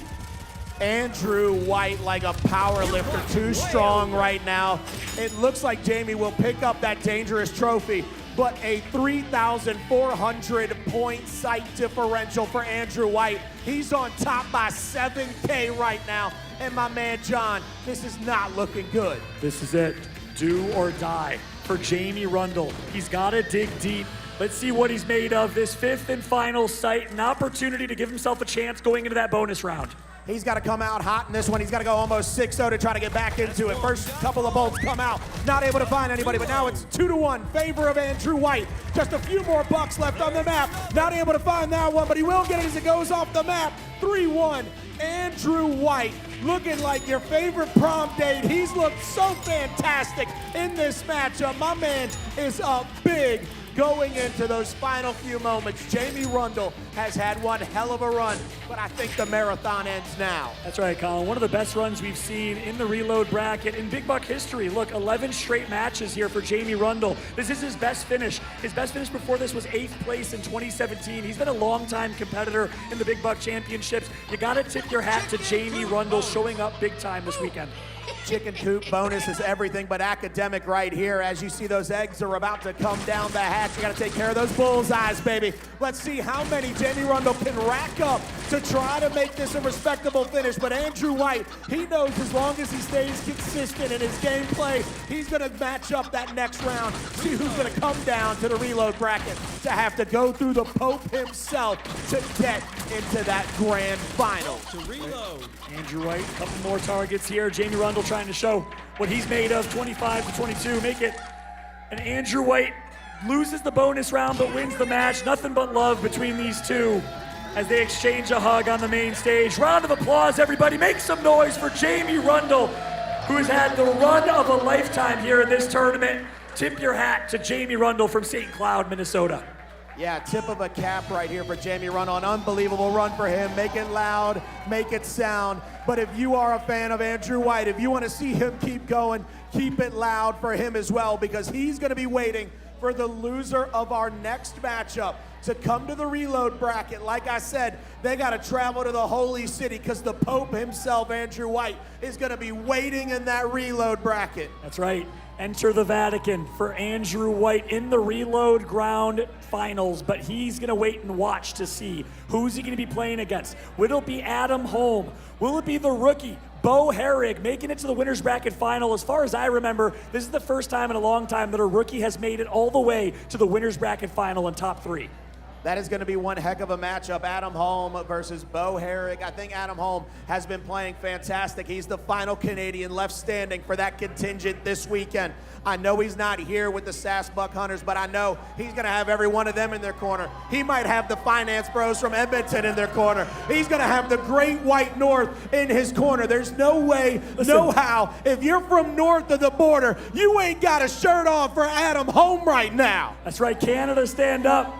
He's also got the energy of the man himself, Benoit, coming all the way here on his behalf. Canada, make some noise for Adam Holm.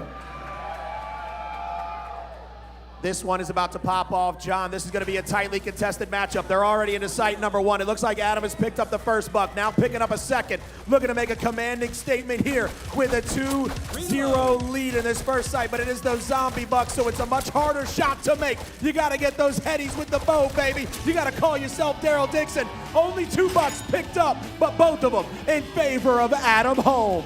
That's right, 700-point lead. That's not too bad if you're Bo Herrig. We gave some love to Canada, but anyone from Minnesota, any Americans out here rooting for the rookie Bo Herrig, make some noise. But he's got to dig deep. Bo Herrig looking to make history right now, the first rookie to make it to a grand final. Adam Holm once again on the zombie deer round, picks up the first one, looking to pick up the second as it comes across the site, but Bo picks it up and he goes out. Adam needs to take his time here, pick his shots, pick up as many points as you can, try to put him in the dirt 6 feet deep, but he only takes it 3-1, but that is a good size lead. 2,200 ain't nothing to scoff at, my man. And Play Mechanics is reminding us this is a winner's bracket final. We got to make it challenging. 2 zombie rounds in a row. What a start here for Adam Holm, but it's not that big of a deficit if you're Bo Herrig. He can bring this back. Bo Herrig has had a great shot most of the day. Early in this one, as you see him poke out from the left-hand side of the screen, this site's going to be pretty important for Bo Herrig. He's going to pick up 2, now picks up a 3rd. He's trying to answer back. Deep into the range goes Adam Holm, but Bo finds some more shots on the middle. Adam Holm knocks it up at 3 apiece, and he comes away with that site score. For all the newbies at home that might not be new to Big Buck Hunter Championship, you want that down at distance. You want those deep shot bucks. You want to come away with as many points per kill as you can. Yeah, Bo Herrig really showed what he was made of there to start, but Adam Holm dug deep, made sure to neutralize with the 3-3, got the win, but it comes down to these last 2 sites. Bo needs to win these. Another zombie round here. Bo gets 1, Bo gets 2. Can he get the 3rd? Yes, he does. Bo Herrig with the triple. He gets a quad. Bo Herrig is on fire. That roar of the crowd. Here comes that dangerous trophy, picked up, I believe, right at the end by Adam Holm. You can hear them get loud. It's not often you see somebody go tick for tat, pick up 4 in a row. Bo claws his way back into this. He's looking to eat some brains like them zombie bucks, baby. He's trying to get this thing as close as he can with 1 sight left before the bonus round. Can he get it to just a few thousand points? Bo gets the first. Adam gets the second. Another Bo round here. It's going to be Bo who gets the kill. 2-1, 2-2. We're tied up. Bo gets the long range one. It's going to be a 3-3 tie in our last sight. So a 2,000 point deficit, but Colin, it's not over yet. If Bo Herrig can go huge, go nuclear in our bonus round, he can win it. I've seen shaves that are not as close as this matchup right now. They leave a lot of stubble on the chin. These boys are fighting it out pound for pound right now. I love the fight out of Bo Herrig. I love the way that he's given everything he's got to Adam Holm. Adam Holm, a bonus round away from grand finals, from an appearance for a championship. Already starting off hot, 10-5. Now it's up 12-7. Adam Holm looking to finish this one off in stylish fashion. Adam Holm is on fire, coming from the winner's bracket, coming from Edmonton. Canada will do it. Canada will make it to the grand final. Adam Holm comes out on top, up by a few thousand after that final tally, jumping around, getting into the hands of his fans. That is one man that is happy to be here, and he's even happier to be waiting for a winner. He doesn't have to play another match. He gets to kick back and relax like he's getting a drink on the beach and watch as Mr. Bo tries to cannibalize the Pope. Adam Holm says, welcome to Mikasa on the main stage. I can't be stopped. He punches his ticket to the grand final. He's now going to sit, wait, watch, commiserate as he watches the Vatican's very own Pope go up live against Bo Herrig. Look, I just know that Dave Snipes is out there right now. He's got to be excited for this matchup. Dave Snipes has got to be feeling good, feeling great. Off the side of the stage, watching Andrew White come up. I'd love to know what's in the eyes of the Pope right there. Is he steely? Is he readied up? He's getting high fives from one of the goats of the game, Mr. Trevor Gardner. That's going to be great for him, getting a high five from Federico Reed right there in the front row. Love to see him showing some love for a playing competitor. But this is it, ladies and gentlemen, a spot in the grand finals between 2 of Big Buck's best this weekend. Bo Herrig, Andrew White, who comes out on top? I was going to throw to my man Dave Snipes on stage for his thoughts, but it looks like they're jumping right into it. No rest for the wicked. Let's kick off our lower bracket finals. Lower bracket finals, Andrew White starts off hot yet again. 2 to his name. Bo Herrig answers back with 1. Looking for the down and distance there in the middle of the map. Gets the second to go. All knotted up, 2-2. Andrew picks up the 3rd. Andrew, he picks up the 4th. He said, no, sir, not today. That is a big lead after sight 1. Those distance kills are really putting him ahead. Andrew White with Michael Jordan-esque accuracy. 23% accuracy to Bo's 17, looking sharp. And we know that Bo Herrig can shoot. We saw it in his winner's bracket semifinal matchup. But Andrew White is looking so strong right now. Good start for him. He gets 2 in a row. quick 2 kills right there. Now a third. He's going to pick up 3-1, but that's going to be a dough out for Bo Herrig. Now a 4-1 lead, picking up that big critter in the back. And there it is, 5-1. Andrew White, nerves of steel. My man is solid as a rock.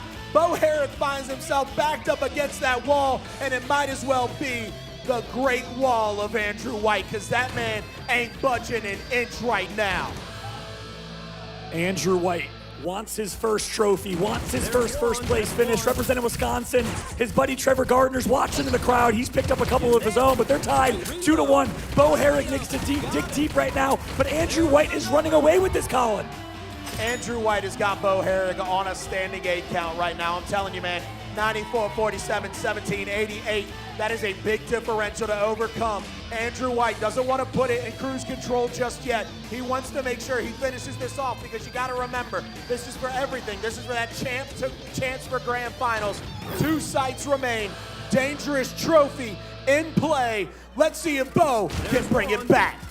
Bo Herrig needs to do something insane right now. 2 more sites, but Andrew White is not letting it happen. He's playing too perfect right now, Colin. He's going to dough out, which gives Bo Herrig a chance. He connects for 2. Dangerous trophy. He needs a long distance shot here. He's going to need to be deep in distance. He picks up that bear. But I love Andrew White's it almost looked like a dang plan he laid out. He said, look, even if I dough out, I'm going to take 4 of them suckers with me. I'm not going to leave any points on the board for you to try to crawl back into this one. This is a big deficit. Colin, have you ever seen such insane accuracy? 23% plus every single site for Andrew White. He's not missing right now. His accuracy is on fire. It all comes down to site number 5. Bo starts strong. He gets 1. Can he get the second?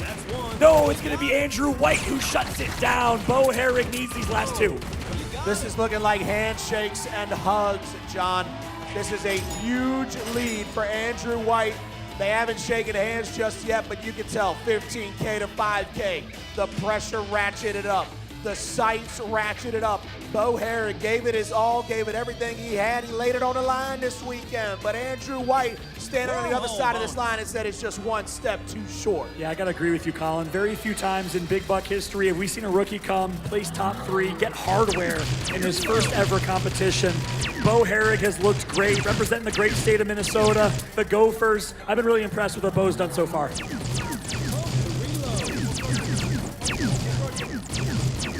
Picking up all these spaceships here, playing the polygons, ladies and gentlemen, 18 to 10, now 23, 24. He's racking them and stacking them. It looks like tin cans on a fence post to Andrew White, because he said, ladies and gentlemen, I'm going to grand finals. I've got a high score to beat, and somebody better come correct. And that man is the man himself, and Mr. Home waiting there, undefeated. Look at the way he did it. 28% accuracy, 18,000 points in a reload round finals. Congratulations to Andrew White, the Pope, for a dominant victory. But now is his greatest test, Colin. Can the Pope pull off a miracle in the grand finals to come from the reload round? A test indeed. Andrew White has to go up against Mr. Home. But before we get to that grand final, we have got to get checked in with the master of ceremonies himself, with the great grand prize master as well, Mr. Colesworthy, Mr. Snipes on stage. Make some noise, bring the hype, show him the love. Dang it, I said get loud! Things are getting really intense in here right now. I know it, I feel it, I'm with you. We're gonna give our competitors a chance to take a breather. We got a couple more things to introduce, some winners to announce. First of all, I want to announce the winner of our marksman tournament for tonight. It went to a user by the name of T.S. Ray, and I think I know who that is. T.S. Ray, where are you at? Yeah, it's Ray, it's Ray.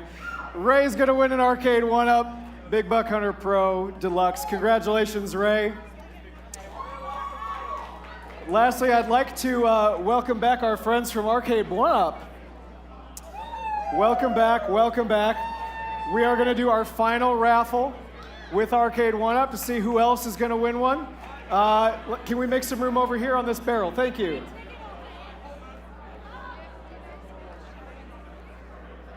We're short on mics, so I'll help you read it out.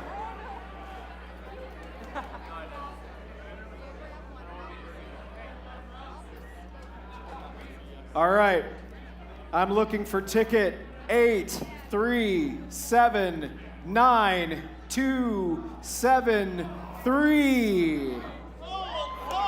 Matt Peterson, the Big Buck Ninja for 2023. The guy just can't stop winning things now. How about this? Congratulations, Matt. Come up and meet our friends from Arcade 1UP. You're gonna get a Big Buck Hunter Pro Deluxe. I can't hand it to you. It doesn't fit in my hand. That's right. Arcade 1UP, thank you so much for joining us, being such a huge part of the event this year. We really, really appreciate it. Thank you so much. His daughter's gonna love it. All right, thank you. Thank you so much. All right.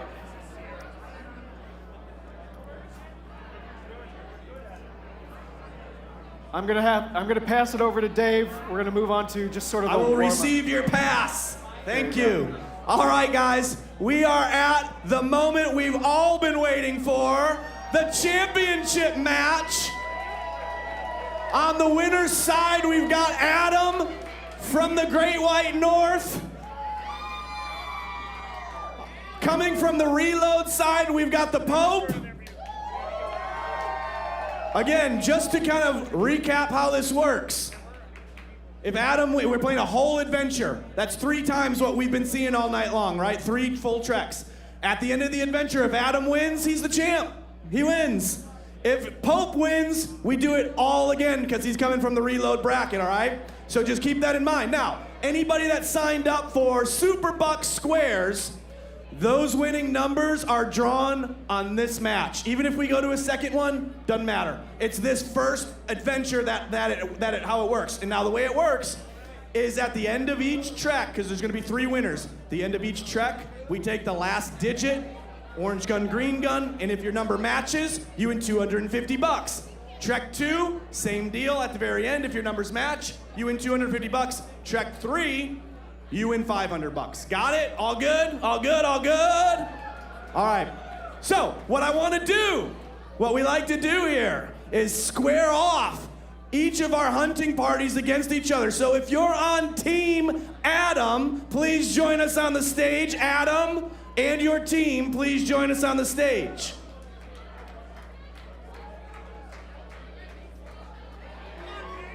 What?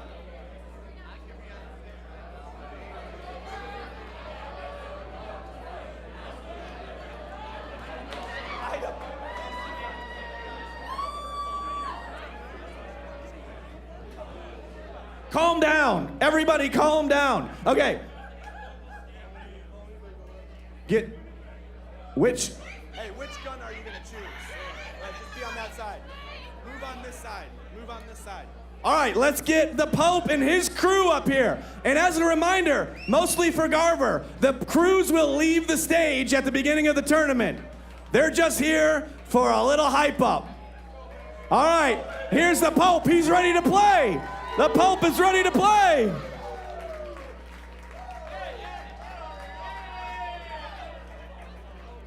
I hope this stage can support us. We got some big crews. All right. Don't touch the gun. Don't touch the gun. Get out of the gun. All right.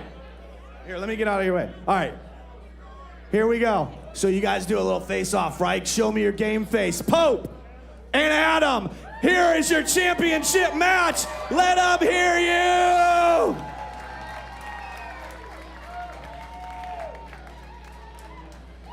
All right. Hey, you guys ready for this? Born ready, Sarge. Born ready, Sarge. Oh, I'm ready. He's ready. He's very ready. He's also Canadian. We've got Canada versus Wisconsin. Are you all ready for this? This is for $25,000. All right, let's do it. Off the stage. Off the stage. Clear the stage. We've got some buck hunting to do. All right, I'm gonna kick it back to my boys up top. I love hearing them call the game. Let's see how they do. Thank you so much, Dave. And that's right. Listen, it's not just Canada versus Wisconsin, okay? We got all of the USA represented by Andrew Poole. Can we get a USA chant started to the crowd? Let me hear it. USA, USA. But what about the Canadian side? If you want to see Adam Holm come away with his championship, Canada, Canada, Canada, Canada. Plus, I mean, Adam's hot. Look at him. He's ready. The boys are ready. The time is here. Let's get ready. Let's lock it up. It's championship finals for the Big Buck Hunter World Championship 2023. Ladies and gentlemen, make some noise! And John, I don't want to be the Debbie Downer here, but this ain't just 5 sights in a bonus round. This bad boy is an adventure, and you got nothing but bows ahead of you in this one. You see all 5 sights bowed out right here. Adam Holm picking up a critter there early. Now picks up the buck. Tied up with Andrew White. Andrew White 2-1 now. Trying to take a lead, but Adam Holm will not go down easily, but he does out. Andrew White has an opportunity here to take a lead, and he does 4-2. And what a start for the Scotty sniper himself. Andrew White gets the last 2, but look how close that was. Before Adam Holm dove out, it was neck and neck, Colin. Absolutely close as a lightning. You're right on the edge of a lightning bolt in this grand finals. You know the adrenaline is pumping. They had both their crews up there. Everybody excited to the teeth right here. Andrew White too early. Critter picked up by Holm. Holm looking to pick up that mammoth, but won't be able to get it. White though, 4, now 5. Andrew White, clean sweep. A 6-0 sweep for Andrew White. He stays perfect, and he's off to a red-hot start right now. Adam Holmes needs to get under control, needs to bring this back. He should have heard the wise words of Bang Bang Bromley earlier. He said, you just got to play your game. You can't go out. You got to stay steady in this grand finals. 2-2 now, all knotted up. Critters towing out. All those birds and all them feathers looking like Randy Johnson. 3-3. But it's not enough. It's not in time. 6K lead continued to be held on by the Pope. And that's a great response from Adam. He starts to get control of the game. You saw him pick up the $3, but despite his efforts, Andrew still wins the sight and of course has the lead.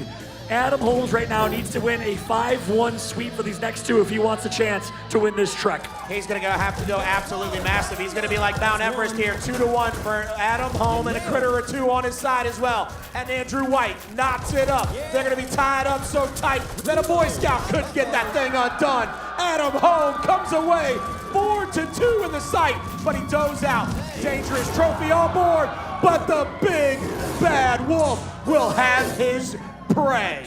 Our latest new trophy added to the game by none other than the youngest Petro, Alex Petro, came to prowl. A nice round right there from Adam Holm. Look, it's only a 4,000 point game. If he can do another round like that and make it a 1,000 or 2,000 deficit going into the bonus round, Adam Holm can win this trek.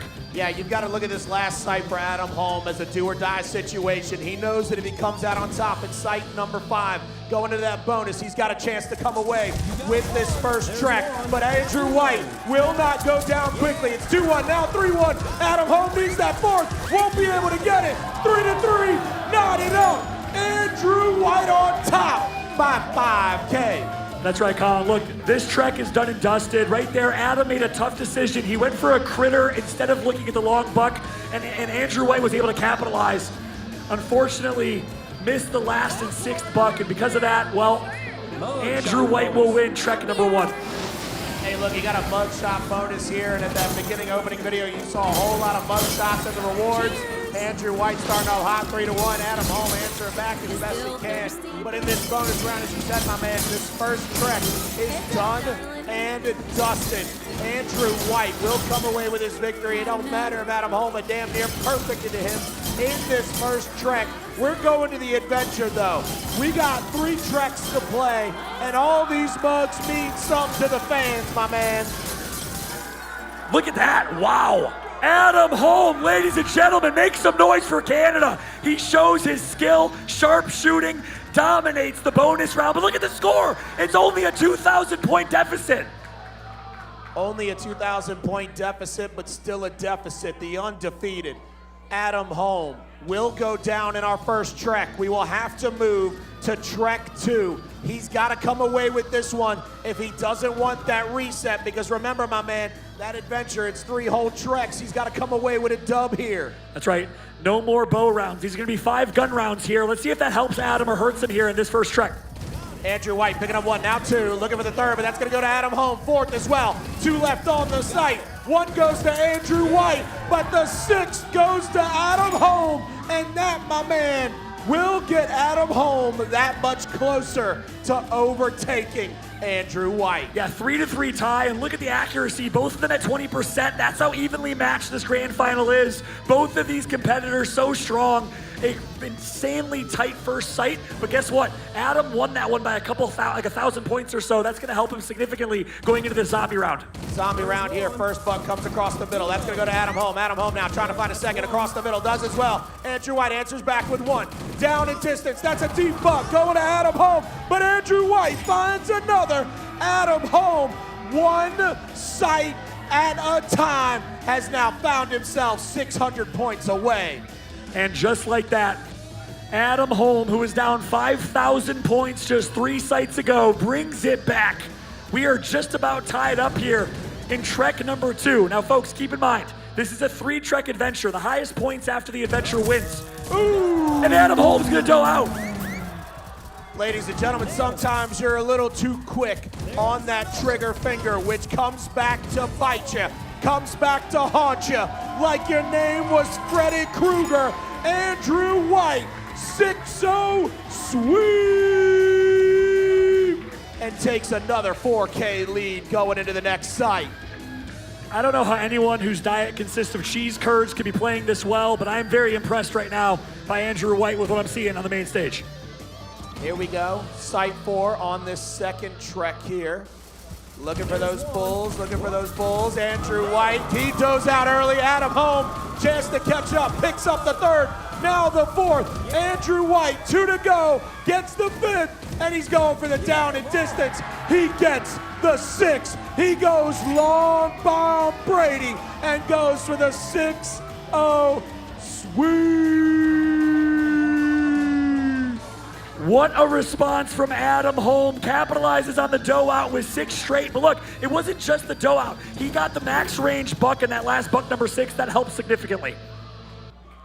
Final sight here, looking to try to knot things up, trying to get even closer to the victory lane. Adam Home, Andrew White, 2-1 now, 3-1 now. Adam Home looking for 4, he's looking for more, he's going on the dance floor, but it's Andrew White already out there with a partner of his own. Dangerous Trophy gets picked up quick as a hiccup.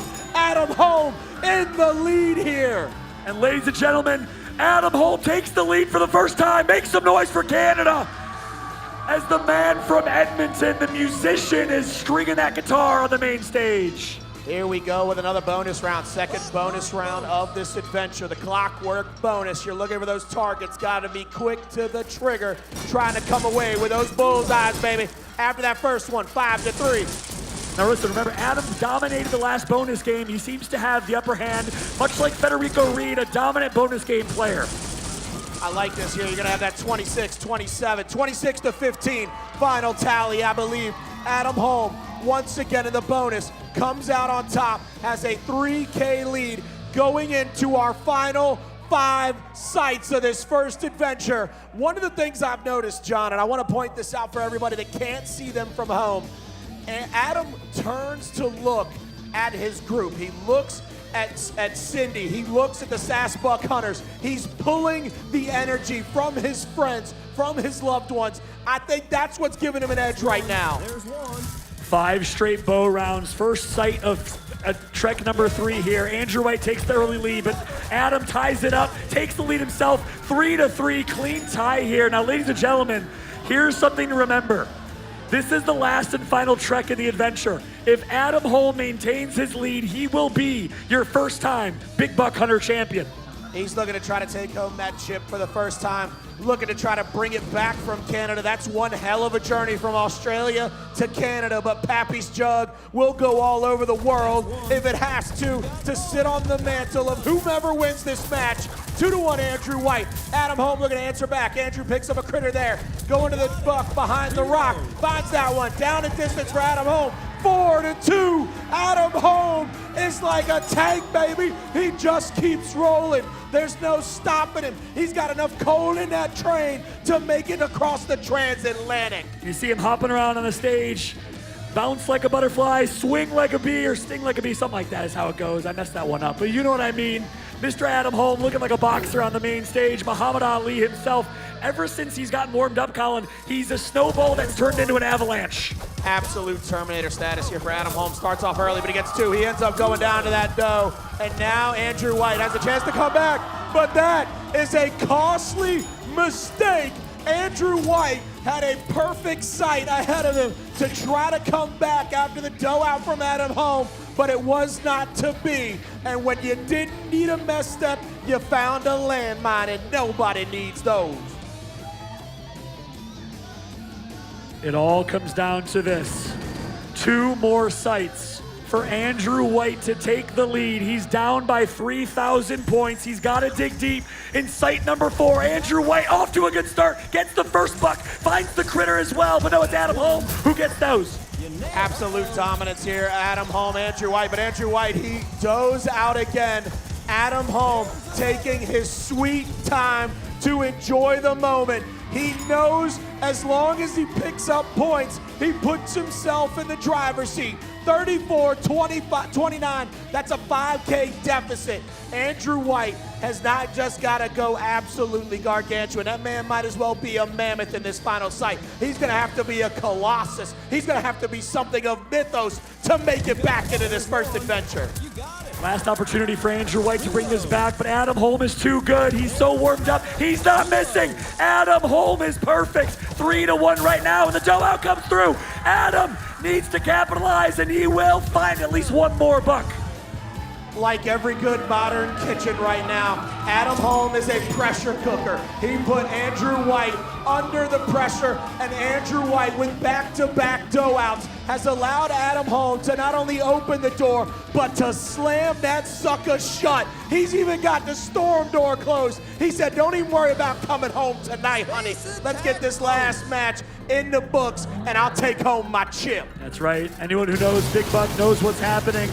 7,000 points is too much to come back from, especially when Adam Holm does not miss in these bonus rounds. It's the victory lap for Adam Holm, the Canadian. It's 18-8. He's gonna take it all the way around one more time before he hoists that trophy.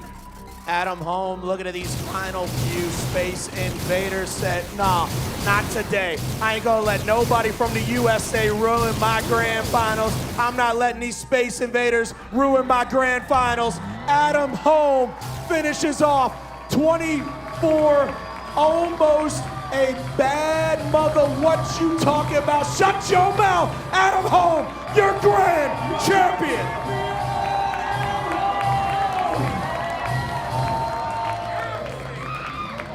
Ladies and gentlemen, the second Canadian to ever win a Big Buck Hunter Championship, your champion of the 2023 Big Buck World Championship is Adam Holm.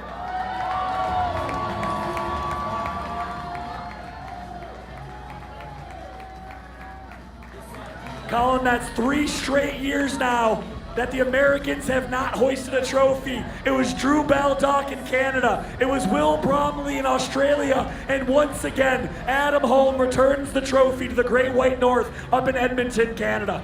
You know, John, and I don't want to get sentimental on you for a moment, the first person on stage to congratulate Adam Holm was Cindy. The young lady has been with him all weekend long. She was talking about being Miss Holm yesterday. There's a chance you got a party tonight. We're gonna go ahead and throw it over to Dave Snipes on the main stage. Pappy's Jug stays international for the 3rd straight year. Adam, congratulations.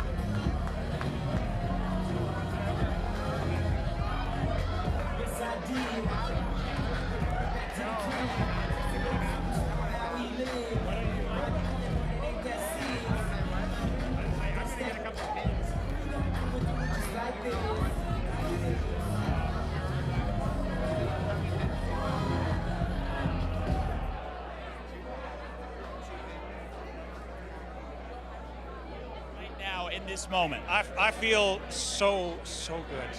Yeah, I've been thinking about this all year. You came into this seeded 5th. So obviously, look, you had been preparing, you'd been ready to roll. Did you think that you would end up right here as number 1 at the end of the day? My hope coming into this was that a Canadian would take it. And why is that?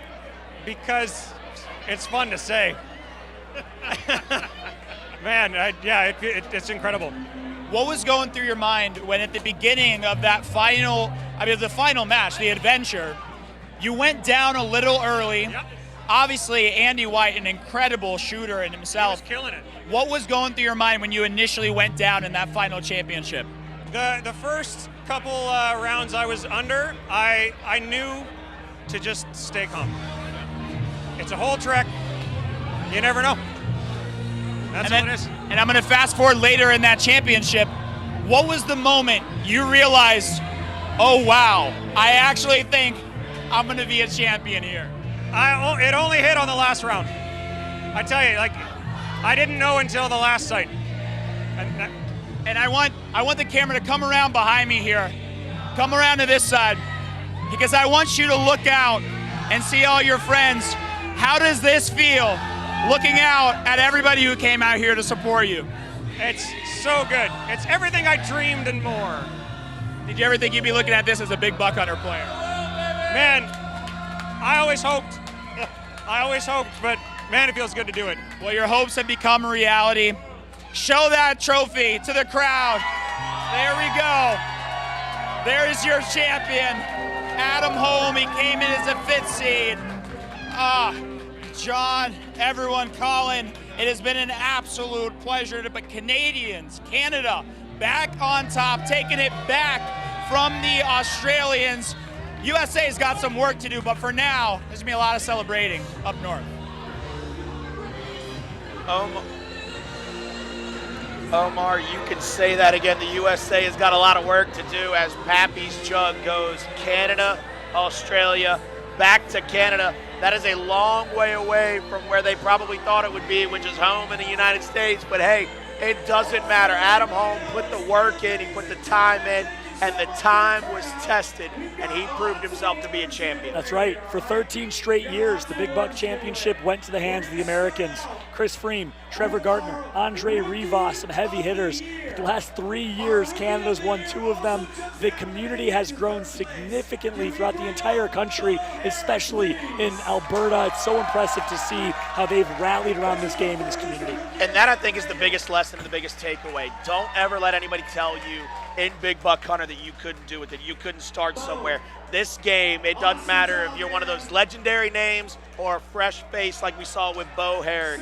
It does not matter. You put in the time, you put in the work, you can find yourself standing on that stage lifting Pappy's Jug with the greatest of all time. Oh, and by the way, with $25,000 for playing your favorite video game, not too shabby at all. Adam Holm, what a story. He's been competing for so many years, part of this community. Him, his partner Cindy, love this game so much, and he's rewarded with Pappy's trophy. I'm sure the cash is nice too, but something tells me what means more to him is hoisting Pappy's Jug. Without a doubt, you heard it there. He said, I'd always hoped. It was everything I dreamed and more. That's what you love to see. He didn't talk about the money. He talked about his friends, talked about his passion, wanting to bring that jug home to Canada because it sounds so good to him. I don't care who you are, where you're from. That kind of pageantry, that kind of passion should get you up out of your seat and make the blood pump through your veins just a little bit quicker. That's exactly right. It impresses me so much how this event grows year over year. Every year seems to one-up itself. Obviously, we increased the prize pool by $15,000 this year and increased the stakes. We went from Rosemont and Joe's Live to Joe's on Weed downtown Chicago. This place is packed to the brim. What a party it's been. Arcade one-up providing cabinets, play mechanics, all of their cabinets. We had Halo Fire Team Raven. Such an experience. The Young Buck Championship picked up by the young 15-year-old as well. What a weekend it's been, Colin. 15-year-old that qualified for the World Championship, by the way. My man is a little too young to take part in the big tournament, but you heard him say that his rookie year is going to be a banger. So make sure you come back year after year to see that boy light up the stage like he light up our lives earlier. That's right. 2026, we'll see what he can do in his first ever competition on the main stage. But the story today, well, It's 3 people in particular. It's Adam Holm, your champion of the Big Buck Hunter World Championships, first place finish. It's Lauren Hope, the winner of the ladies division, $5,000 as the best performing woman in this competition. And lastly, it's Bo Herrig, not just the winner of the rookie division, but a top 3 finalist. He takes home some extra cash as well for 3rd place. I'm so impressed with what Bo did this weekend. I'm unbelievably impressed. You said the story's about 3 people, but I also think those 3 people need to be added to by a family, and I think that's everybody at Play Mechanics, Arcade 1UP, everybody that helps put on this production. The love that is put into this kind of thing, this kind of tournament, you don't find anywhere else in the world. They pour heart and soul into this thing for months and months, almost a year on end, and then it pays off with what you saw on that stage. Right. Smiling faces, happy people, hearts filled with joy. That's my biggest takeaway, is everybody comes out of this place better than when they came in. The best community in gaming that feels the most like a family is the Big Buck Hunter community. You come to these events, you're immediately welcomed. Talk about Benoit, so many players who came in as rookies and were welcomed into this community. I'd be remiss if I didn't also give love to Jamie Rundle. 4th place, takes home hardware for the very first time, does it in dramatic fashion, gets eliminated to the lower bracket, taken out in the upper bracket, wins 11 straight matches to place top 4. Shout out to Jamie Rundle as well. Big shout out to him, and he did it in that knee brace. I mean, his whole leg was casted up on one side, so I love to see that out of him. Other big names, of course, we saw some uncharacteristic plays from Drew Baldock, but I love to see him and the Sass Buck Hunters come out more and more in force every year. 7th Street Slayers show up as always with the pomp and pageantry that they bring with their outfits. So it's always a good time. It's always a great time. That's right. Of course, love to Chris Exberger, Meg, Sean from Australia, who couldn't make it to the competition. I know they're heart-wrenched watching from home, but if you are watching from home, if you've never been to an event before and you're thinking about competing, or if you are watching, you've been to past events, come back next year. Bring more friends. You've heard it a few times this weekend from people like the Finance Bros, as we've called them, from Manitoba. They just found out about this tournament a couple of months ago. They qualified, and they said they're going to be here every single year. And a common theme we heard this weekend, let's grow this game. Let's grow this community. Let's bring the joy that is Big Buck Hunter to more people around the world, Tom. I can only hope that we'd be so lucky to see more and more faces. And look, as you grow the game, you get it bigger. The competition might get a little bit stiffer, but who doesn't love a little competition, right? That's exactly right. Well, look, enough of us talking heads. Everyone that watched at home, all friends and family, all fans of Big Buck Hunter worldwide, thank you so much for tuning in, supporting the broadcast. I'm John, a.k.a. Fallout. This is Colin the Crow Clark. On behalf of ourselves, our entire production crew, Aaron, Todd, everyone behind the scenes, the Play Mechanics family, thank you from the bottom of our hearts for watching and supporting the Big Buck Hunter World Championship. We'll see you next year for 2024. We cannot wait. Have a great night, everybody. It's time to party. Big Buck Hunter World Champs 2023. We out. Happy birthday to my wife. Happy birthday, Andrea. I love you. And we're closing out the show with that. Shout out to Andrew and the little ones at home. Much love, everybody. Have a great night. The party begins now, live from Chicago. We'll see you next year in 2024 for the Big Buck Hunter Championship next year. Have a good night, everybody.